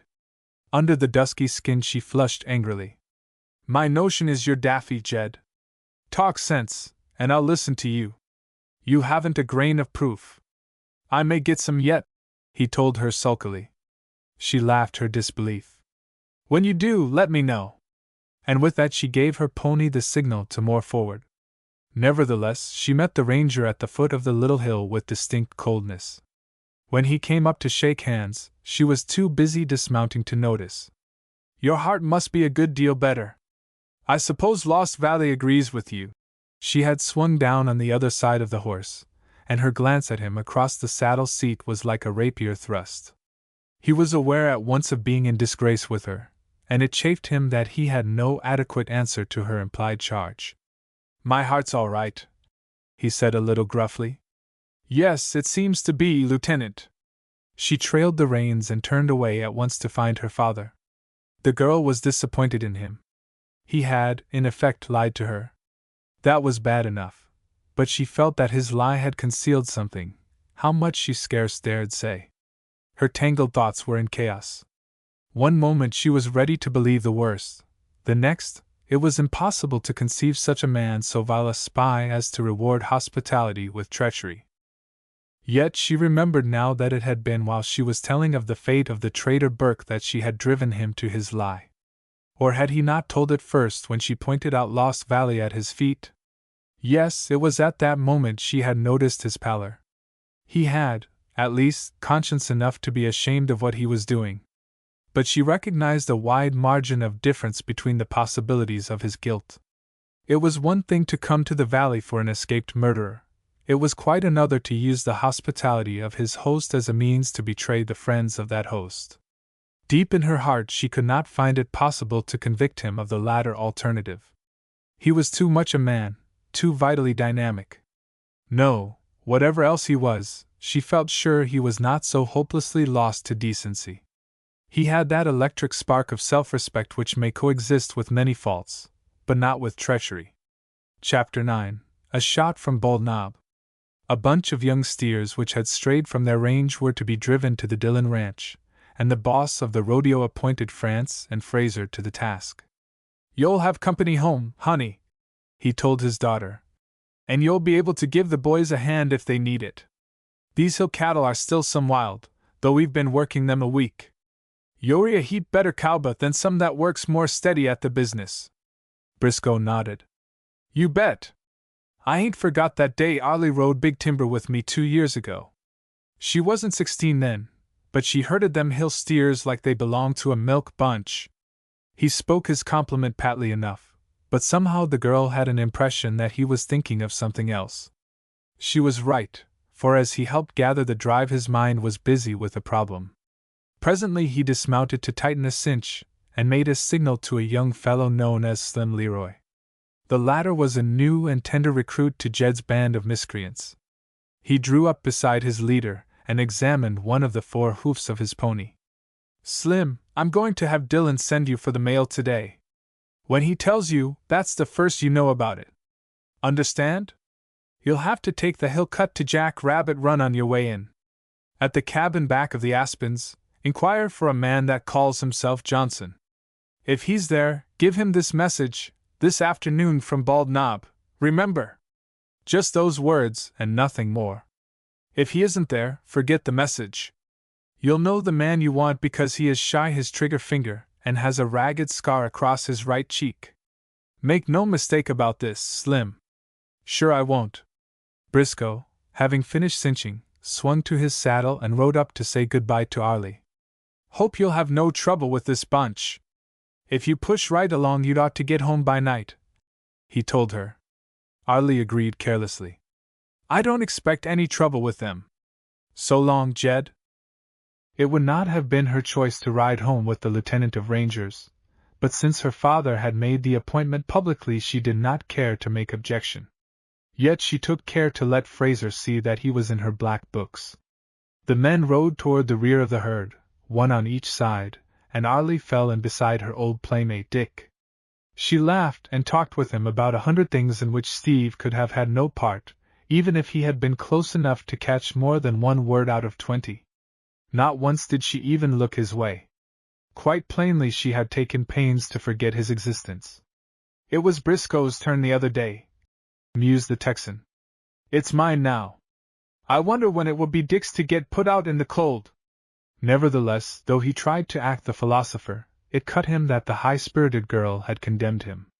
He felt himself in a false position from which he could not easily extricate himself. The worst of it was that if it came to a showdown he could not expect the simple truth to exonerate him.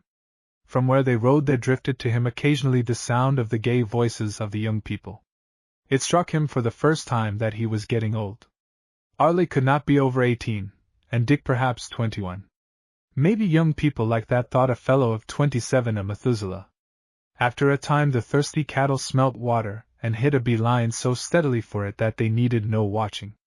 Every minute or two one of the leaders stretched out its neck and let out a bellow without slackening its pace. Steve lazed on his pony, shifting his position to ease his cramped limbs after the manner of the range rider. In spite of himself, his eyes would drift toward the jaunty little figure on the pinto. The masculine in him approved mightily her lissom grace, and the proud lilt of her dark head, with its sun-kissed face set in profile to him. He thought her serviceable costume very becoming, from the pinched felt hat pinned to the dark mass of hair, and the red silk kerchief knotted loosely round the pretty throat, to the leggings beneath the corduroy skirt, and the flannel waist with sleeves rolled up in summer girl fashion to leave the tan arms bare to the dimpled elbows. The trail, winding through a narrow defile, brought them side by side again. "Ever notice what a persistent color buckskin is, Steve?" inquired France, by way of bringing him into the conversation. "It's strong in every one of these cattle, though the old man has been trying to get rid of it for 10 years. "You mustn't talk to me, Dick," responded his friend gravely. "Little Willie told a lie, and he's being stood in a corner." Arlie flushed angrily, opened her mouth to speak, and changing her mind, looked at him witheringly. He didn't wither, however. Instead, he smiled broadly, got out his mouth organ, and cheerfully entertained them with his favorite, "I met my love in the Alamo." The hot blood under dusky skin held its own in her cheeks. She was furious with him, and dared not trust herself to speak. As soon as they had passed through the defile she spurred forward, as if to turn the leaders. France turned to his friend and laughed ruefully. "She's full of pepper, Steve." The ranger nodded. "She's all right, Dick. If you want to know, she's got a right to make a doormat of me. I lied to her. I was up against it, and I kinder had to. You ride along and join her. If you want to get right solid, tell her how many kinds of a skunk I am. Worst of it is, I ain't any too sure I'm not. I'm sure for you then, Steve, the lad called back, as he loped forward after the girl. He was so sure, that he began to praise his friend to Arlie, to tell her of what a competent cowman he was, how none of them could make a cut or rope a wild steer like him.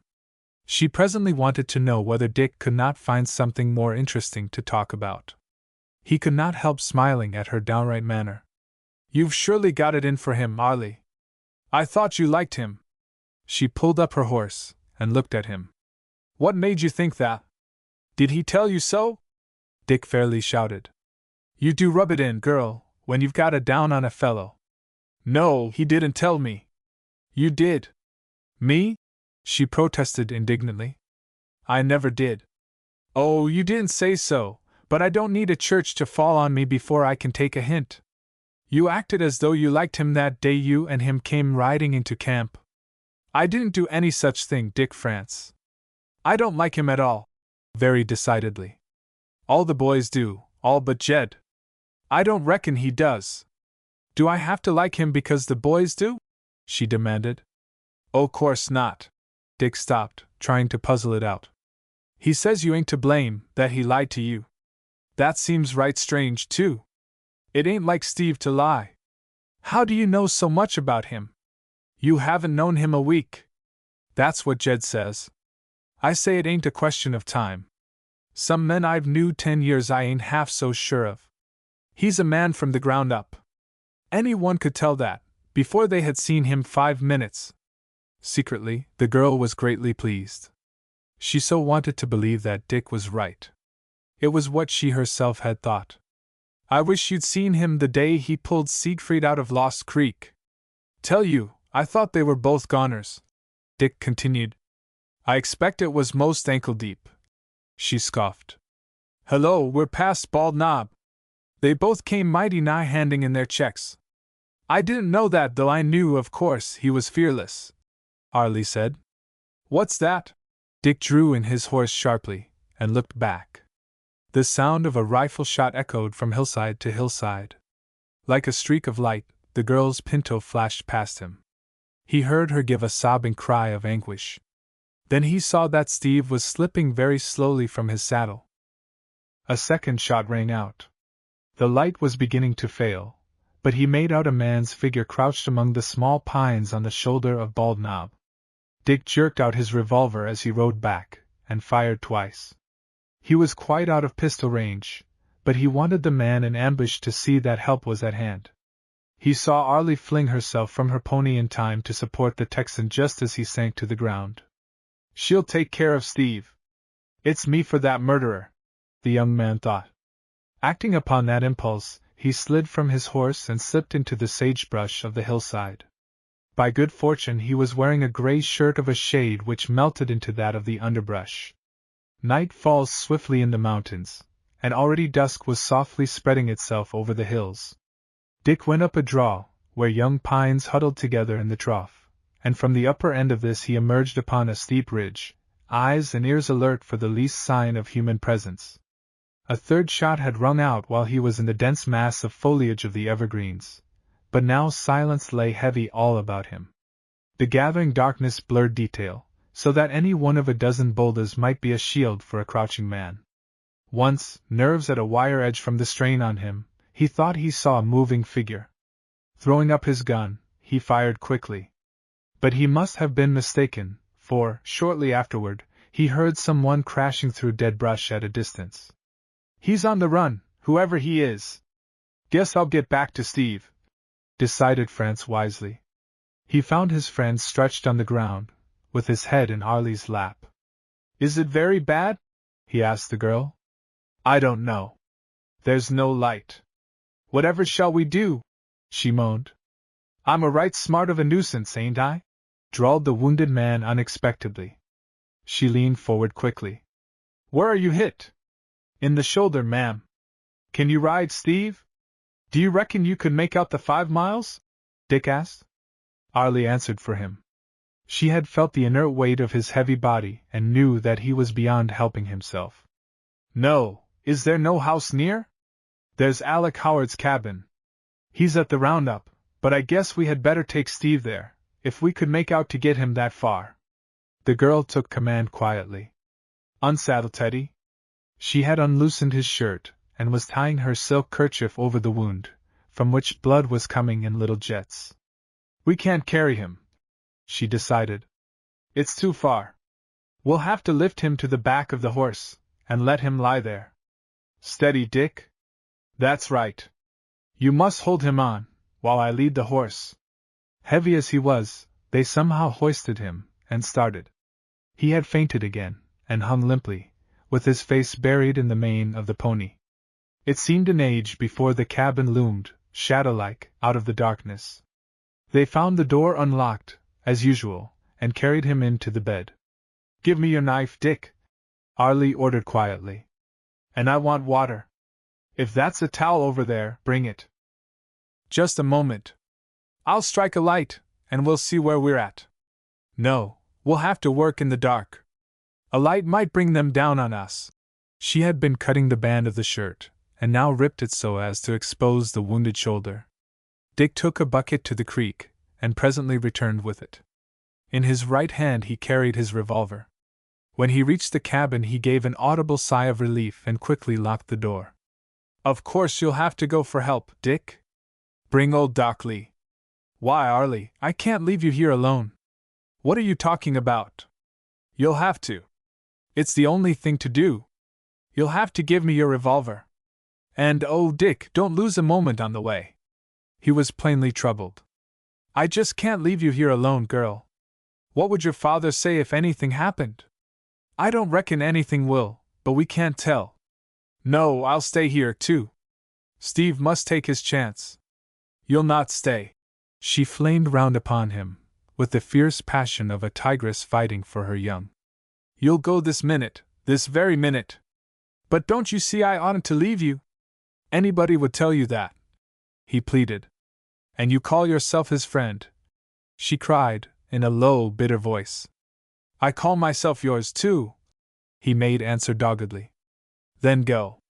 Go this instant. You'll go, anyway, but if you're my friend, you'll go gladly, and bring help to save us both.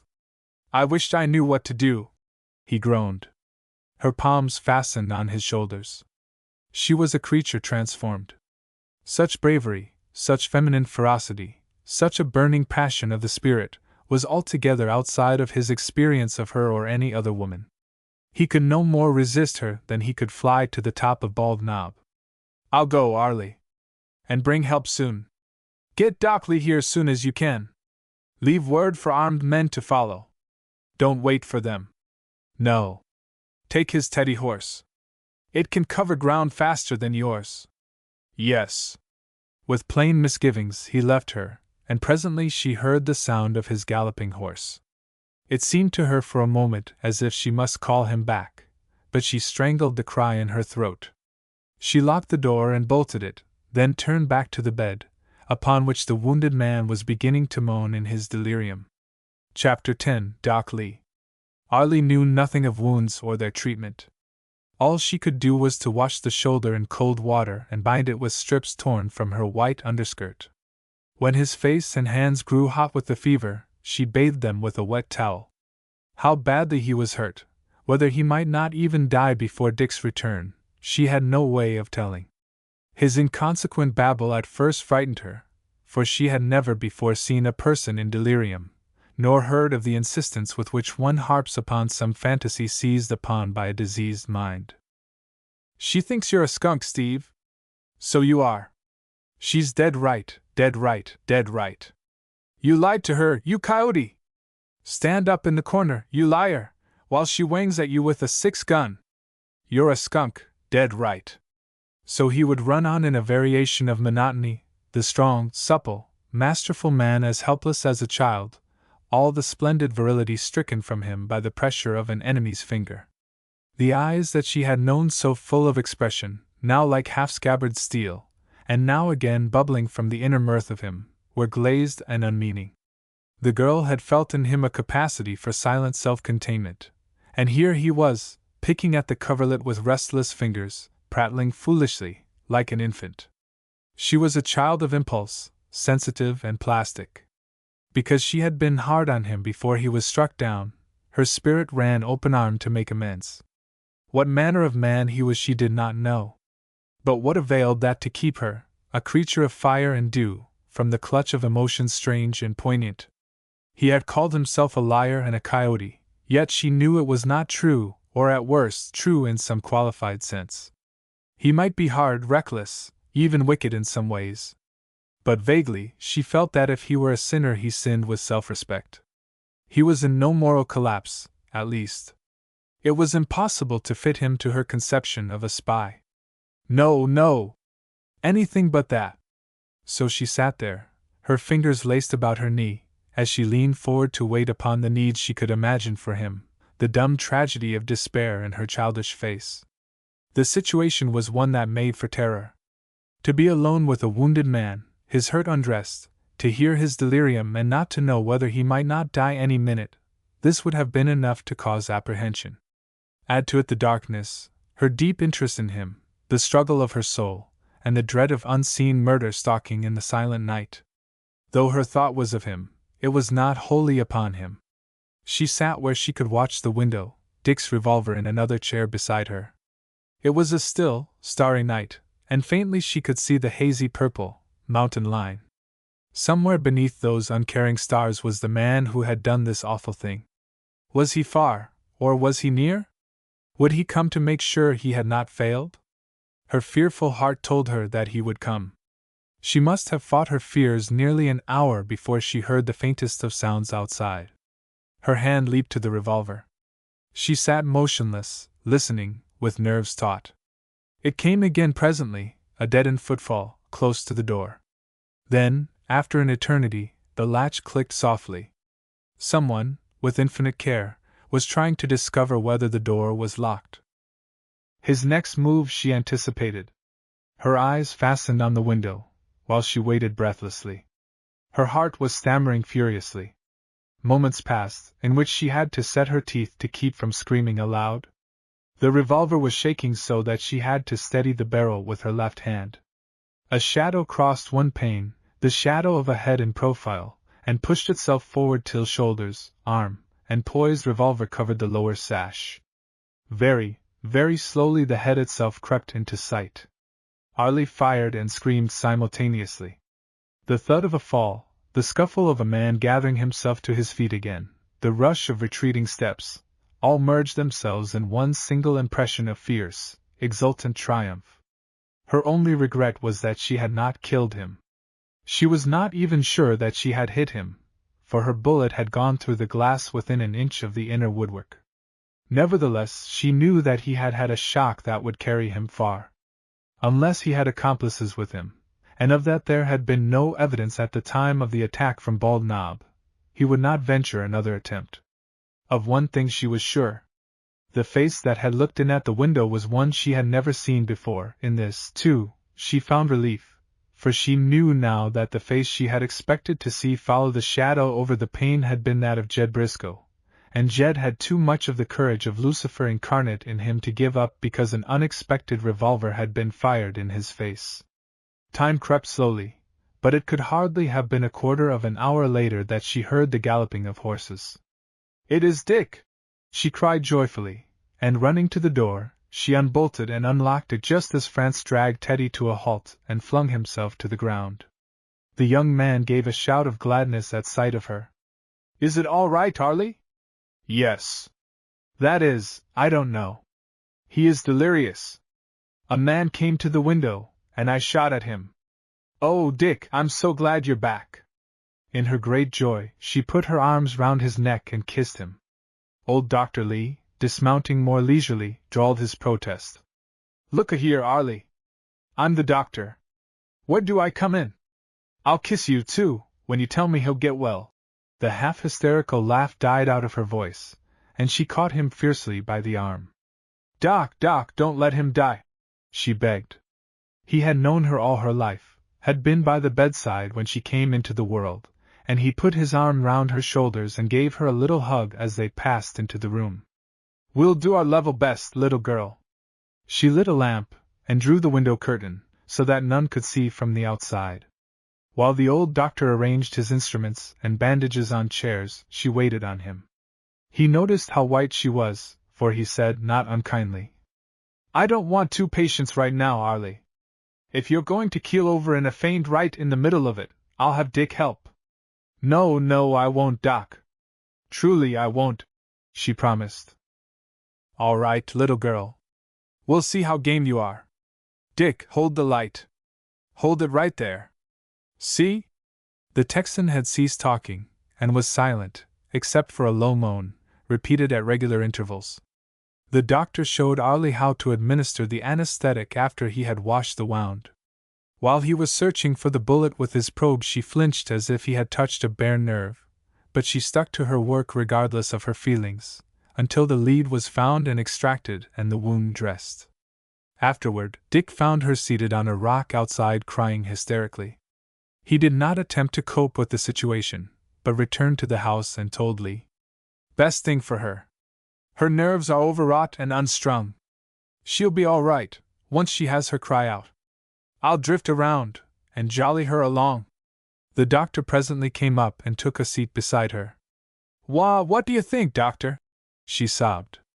"Well, I think it's tarnation hot operating with a big kerosene lamp 6 inches from your head," he said, as he mopped his forehead. "I mean, will he get well?" Lee snorted.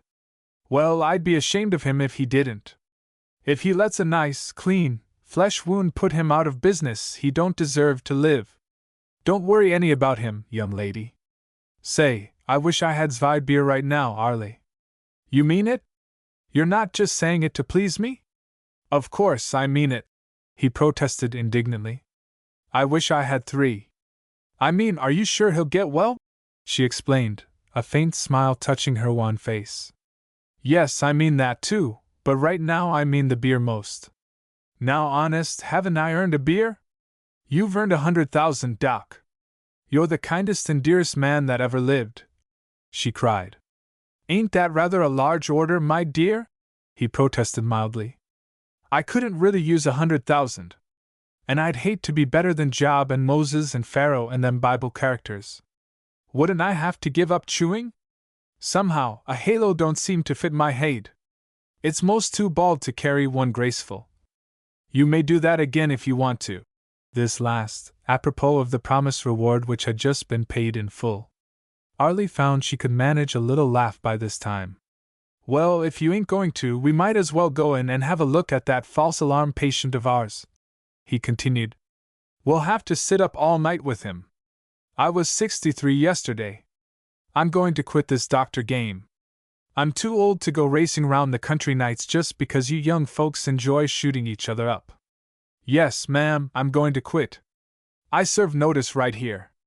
What's the use of having a good ranch and some cattle if you can't enjoy them?" As the doctor had been serving notice of his intention to quit doctoring for over 10 years, Arlie did not take him too seriously.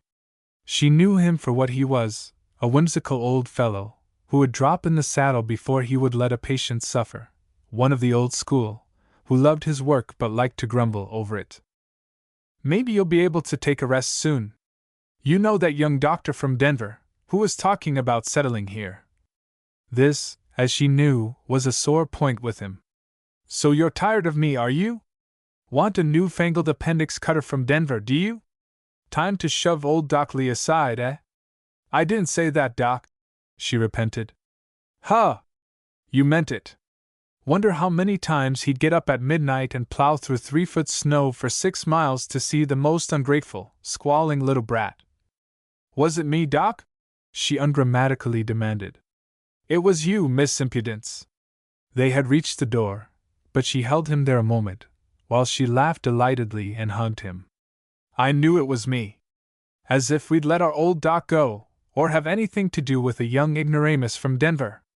Didn't you know I was joking?" "Of course you did."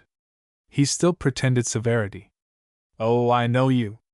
When it comes to wheedling an old fool, you've got the rest of the girls in this valley beat to a fare-you-well." "Is that why you always loved me?" she asked, with a sparkle of mischief in her eye. "I didn't love you. I never did." "The idea!" he snorted. I don't know what you young giddy pates are coming to. Huh! Love you! I'll forgive you, even if you did, she told him sweetly. That's it. That's it, he barked. You forgive all the young idiots when they do. And they all do, every last one of them. But I'm too old for you, young lady. 63 yesterday. Huh! I like you better than the younger ones. Want us all, do you? Young and old alike. Well, count me out. He broke away and went into the house. But there was an unconquerably youthful smile dancing in his eyes. This young lady and he had made love to each other in some such fashion ever since she had been a year old. He was a mellow and confirmed old bachelor, but he proposed to continue their innocent coquetry until he was laid away, no matter which of the young bucks of the valley had the good fortune to win her for a wife. Chapter 11. The Fat in the Fire. For 2 days Fraser remained in the cabin of the stockman Howard, France, making it his business to see that the place was never left unguarded for a moment. At the end of that time the fever had greatly abated, and he was doing so well that Dr. Lee decided it would be better to move him to the Dillon Ranch for the convenience of all parties. This was done, and the patient continued steadily to improve. His vigorous constitution, helped by the healthy, clean, outdoor life he had led, stood him in good stead. Day by day he renewed the blood he had lost. Soon he was eating prodigious dinners, and between meals was drinking milk with an egg beaten in it. On a sunny forenoon, when he lay in the big window of the living room, reading a magazine, Arlie entered, a newspaper in her hand. Her eyes were strangely bright, even for her, and she had a manner of repressed excitement. Her face was almost colorless. Here's some more in the Avalanche about our adventure near Gimlet Butte, she told him, waving the paper. Nothing like keeping in the public eye, said Steve, grinning. I don't reckon our little picnic at Bald Knob is likely to get in the Avalanche, though. It probably hasn't any correspondent at Lost Valley. Anyhow, I'm hoping not. Mr. Fraser, there's something in this paper I want you to explain. But tell me first when it was you shot this man Faulkner. I mean at just what time in the fight. Why, I reckon it must have been just before I ducked. That's funny, too. She fixed her direct, fearless gaze on him. The evidence at the coroner's jury shows that it was in the early part of the fight he was shot, before Father and I left you. No, that couldn't have been Miss Arlie because, she prompted, smiling at him in a peculiar manner. He flushed, and could only say that the newspapers were always getting things wrong. But this is the evidence at the coroner's inquest, she said, falling grave again on the instant. I understand one thing now, very clearly, and that is that Faulkner was killed early in the fight, and the other man was wounded in the ankle near the finish. He shook his head obstinately. No, I reckon not. Yet it is true. What's more, you knew it all the time. You see tamely jumped to conclusions, Miss Arlie. And you let them arrest you, without telling them the truth. And they came near lynching you. And there's a warrant out now for your arrest for the murder of Faulkner, while all the time I killed him, and you knew it. He gathered together his lame defense. You run ahead too fast for me, ma'am. Supposing he was hit while we were all there together, how was I to know who did it? You knew it couldn't have been you, for he wasn't struck with a revolver. It couldn't have been Dad, since he had his shotgun loaded with buckshot. What difference did it make? He wanted to know impatiently. Say I'd have explained till kingdom come that I'd borrowed the rifle from a friend 5 minutes after Faulkner was hit. Would anybody have believed me? Would it have made a bit of difference? Her shining eyes were more eloquent than 1,000 tongues. I don't say it would, but there was always the chance. You didn't take it. You would have let them hang you, without speaking the word that brought me into it. Why? I'm awful obstinate when I get my back up. He smiled. That wasn't it. You did it to save a girl you had never seen but once. I want to know why. All right. Have it your own way. But don't ask me to explain the why first. I'm no Harvard professor. I know, she said softly. She was not looking at him, but out of the window, and there were tears in her voice. Sho! Don't make too much of it. We'll let it go that I ain't all coyote after all. But that don't entitle me to any reward of merit. Now don't you cry, Miss Arley. Don't you?" She choked back the tears, and spoke in deep self-scorn. "No! You don't deserve anything except what you've been getting from me, suspicion and distrust and hard words. You haven't done anything worth speaking of, just broke into a quarrel that wasn't yours, at the risk of your life, then took it on your shoulders to let us escape, and afterward, when you were captured, refused to drag me in, because I happened to be a girl. But it's not worth mentioning that you did all this for strangers, and that later you did not tell even me, because you knew it would trouble me that I had killed him, though in self-defense. And to think that all the time I've been full of hateful suspicions about you. Oh, you don't know how I despise myself." She let her head fall upon her arm on the table, and sobbed. Fraser, greatly disturbed, patted gently the heavy coil of blue-black hair. "Now don't you, Arlie, don't you? I ain't worth it. Honest, I ain't. I did what it was up to me to do. Not a thing more. Dick would have done it. Any of the boys would. Now let's look at what you've done for me." From under the arm a muffled voice insisted she had done nothing but suspect him. "Hold on, girl. Play fair. First off, you ride 60 miles to help me when I'm hunted right hard. You bring me to your home in this valley where strangers ain't over and above welcome just now. You learn I'm an officer and still you look out for me and fight for me, till you make friends for me. It's through you I get started right with the boys. On your say-so they give me the glad hand. You learn I've lied to you, and 2 or 3 hours later you save my life. You sit there steady, with my hate in your lap, while someone is plugging away at us. You get me to a house, take care of my wounds, and hold the fort alone in the night till help comes. Not only that, but you drive my enemy away. Later you bring me home, and nurse me like I was a long-lost brother. What I did for you ain't in the same class with what you've done for me. But I was suspicious of you all the time. So you had a right to be. That ain't the point, which is that a girl did all that for a man she thought might be an enemy and a low-down spy. Men are expected to take chances like I did, but girls ain't. You took 'em. If I lived 1,000 years I couldn't tell you all the thanks I feel. It makes it worse that you're that kind of a man. But I'm going to show you whether I trust you." Her eyes were filled with the glad light of her resolve.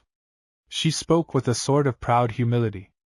"Do you know, there was a time when I thought you might have, I didn't really believe it, but I thought it just possible, that you might have come here to get evidence against the Squaw Creek raiders? You'll despise me, but it's the truth." His face lost color. "And now?" he asked quietly. "Now? I would as soon suspect my father, or myself. I'll show you what I think. The men in it were Jed Briscoe and Yorkie and Dick France." "Stop!" he cried hoarsely. "Is it your wound?" she said quickly. "No, that's all right. But you mustn't tell." "I'm telling, to show whether I trust you. Jed and Yorkie and Dick and Slim." She stopped to listen. Her father's voice was calling her. She rose from her seat. "Wait a moment. There's something I've got to tell you."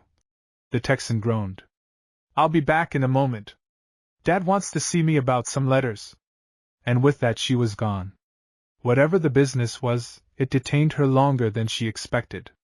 The minutes slipped away, and still she did not return.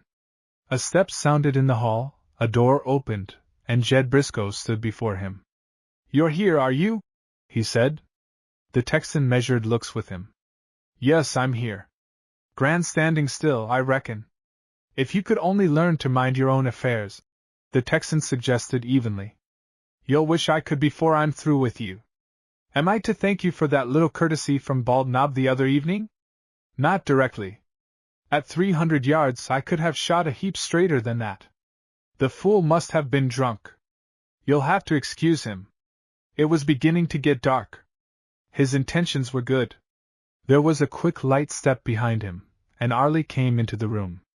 She glanced quickly from one to the other, and there was apprehension in her look.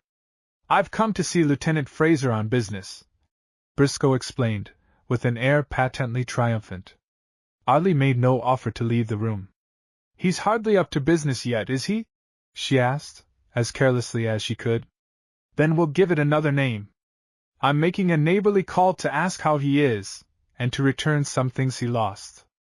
Jed's hand went into his pocket, and drew forth leisurely a photograph. This he handed to Arlie right side up, smiling the while, with a kind of masked deviltry. Found it in Alec Howard's cabin. Seems your coat was hanging over the back of a chair, Lieutenant, and this and a paper fell out. One of the boys must have kicked it to one side, and it was overlooked. Later I ran across it. So I'm bringing it back to you. In spite of herself, Arlie's eyes fell to the photograph. It was a snapshot of the ranger and a very attractive young woman.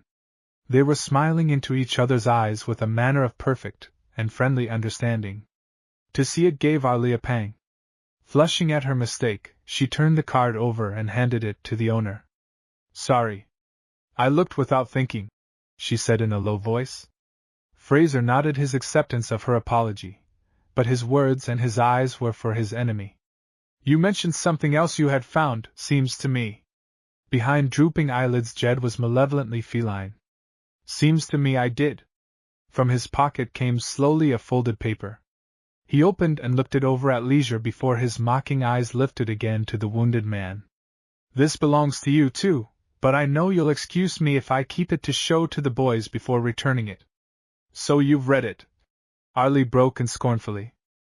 He grinned at her and nodded. Yes, I've read it, my dear.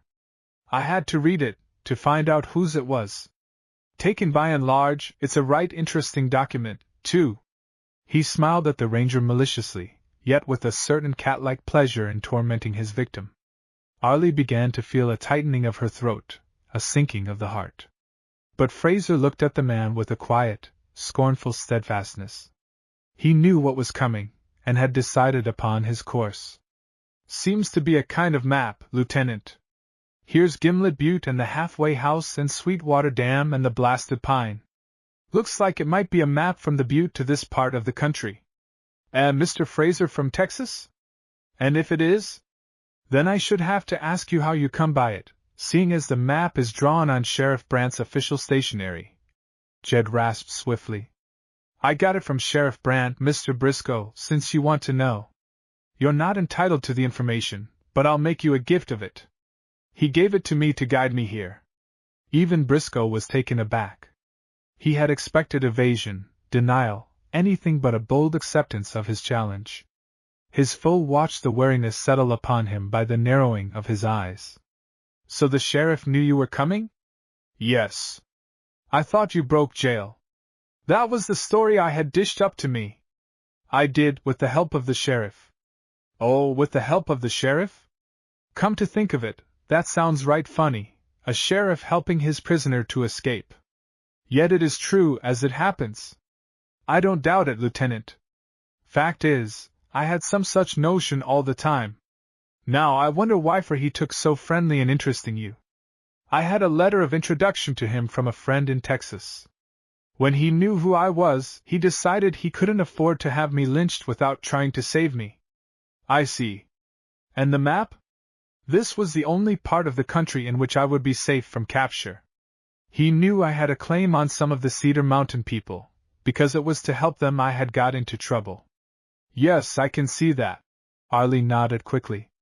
Of course, that is just what the sheriff would think. Folks can always see what they want to, Arlie, Jed commented. Now I can't see all that by a lot. It isn't necessary you should, Mr. Briscoe, Fraser retorted. Or else I see a good deal more, Lieutenant, Jed returned, with his smooth smile. Nub, the sheriff helped you on your way because you're such a good detective. He's got ambitions, Brand has. So has Hilliard, the prosecuting attorney. Happened to see him, by the way? Yes. Jed nodded. I figured you had. Yes, it would be Hilliard worked the scheme out, I expect. You're a good deal of a detective yourself, Mr. Briscoe. The Texan laughed heartily. Perhaps I could get you a job in the Rangers. There may be a vacancy there soon, Jed agreed. What's the use of talking that way, Jed? Are you threatening Mr. Fraser? If anything happens to him, I'll remember this, Arlie told him. Have I mentioned any threats, Arlie? It is well known that Lieutenant Fraser has enemies here. It don't take a prophet to tell that, after what happened the other night. Any more than it takes a prophet to tell that you are one of them. I play my own hand. I don't lie down before him, or any other man. He'd better not get in my way, unless he's sure he's a better man than I am. But he isn't in your way, Arlie insisted. He has told a plain story. I believe every word of it. I notice he didn't tell any of his plain story until we proved it on him. He comes through with his story after he's caught with the goods. Don't you know that every criminal that is caught has a smooth explanation? I haven't any doubt Mr. Briscoe will have one when his turn comes, the ranger remarked. Jed wheeled on him. His eyes glittered menace. You've said one word too much. I'll give you 48 hours to get out of this valley. How dare you, Jed, and in my house? Arlie cried. I won't have it. I won't have blood shed between you. It's up to him, answered the cattleman, his jaw set like a vice. Persuade him to get out, and there'll be no blood shed. You have no right to ask it of him. You ought not. She stopped, aware of the futility of urging a moral consideration upon the man, and fell back upon the practical. He couldn't travel that soon, even if he wanted to. He's not strong enough. You know that. All right. We'll call it a week. If he's still here a week from today, there will be trouble. With that, he turned on his heel and left the room. They heard his spurs trailing across the porch and jingling down the steps, after which they caught a momentary vision of him, dark and sinister, as his horse flashed past the window. The ranger smiled, but rather seriously. The fat's in the fire now, sure enough, ma'am. She turned anxiously upon him. Why did you tell him all that? Why did you let him go away, believing you were here as a spy to trap him and his friends? I let him have the truth. Anyhow, I couldn't have made good with a denial. He had the evidence. I can't keep him from believing what he wants to. He'll tell all his friends. He'll exaggerate the facts and stir up sentiment against you. He'll say you came here as a detective to get evidence against the Squaw Creek raiders. Then he'll tell the truth. She took it in slowly, with a gathering horror. The truth, she repeated, almost under her breath. You can't mean, are you here as a spy upon my friends? I didn't know they were your friends when I took the job. If you'll listen, I'll explain. Words burst from her in gathering bitterness. What is there to explain, sir? The facts cry to heaven. I brought you into this valley, gave you the freedom of our home against my father's first instinct. I introduced you to my friends, and no doubt they told you much you wanted to know. They are simple, honest folks, who don't know a spy when they see one. And I, fool that I am, I vouched for you. More, I stood between you and the fate you deserved. And lastly, in my blind conceit, I have told you the names of the men in the Squaw Creek trouble. If I had only known, and I had all the evidence, but I was so blind I would not see you were a snake in the grass. He put out a hand to stop her, and she drew back as if his touch were pollution. From the other side of the room, she looked across at him in bitter scorn. I shall make arrangements to have you taken out of the valley at once, sir. You needn't take the trouble, Miss Arlie. I'm not going out of the valley. If you'll have me taken to Alec Howard's shack, which is where you brought me from, I'll be under obligations to you. Whatever you are, I'm not going to have your blood on my hands. You've got to leave the valley. I have to thank you for all your kindness to me. If you'd extended a trifle further and listened to what I've got to say, I'd be grateful. I don't care to hear your excuses. Go quickly, sir, before you meet the end you deserve, and give up the poor men I have betrayed to you. She spoke in a choked voice, as if she could scarce breathe. If you'd only listened before you. I've listened to you too long. I was so sure I knew more than my father than my friends. I'll listen no more. The Texan gave it up. All right, ma'am. Just as you say. If you'll order some kind of a rig for me, I'll not trouble you longer. I'm sorry that it's got to be this way. Maybe sometime you'll see it different. Never. She flashed passionately, and fled from the room. He did not see her again before he left. Bobby came to get him in a light road trap they had. The boy looked at him askance, as if he knew something was wrong. Presently they turned a corner and left the ranch shut from sight in a fold of the hills. At the first division of the road Fraser came to a difference of opinion with Bobby. "Arlie said you was going to leave the valley. She told me I was to take you to Speed's place. She misunderstood. I am going to Alec Howard's. But that ain't what she told me." Steve took the reins from him and turned into the trail that led to Howard's place. "You can explain to her, Bobby, that you couldn't make me see it that way." An hour later he descended upon Howard, a big, raw-boned ranchman, who had succumbed quickly to a deep friendship for this admirable Crichton of the plains. "Hello, Steve! Glad to death to see you. Hope you've come to stay, you old pie-eater," he cried joyously, at sight of the Texan. Fraser got down. "Wait here a moment, Bobby. I want to have a talk with Alec. I may go on with you." They went into the cabin, and Fraser sat down. He was still far from strong. "What's up, Steve?" the rancher asked.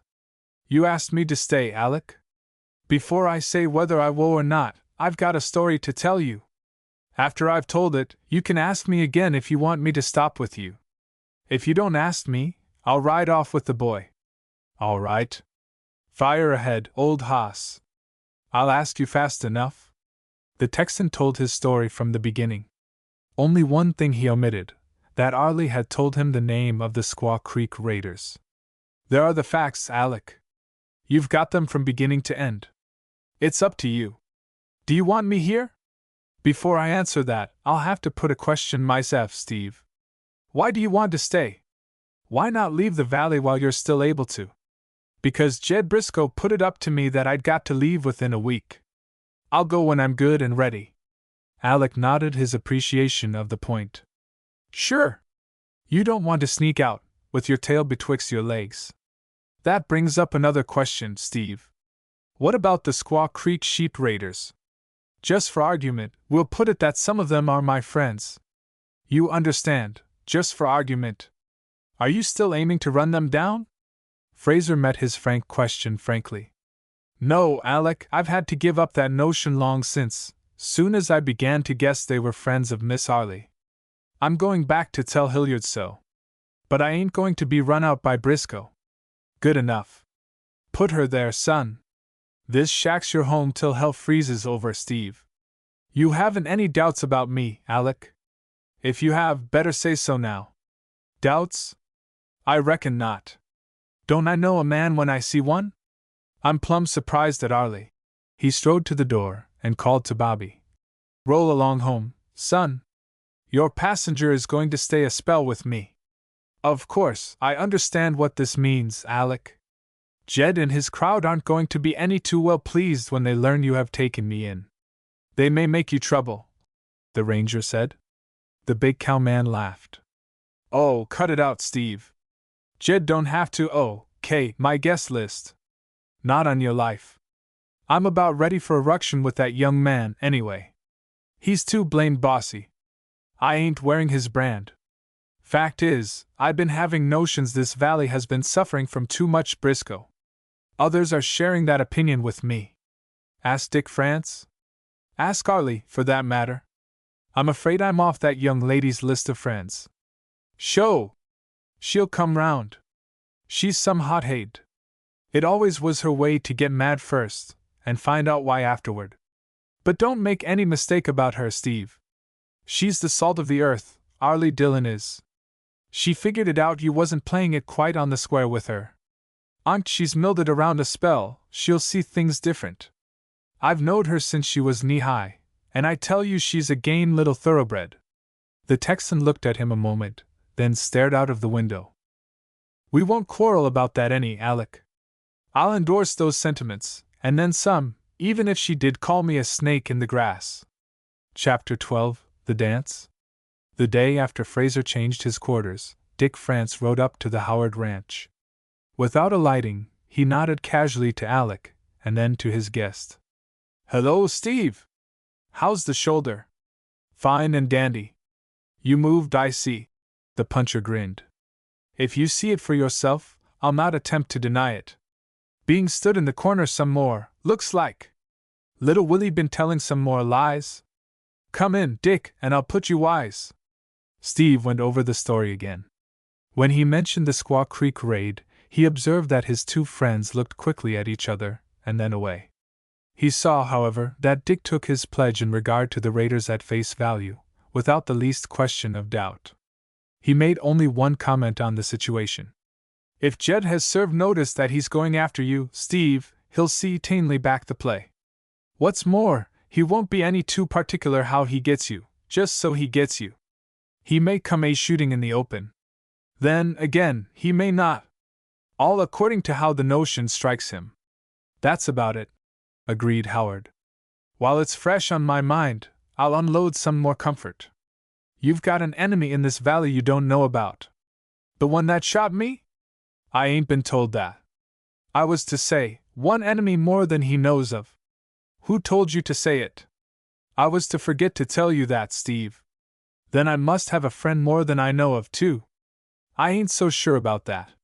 You might call her a hostile friend. It's a lady, then. I can guess who. Honest, I didn't mean to tell you, Steve. It slipped out. I won't hold it against you. She sent for me last night, and this morning I dropped round. Now, what do you reckon she wanted with me? Give it up. I'm to take a day off and ride around among the boys, so as to see them before Jed does. I'm to load them up with misrepresentations about how you and the sheriff happen to be working in cahoots. I gather that the lady is through with you, but she don't want your scalp collected by the boys. I'm learning to be thankful for small favors, Fraser said dryly. She figures me up a skunk, but hates to have me massacred in her backyard. Ain't that about it, Dick? Somewheres betwixt and between. France nodded. Say, you lads going to the dance at Milliken's? Didn't know there was one. Sure. Big doings. Monday night. Always have a dance after the spring roundup.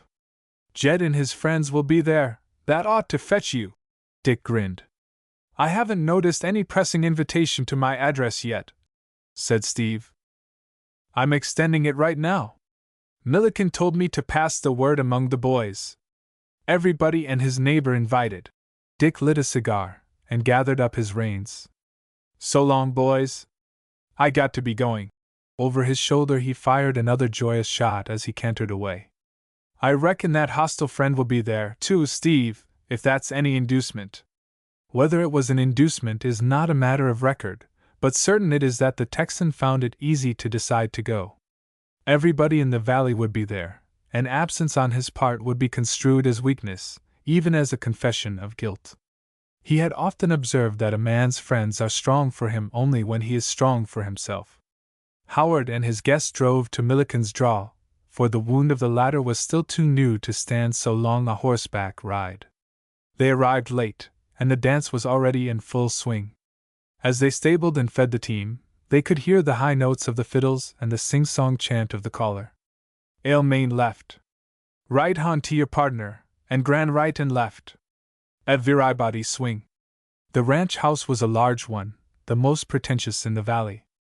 A large hall opened into a living room and a dining room, by means of large double doors, which had been drawn back, so as to make one room of them.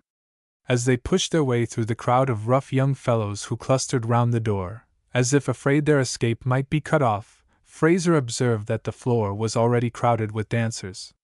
The quadrille came to an end as he arrived, and, after they had seated their partners, red-faced perspiring young punchers swelled the knot around the door.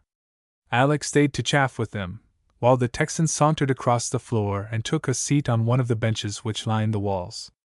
As he did so, a man and his partner, so busy in talk with each other that they had not observed who he was, sat down beside him in such position that the young woman was next him. Without having looked directly at either of them, Fraser knew that the girl was Arlie Dillon, and her escort Jed Briscoe. She had her back half turned toward him, so that, even after she was seated, she did not recognize her neighbor. Steve smiled pleasantly, and became absorbed in a rather noisy bout of repartee going on between one swain and his lass, not so absorbed, however, as not to notice that he and his unconscious neighbors were becoming a covert focus of attention. He had already noticed a shade of self-consciousness in the greeting of those whom he met, a hint of a suggestion that he was on trial. Among some this feeling was evidently more pronounced. He met more than one pair of eyes that gave back to his genial nod cold hostility.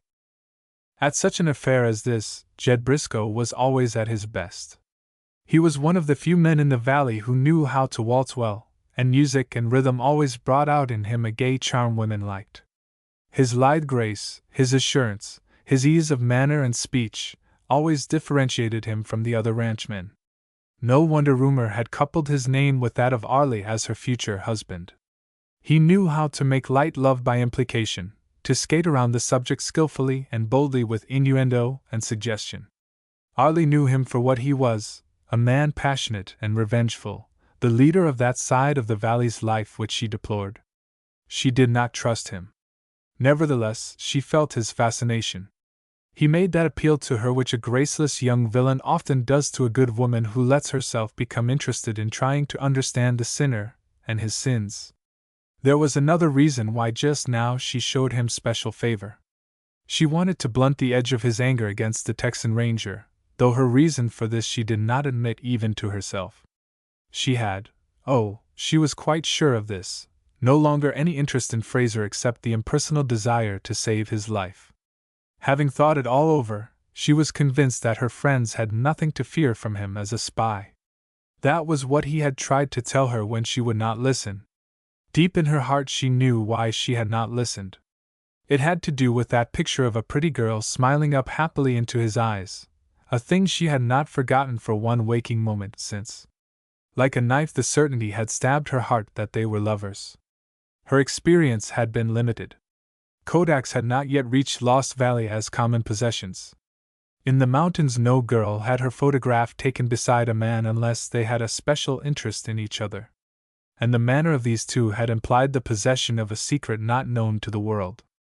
So Arlie froze her heart toward the Texan, all the more because he had touched her girlish imagination to sweet hidden dreams of which her innocence had been unnecessarily ashamed. He had spoken no love to her, nor had he implied it exactly.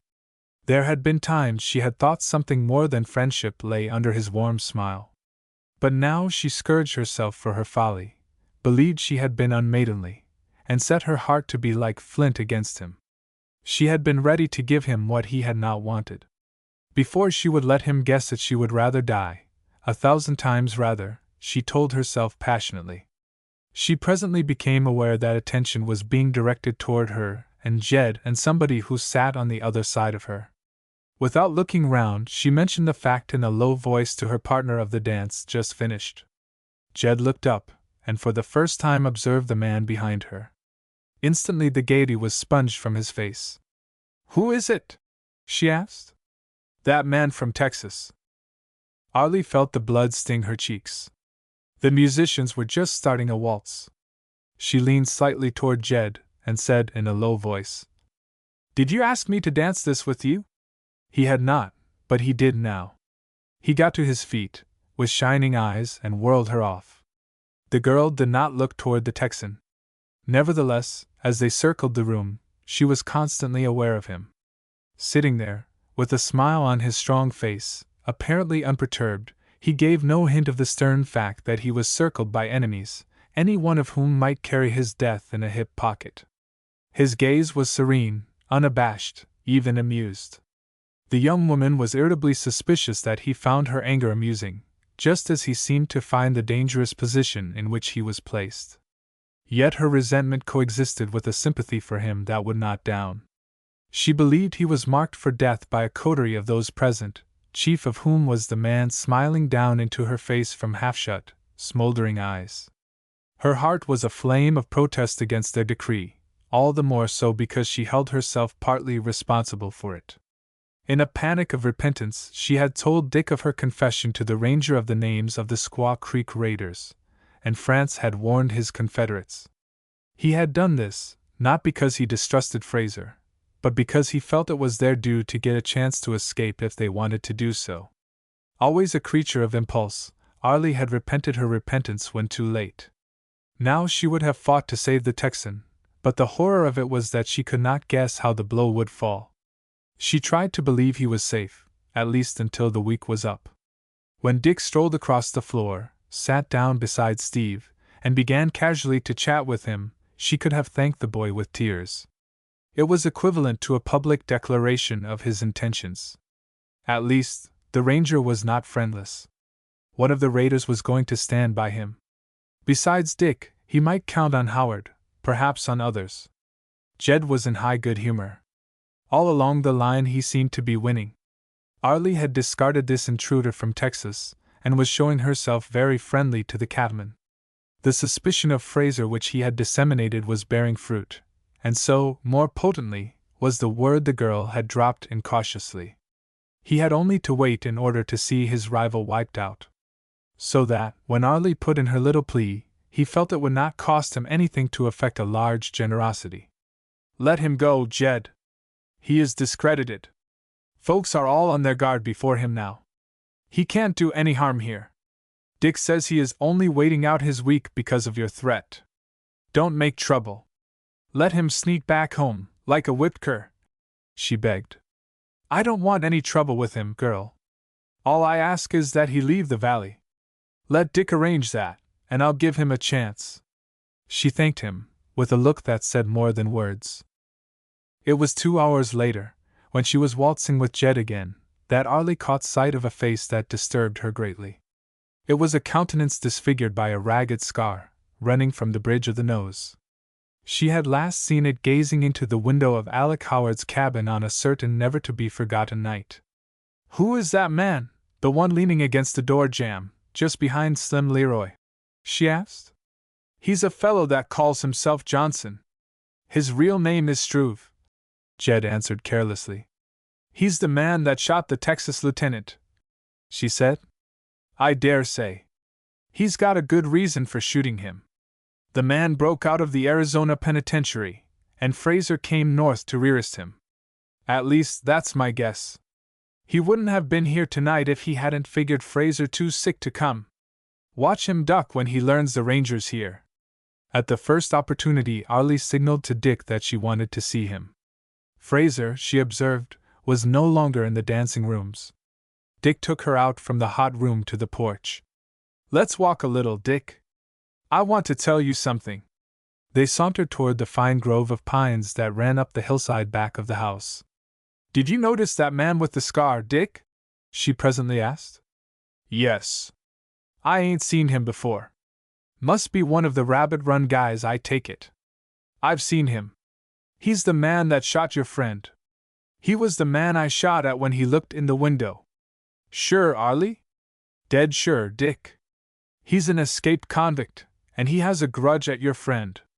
He is afraid of him, too. Look out for Lieutenant Fraser tonight. Don't let him wander around outside. If he does, there may be murder done."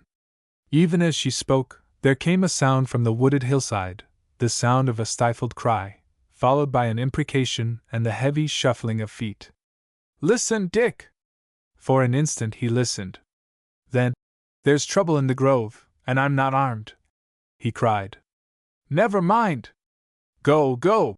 she shrieked, pushing him forward. For herself, she turned, and ran like a deer for the house. Siegfried was sitting on the porch, whittling a stick.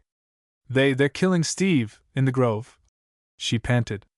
Without a word he rolled off, like a buffalo cow, toward the scene of action. Arlie pushed into the house and called for Jed. Chapter 13. The Wolf Howls. As Steve strolled out into the moonlight, he left behind him the monotonous thumping of heavy feet and the sing-song voice of the caller. Came to him, in the high, strident voice of Lute Perkins. He took a deep breath of fresh, clean air, and looked about him. After the hot, dusty room, the grove, with its green foliage, through which the moonlight filtered, looked invitingly cool. He sauntered forward, climbed the hill up which the wooded patch straggled, and sat down, with his back to a pine. Behind the valley rampart, he could see the dim, saw-toothed Teton peaks, looking like ghostly shapes in the moonlight. The night was peaceful. Faint and mellow came the sound of jovial romping from the house. Otherwise, beneath the distant stars, a perfect stillness held. How long he sat there, letting thoughts happen dreamily rather than producing them of gray matter, he did not know. A slight sound, the snapping of a twig, brought his mind to alertness without causing the slightest movement of his body. His first thought was that, in accordance with dance etiquette in the ranch country, his revolver was in its holster under the seat of the trap in which they had driven over. Since his week was not up, he had expected no attack from Jed and his friends.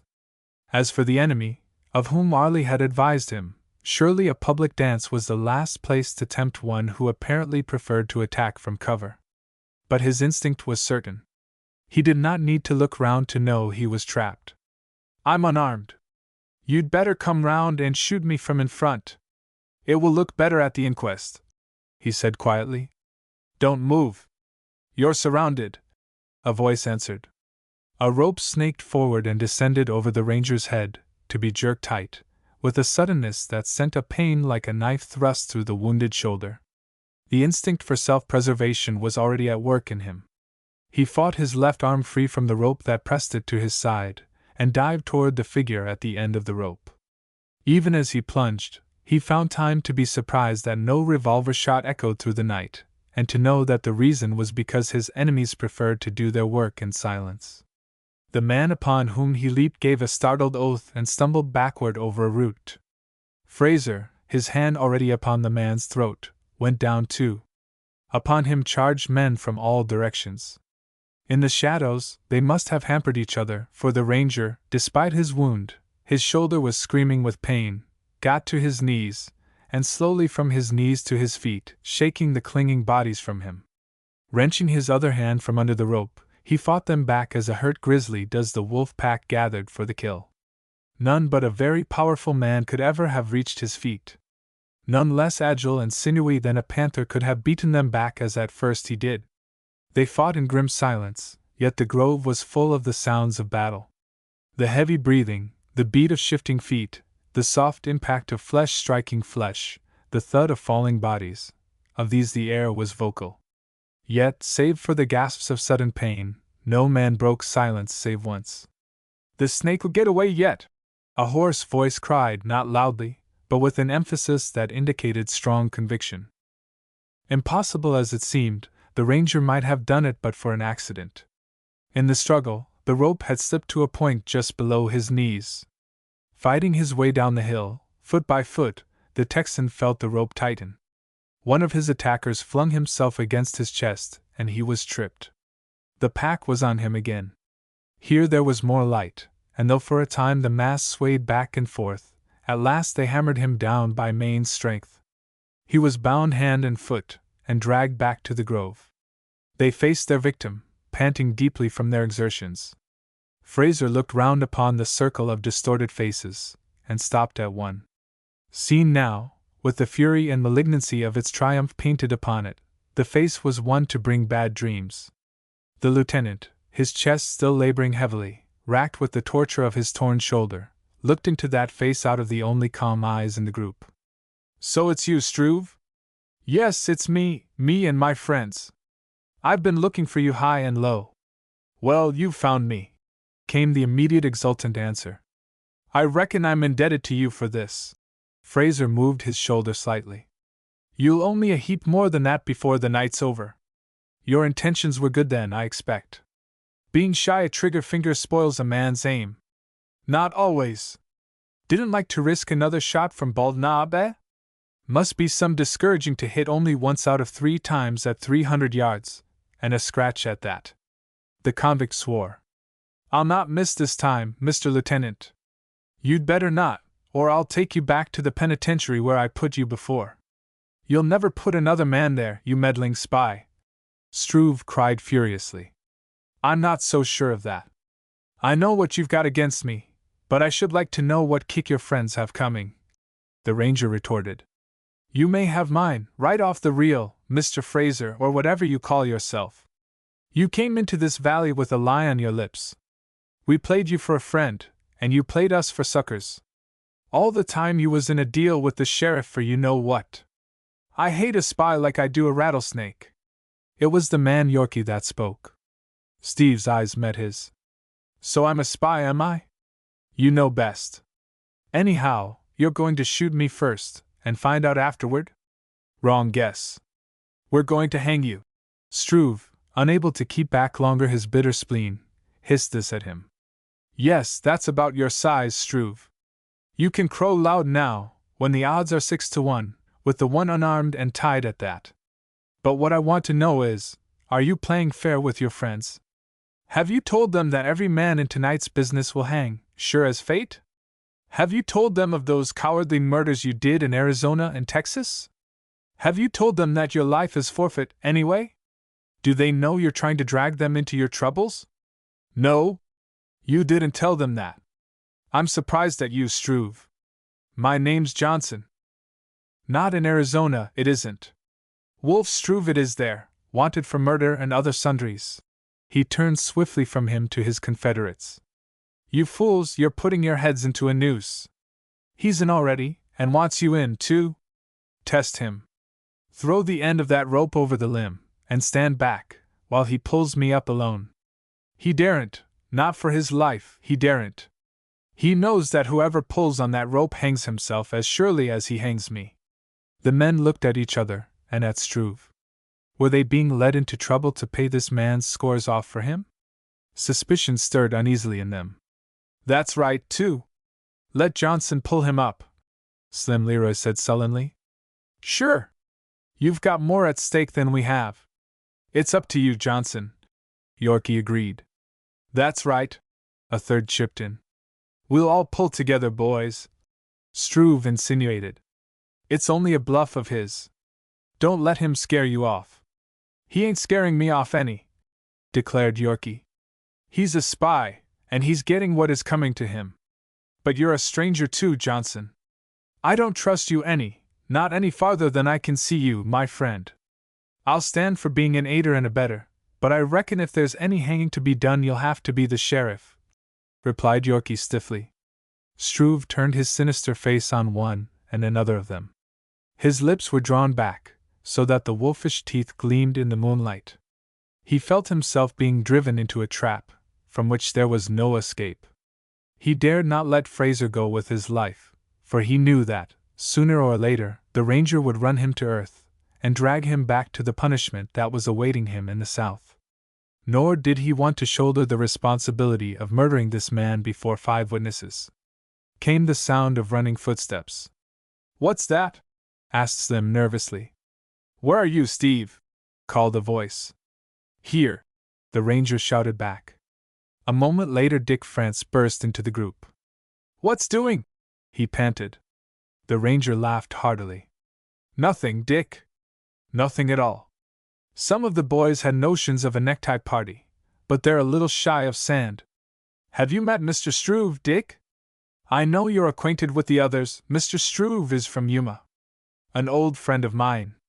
Fact is, I induced him to locate at Yuma.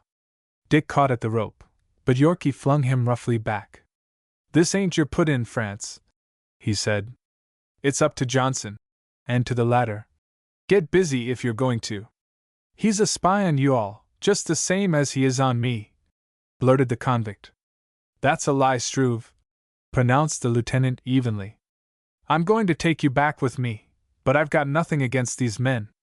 I want to announce right now, no matter who tells a different story, that I haven't lost any Squaw Creek raiders and I'm not hunting any. You hear? He came into this valley after me. Wrong again, Struve. I didn't know you were here. But I know now, and I serve notice that I'm going to take you back with me, dead or alive. That's what I'm paid for, and that's what I'm going to do. It was amazing to hear this man, with a rope round his neck, announce calmly what he was going to do to the man who had only to pull that rope to send him into eternity. The very audacity of it had its effect. Slim spoke up. I don't reckon we better go any farther with this thing, Yorkie. No, I don't reckon you had, cut in Dick sharply. I'll not stand for it. Again the footsteps of a running man reached them. It was Siegfried. He plunged into the group like a wild bull, shook the hair out of his eyes, and planted himself beside Fraser. With one backward buffet of his great arm he sent Johnson heels over head. He caught Yorkie by the shoulders, strong man though the latter was, and shook him till his teeth rattled, after which he flung him reeling a dozen yards to the ground. The Norwegian was reaching for Dick when Fraser stopped him. "That's enough of a clean-up right now, Sig. Dick butted in like you to help me," he explained. "The derned coyotes!" roared the big Norseman furiously, leaping at Leroy and tossing him over his head as an enraged bull does. He turned upon the other three, shaking his tangled mane, but they were already in flight. "I'll show them! I'll show them!" he kept saying as he came back to the man he had rescued. "You've showed them plenty, Sig. Cut out the rough house before you maim some of these gents who didn't invite you to their party." The ranger felt the earth sway beneath him as he spoke. His wound had been torn loose in the fight, and was bleeding. Limply he leaned against the tree for support. It was at this moment he caught sight of Arlie and Briscoe as they ran up. Involuntarily he straightened almost jauntily. The girl looked at him with that deep, eager look of fear he had seen before, and met that unconquerable smile of his. The rope was still round his neck and the coat was stripped from his back. He was white to the lips, and she could see he could scarce stand, even with the support of the pine trunk. His face was bruised and battered. His hat was gone, and hidden somewhere in his crisp short hair was a cut from which blood dripped to the forehead. The bound arm had been torn from its bandages in the unequal battle he had fought. But for all his desperate plight he still carried the invincible look that nothing less than death can rob some men of.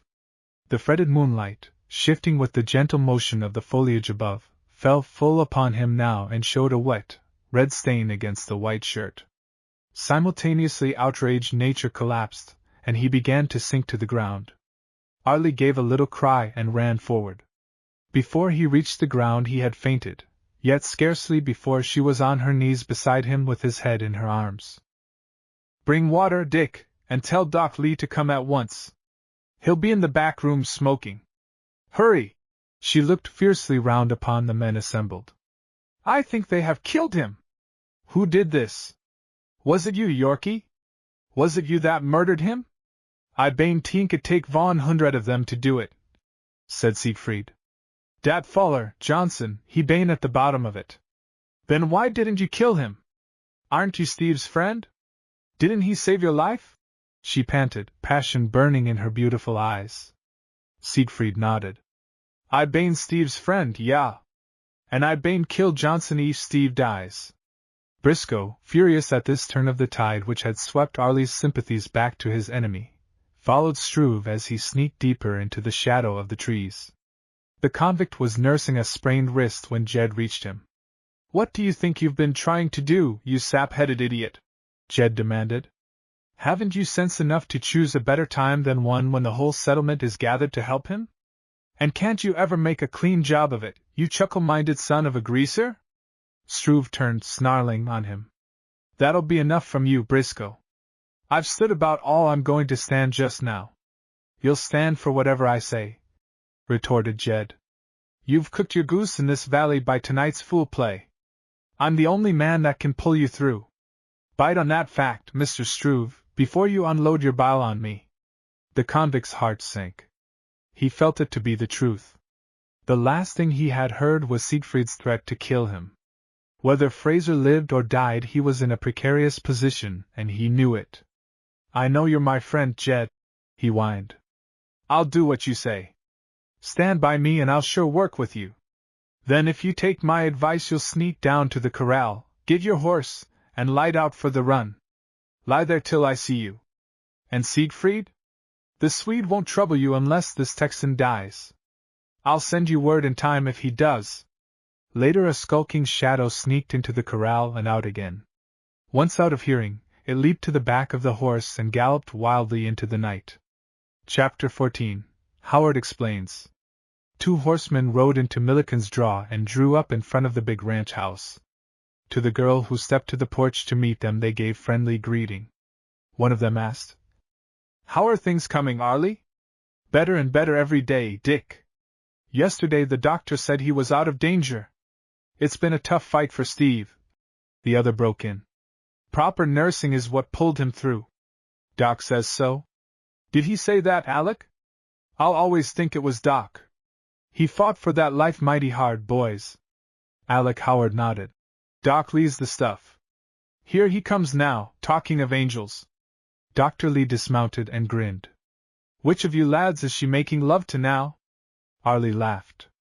He can't understand that I don't make love to anybody but him, she explained to the younger men. She never did to me, Doc, Dick said regretfully. No, we were just talking about you, Doc. Fire ahead, young woman, said the doctor, with assumed severity. I'm here to defend myself now. Alec was calling you an angel, and I was laughing at him, said the girl demurely.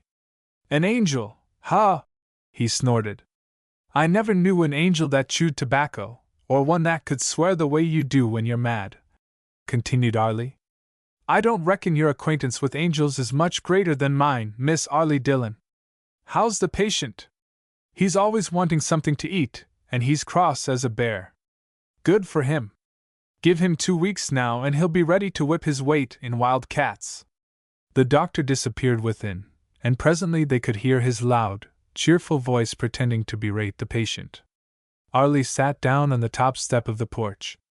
Boys, I don't know what I would have done if he had died. It would have been all my fault. I had no business to tell him the names of you boys that rode in the raid, and afterward to tell you that I told him. She accused herself. No, you had no business to tell him, though it happens he's safe as a bank vault. Howard commented. I don't know how I came to do it, the girl continued. Jed had made me suspicious of him, and then I found out something fine he had done for me. I wanted him to know I trusted him. That was the first thing I thought of, and I told it. He tried to stop me, but I'm such an impulsive little fool.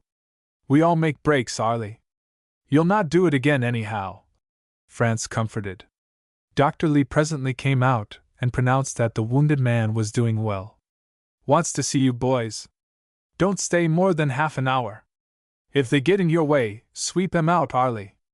The cowpunchers entered the sick room with the subdued, gingerly tread of professional undertakers. I ain't so had as that yet, boys, the patient laughed.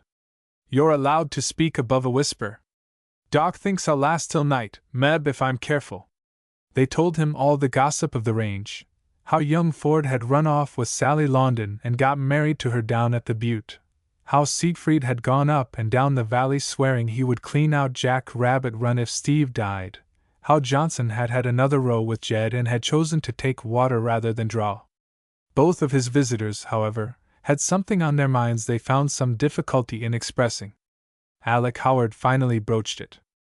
Arlie told you the names of some of the boys that were in the Squaw Creek sheep raid.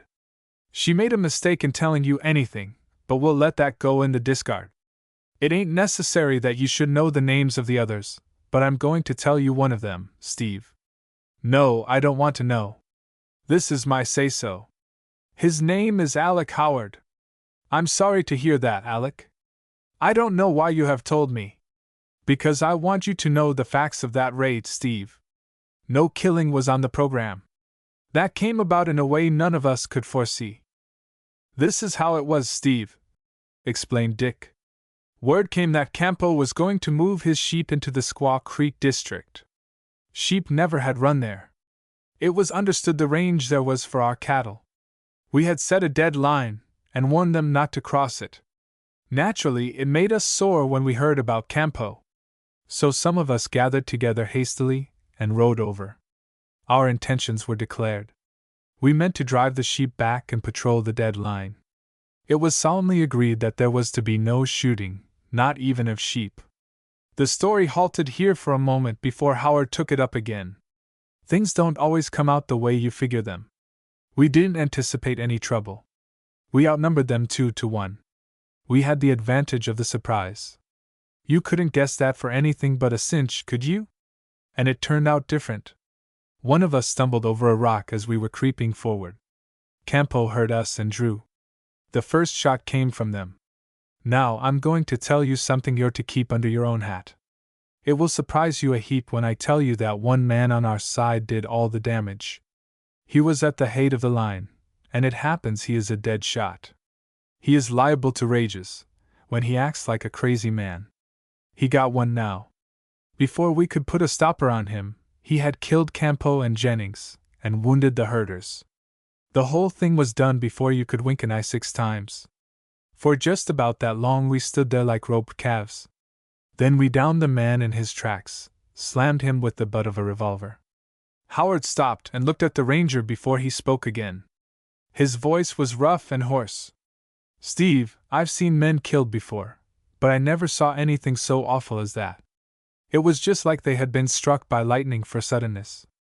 There was that devil scattering death among them and the poor fellows crumpling up like rabbits. I tell you, every time I think of it the thing makes me sick. The ranger nodded. He understood. The picture rose before him of a man in a berserk rage, stark mad for the moment, playing destiny on that lonely, moonlit hill. The face his instinct fitted to the irresponsible murderer was that of Jed Briscoe. Somehow he was sure of that, beyond the shadow of a doubt. His imagination conceived that long ride back across the hills, the deep agonies of silence, the fierce moments of vindictive accusation.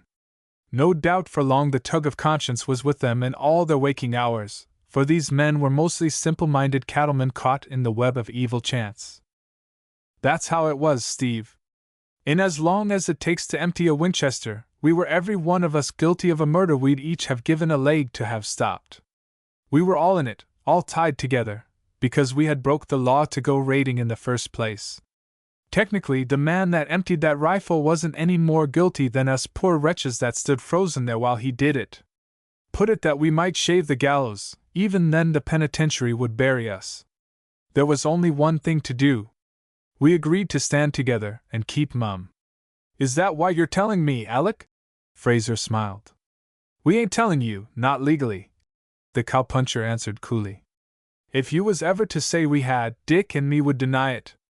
But we ain't worrying any about you telling it. You're a clam, and we know it. No, we're telling you, son, because we want you to know about how it was. The boys didn't ride out to do murder. They rode out simply to drive the sheep off their range. The Texan nodded. That's about how I figured it. I'm glad you told me, boys. I reckon I don't need to tell you I'm padlocked in regard to this. Arlie came to the door and looked in. It's time you boys were going. Doc said a half hour. All right, Arlie, responded Dick. So long, Steve. Be good, you old pie-eater. After they had gone, the Texan lay silent for a long time. He understood perfectly their motive in telling him the story. They had not compromised themselves legally, since a denial would have given them 2-1 in the matter of witnesses. But they wished him to see that, morally, every man but one who rode on that raid was guiltless of the Squaw Creek murders. Arlie came in presently, and sat down near the window with some embroidery. Did the boys tire you? She asked, noting his unusual silence. No, I was thinking about what they told me. They were giving me the inside facts of the Squaw Creek raid. She looked up in surprise. They were? A little smile began to dimple the corners of her mouth. That's funny, because they had just got through forgiving me for what I told you. What they told me was how the shooting occurred. I don't know anything about that. When I told you their names, I was only telling what I had heard people whisper. That's all I knew. You've been troubled because your friends were in this, haven't you? You hated to think it of them, didn't you? He asked. Yes. It has troubled me a lot. Don't let it trouble you any more. One man was responsible for all the bloodshed. He went mad and saw red for half a minute. Before the rest could stop him, the slaughter was done. The other boys aren't guilty of that, any more than you or I. Oh, I'm glad, she cried softly. Then, looking up quickly to him. Who was the man? She asked. I don't know. It is better that neither of us should know that. I'm glad the boys told you. It shows they trust you.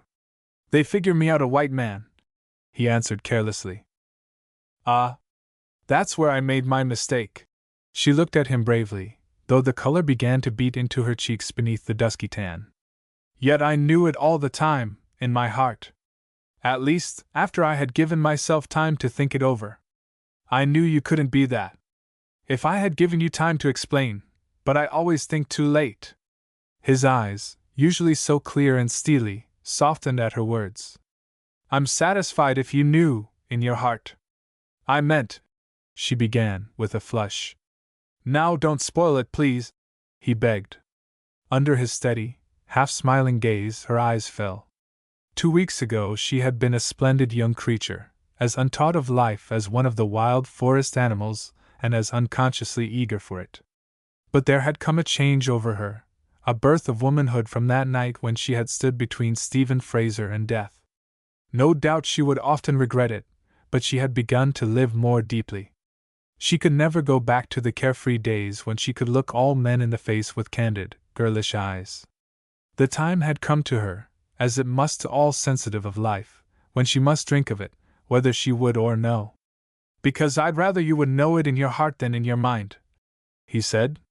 Something sweet and terrifying, with the tingle and warmth of rare wine in it, began to glow in her veins. Eyes shy, eager, frightened, met his for an instant. Then she remembered the other girl.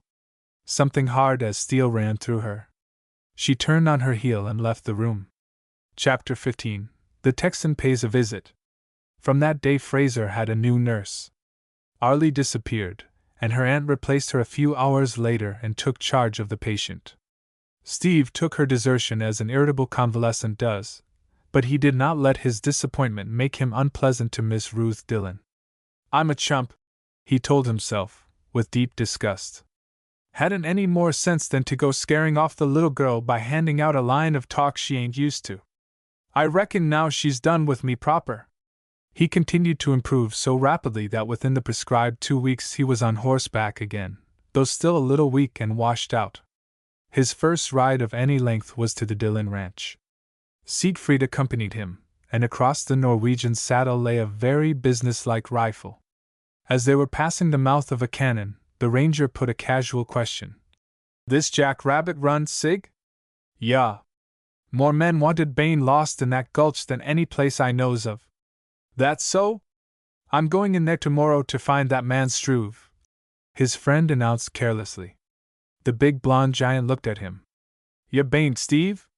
Why, you bain't fit to tackle a den o' wild cats." An admiring grin lit the Norwegian's face. "Dern my hide, you've got 'em all skinned for grit, Steve. O' course I bain goin' with ye. If it won't get you in bad with your friends, I'll be glad to have you, Sig." "They bain't my friends. I bain shook them, and served notice to that effect." "Glad of it. Ye bain goin' in after Struve only?" "Yes. He's the only man I want." "Then I bain go in, and bring him out to ye." Fraser shook his head. "No, old man, I've got to play my own hand. I think it'd be a lot safer for me to happen in and get him," remonstrated Siegfried. "Safer for me," corrected the lieutenant, smiling. "No, I can't work that way. I've got to take my own chances. You can go along, though, on one condition. You're not to interfere between me and Struve. If someone else butts in, you may ask him why if you like. I bain tink ye von fool, Steve. But I bain no boss. That ye says goes."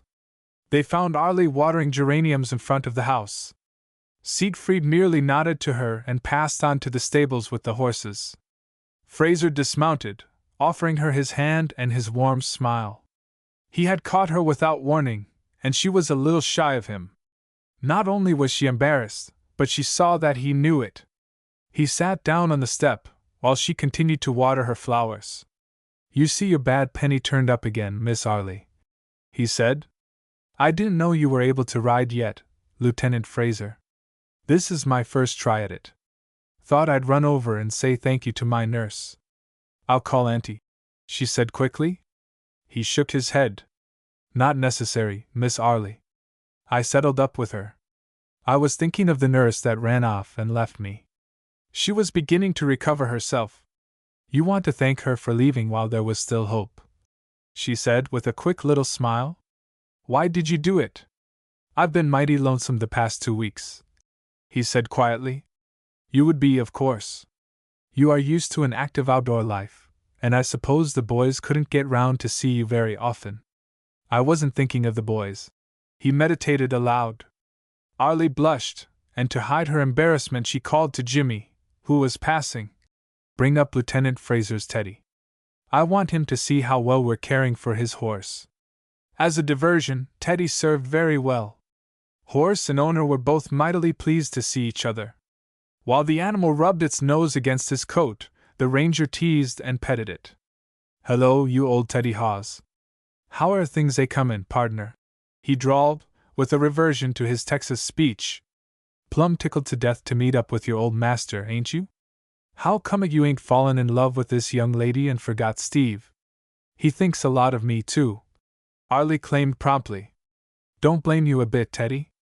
I'll see Tainley shake hands with you on that. But life's just meetin' and partin', old Haws. I got to take you away for good, day after tomorrow." "Where are you going?" the girl asked quickly. Then, to cover the swift interest of her question, "But, of course, it is time you were going back to your business." "No, ma'am, that is just it. Seems to me either too soon or too late to be going." She had her face turned from him, and was busy over her plants, to hide the tremulous dismay that had shaken her at his news. She did not ask him what he meant, nor did she ask again where he was going. For the moment, she could not trust her voice to say more. "Too late, because I've seen in this valley someone I'll never forget, and too soon because that someone will forget me, sure as a gun," he told her. "Not if you write to him." "It isn't to him. It's my little nurse. I'll tell Auntie how you feel about it, and I'm sure she won't forget you." "You know mighty well I ain't talking about Auntie." "Then I suppose you must mean me." "That's who I'm meaning. I think I'll be able to remember you if I try, by Teddy," she answered, without looking at him, and devoted herself to petting the horse. Would it be any use to say any more, Arlie?" he asked, in a low voice, as he stood beside her, with Teddy's nose in his hands. I don't know what you mean, sir. Please don't say anything more about it." Then again memory of the other girl flamed through her. "No, it wouldn't, not a bit of use, not a bit," she broke out fiercely. "You mean you couldn't?" The flame in her face, the eyes that met his, as if drawn by a magnet, still held their anger, but mingled with it was a piteous plea for mercy. I'm only a girl. Why don't you let me alone?" she cried bitterly, and hard upon her own words turned and ran from the room. Steve looked after her in amazed surprise. "Now don't it beat the band the way a woman takes a thing?" Dubiously he took himself to the stable and said goodbye to Dylan. An hour later she went down to dinner still flushed and excited.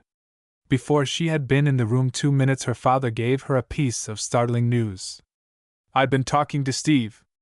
Gracious, Gerald, what do you reckon that boy's going to do?" Arlie felt the color leap into her cheeks. "What, Dad?"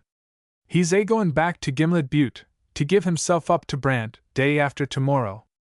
"But what for?" she gasped. "Derned if I know. He's got some fool notion about playin' fair. Seems he came into the Cedar Mountain country to catch the Squaw Creek raiders. Brant let him escape on that pledge. Well, he's give up that notion, and now he thinks, dadgummit, that it's up to him to surrender to Brant again." The girl's eyes were like stars. "And he's going to go back there and give himself up, to be tried for killing Faulkner." Dylan scratched his head. "By gum, Gerald, I didn't think of that. We can't let him go." "Yes, we can. Why, honey, he didn't kill Faulkner, looks like. We can't let him go back there and take our medicine for us. Meb he would be lynched. It's a sure thing he'd be convicted. Never mind. Let him go. I've got a plan, Dad." Her vivid face was alive with the emotion which spoke in it. "When did he say he was going?" she asked buoyantly. "Day after tomorrow. Seems he's got business that keeps him higher tomorrow. What's your day, honey?" She got up and whispered it in his ear. His jaw dropped, and he stared at her in amazement. Chapter 16. The Wolf Bites. Steve came drowsily to consciousness from confused dreams of a cattle stampede and the click of rifles in the hands of enemies who had the drop on him. The rare, untempered sunshine of the Rockies poured into his window from a world outside, wonderful as the early morning of creation.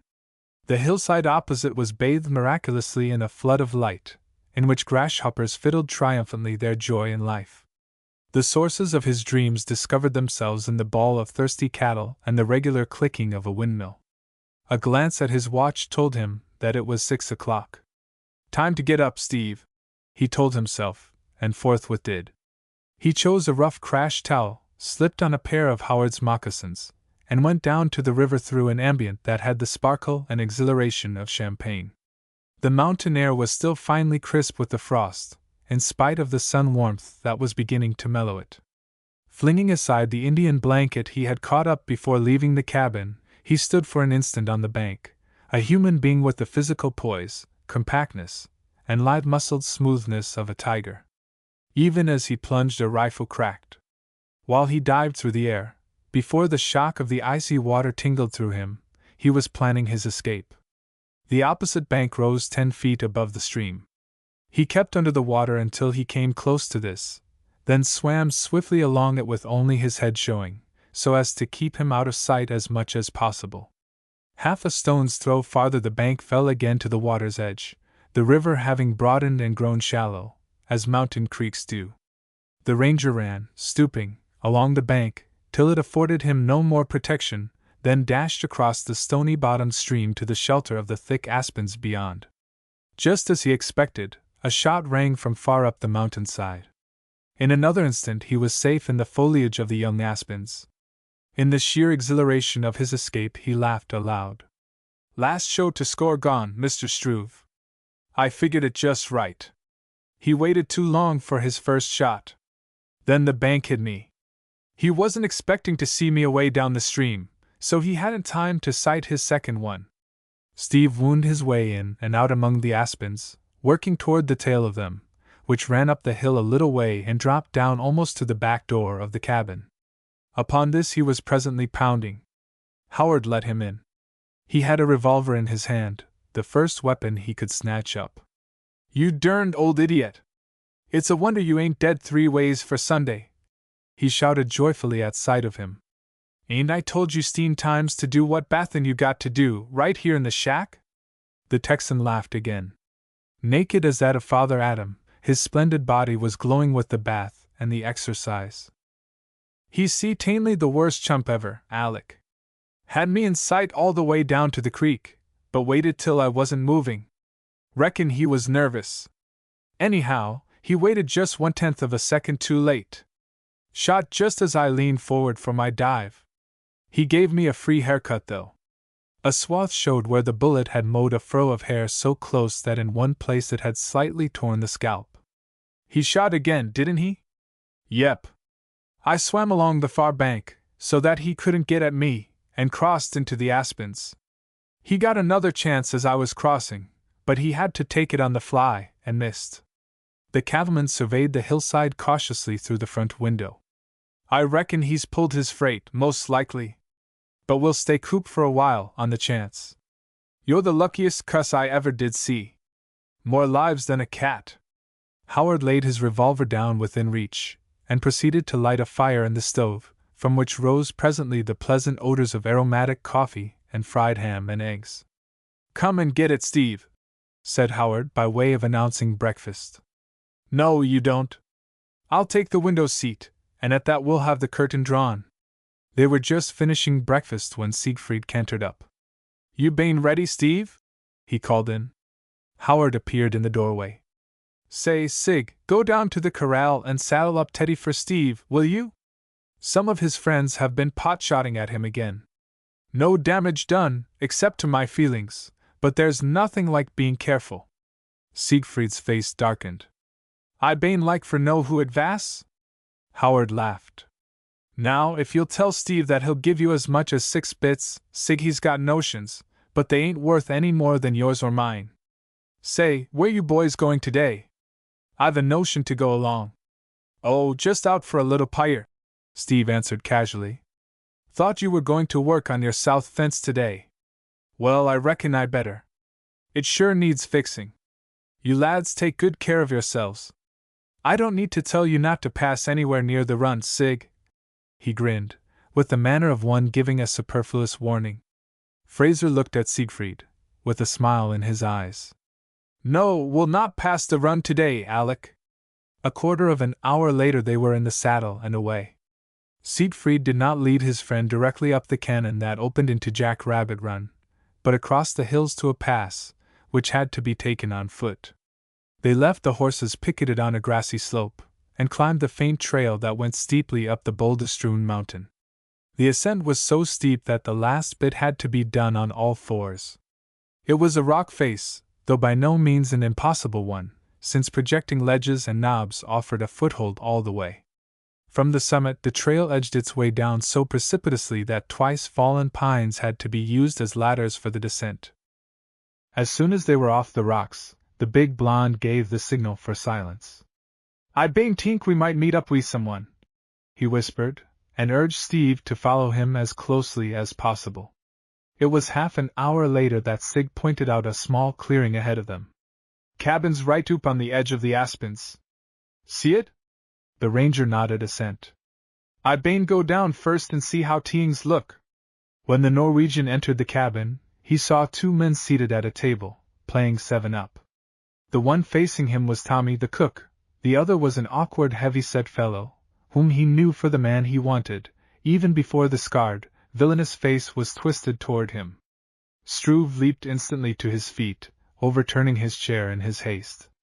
He had not met the big Norseman since the night he had attempted to hang Fraser. "I bane not shoot you now," Siegfried told him. "Right sure of that, are you?" The convict snarled, his hand on his weapon. "If you've got any doubts, now's the time to air them, and we'll settle this thing right now. I bane not shoot, I tell you." Tommy, who had ducked beneath the table at the prospect of trouble, now cautiously emerged.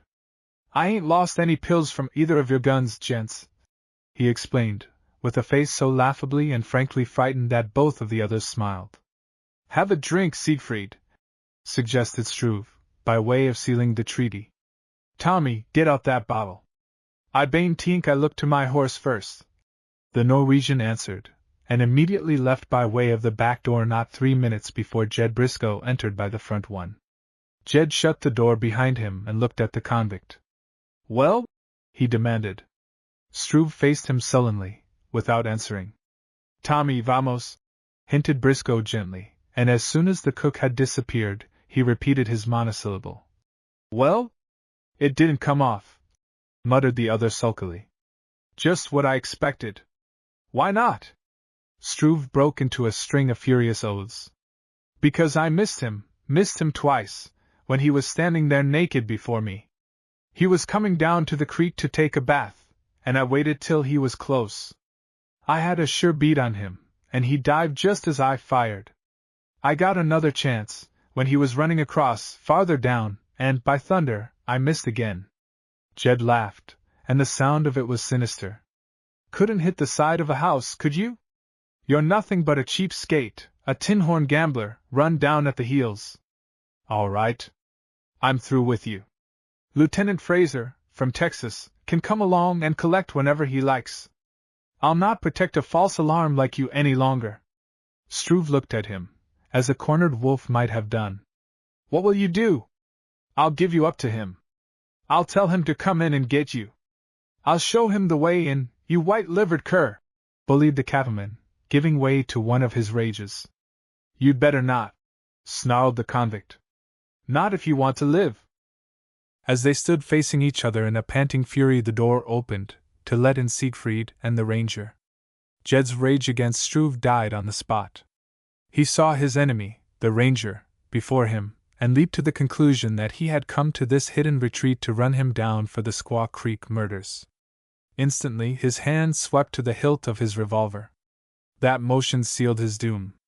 For Struve knew that Siegfried had brought the ranger to capture him, and suspected in the same flash that Briscoe was in on the betrayal. Had not the man as good as told him so, not 30 seconds before? He supposed that Jed was drawing to kill or cover him, and like a flash of lightning, unscabbarded and fired. "You infernal Judas, I'll get you anyhow!" he cried. Jed dropped his weapon, and reeled back against the wall, where he hung for a moment, while the convict pumped a second and a third bullet into his body. Briscoe was dead before Fraser could leap forward and throw his arms round the man who had killed him. Between them, they flung Struve to the ground, and disarmed him. The convict's head had struck as he went down, and it was not for some little time that he recovered fully from his daze. When he did, his hands were tied behind him. I didn't go for to kill him, he whimpered, now thoroughly frightened at what he had done. You both saw it, gentlemen. You did, Lieutenant. So did you, Sig. It was self-defense. He drew on me. I didn't go to do it. Fraser was examining the dead man's wounds. He looked up and said to his friend, Nothing to do for him, Sig. He's gone. I tell you, I didn't mean to do it, pleaded Struve.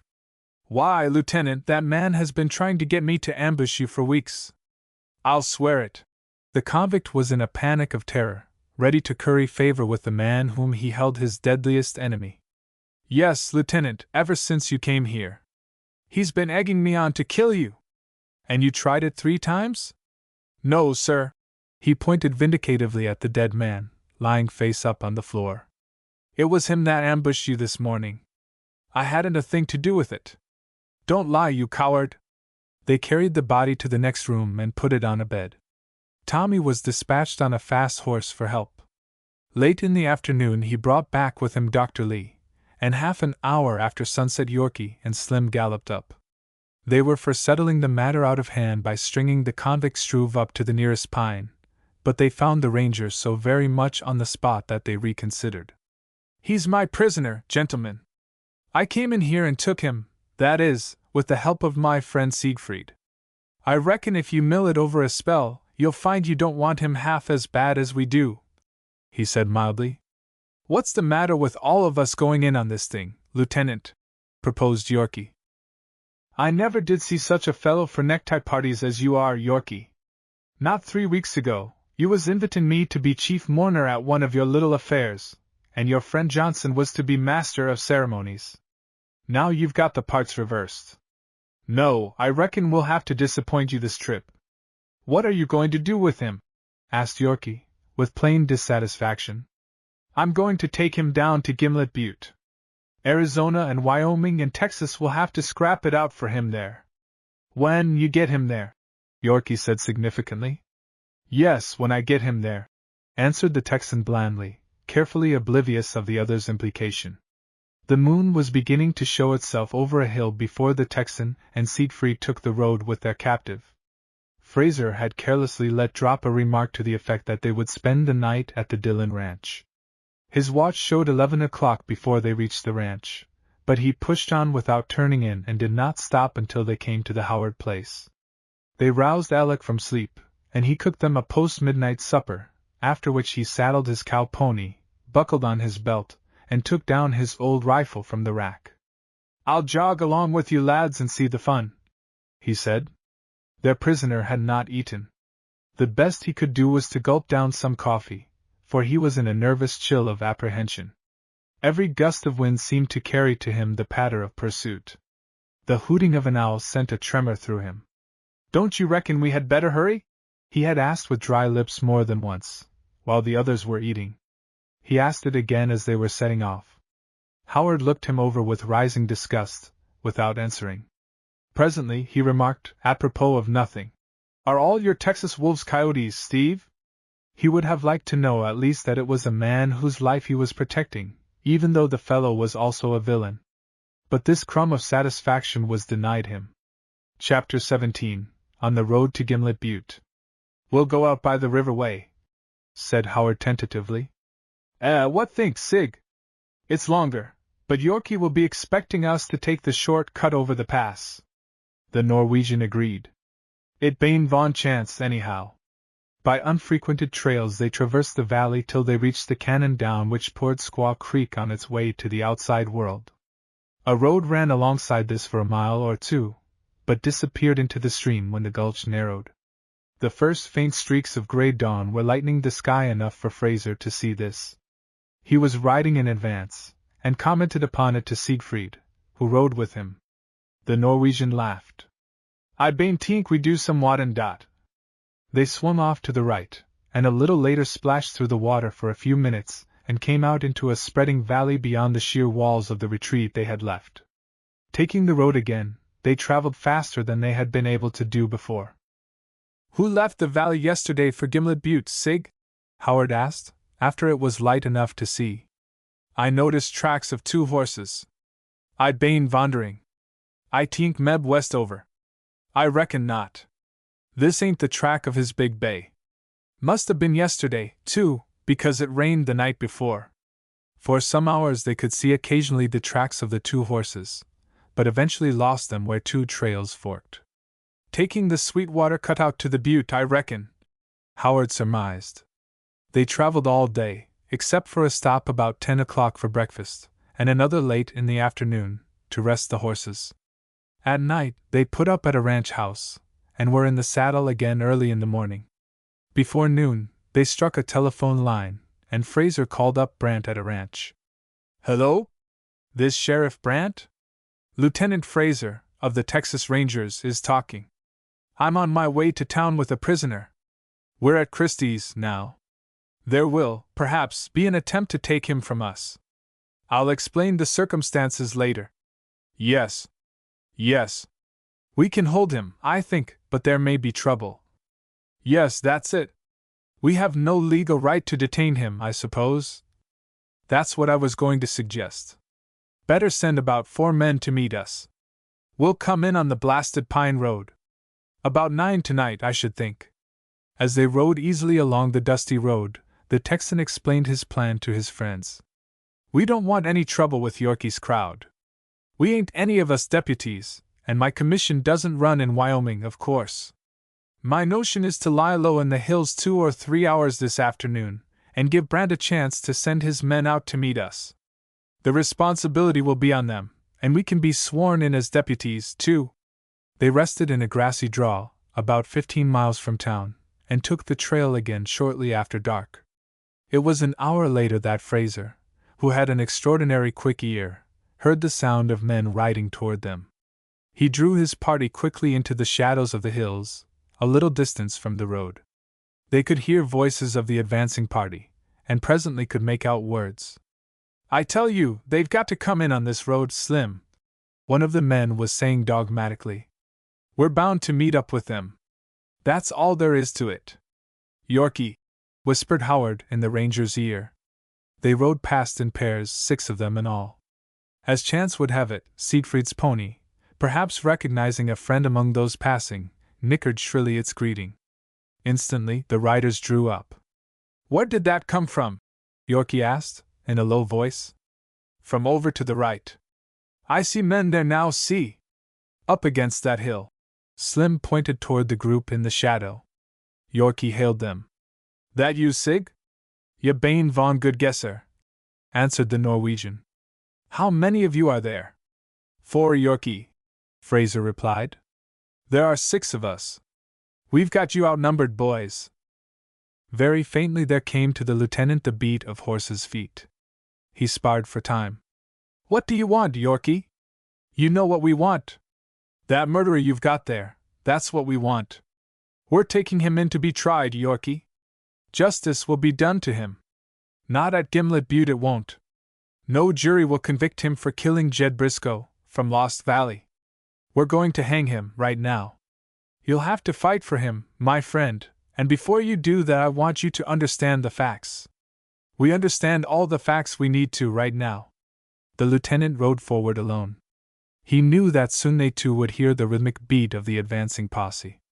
"We've got all night to settle this, boys. Let's do what is fair and square. That's all I ask." "Now you're shouting, Lieutenant.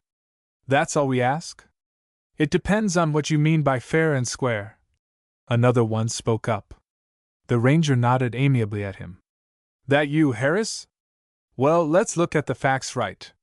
Here's Lost Valley, that's had a bad name ever since it was inhabited. Far as I can make out, its settlers are honest men, regarded outside as miscreants. Just as folks were beginning to forget it, comes the Squaw Creek raid. Now, I'm not going into that, and I'm not going to say a word against a man that lies dead up in the hills. But I'll say this, his death solves a problem for a good many of the boys up there. I'm going to make it my business to see that the facts are known right down in Gimlet Butte. I'm going to lift the blame from the boys that were present, and couldn't help what happened." Yorkie was impressed, but suspicion was not yet banished from his mind. "You seem to know a lot about it, Lieutenant." "No use discussing that, Yorkie. I know what I know. Here's the great big point. If you lynch the man that shot Jed, the word will go out that the valley is still a nest of lawless outlaws. The story will be that the Squaw Creek Raiders and their friends did it. Just as the situation is clearing up nicely, you'll make it 100 times worse by seeming to endorse what Jed did on Squaw Creek. By thunder, that's right, Harris blurted. Fraser spoke again. Listen, boys. Do you hear horses galloping? That is Sheriff Brandt's deputies, coming to our assistance. You've lost the game, but you can save your faces yet. Join us, and help escort the prisoner to town. Nobody need know why you came out. We'll put it that it was to guard against a lynching. The men looked at each other sheepishly. They had been outwitted, and in their hearts were glad of it. Harris turned to the ranger with a laugh. You're a good one, Fraser. Kept us here talking, while your reinforcements came up. Well, boys, I reckon we better join the Sunday school class. So it happened that when Sheriff Brandt and his men came up, they found the mountain folk united. He was surprised at the size of the force with the Texan. You're certainly of a cautious disposition, Lieutenant. With 8 men to help you, I shouldn't have figured you needed my posse, he remarked. It gives you the credit of bringing in the prisoner, Sheriff, Steve told him unblushingly, voicing the first explanation that came to his mind. Chapter 18. A Witness in Rebuttal. 2 hours later, Lieutenant Fraser was closeted with Brandt and Hilliard. He told them his story, or as much of it as he deemed necessary. The prosecuting attorney heard him to an end before he gave a short, skeptical laugh. It doesn't seem to me you've quite lived up to your reputation, Lieutenant, he commented. I wasn't trying to, retorted Steve. What do you mean by that? I have told you how I got into the valley. I couldn't go in there and betray my friends. Hilliard wagged his fat forefinger. How about betraying our trust? How about throwing us down? We let you escape, after you had given us your word to do this job, didn't we? Yes. I had to throw you down. There wasn't any other way. You tell a pretty fishy story, Lieutenant. It doesn't stand to reason that one man did all the mischief on that Squaw Creek raid. It is true. Not a shadow of a doubt of it. I'll bring you 3 witnesses, if you'll agree to hold them guiltless. And I suppose I'm to agree to hold you guiltless of Faulkner's death, too? The lawyer demanded. I didn't say that. I'm here, Mr. Hilliard, to deliver my person because I can't stand by the terms of our agreement. I think I've been fair with you.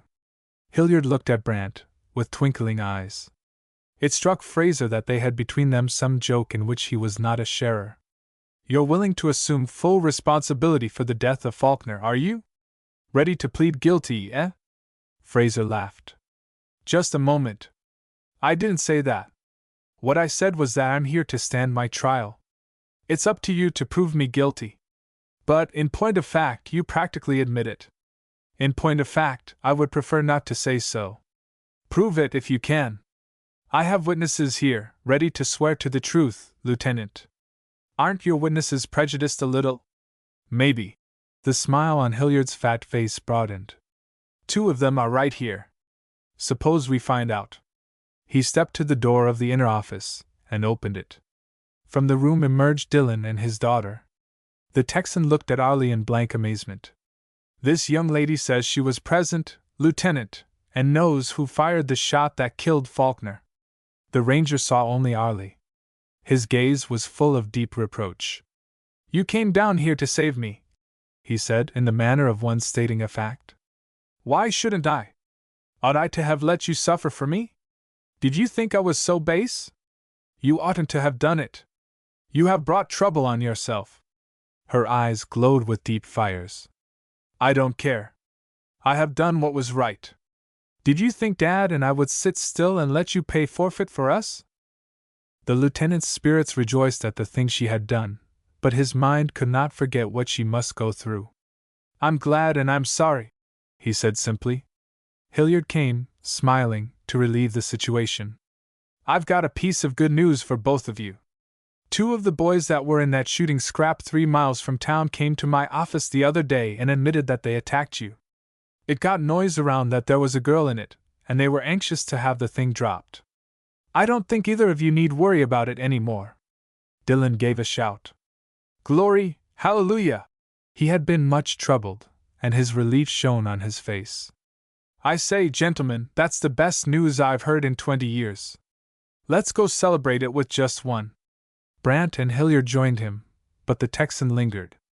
I reckon I'll join you later, gentlemen, he said. While their footsteps died away, he looked steadily at Arlie. Her eyes met his and held fast. Beneath the olive of her cheeks, a color began to glow. He held out both his hands. The light in his eyes softened, transfigured his hard face. You can't help it, honey. It may not be what you would have chosen, but it has got to be. You're mine. Almost beneath her breath she spoke. You forgot the other girl. What other girl? There is none, never was one. The girl in the picture. His eyes opened wide. Good gracious. She's been married 3 months to a friend of mine. Larry Neal his name is. And she isn't your sweetheart at all? Never was? I don't reckon she ever was. Neal took that picture himself. We were laughing, because I had just been guying them about how quick they got engaged. She was saying I'd be engaged myself before 6 months. And I am. Ain't I? She came to him slowly, first the little outstretched hands, and then the soft, supple, resilient body. Slowly, too, her sweet, reluctant lips came round to meet his. Yes, Steve, I'm yours. I think I always have been, even before I knew you. Even when you hated me? He asked presently. Most of all, when I hated you. She laughed happily. That was just another way of love. We'll have 50 years to find out all the different ways, the man promised. 50 years. Oh, Steve! She gave a happy little sigh, and nestled closer.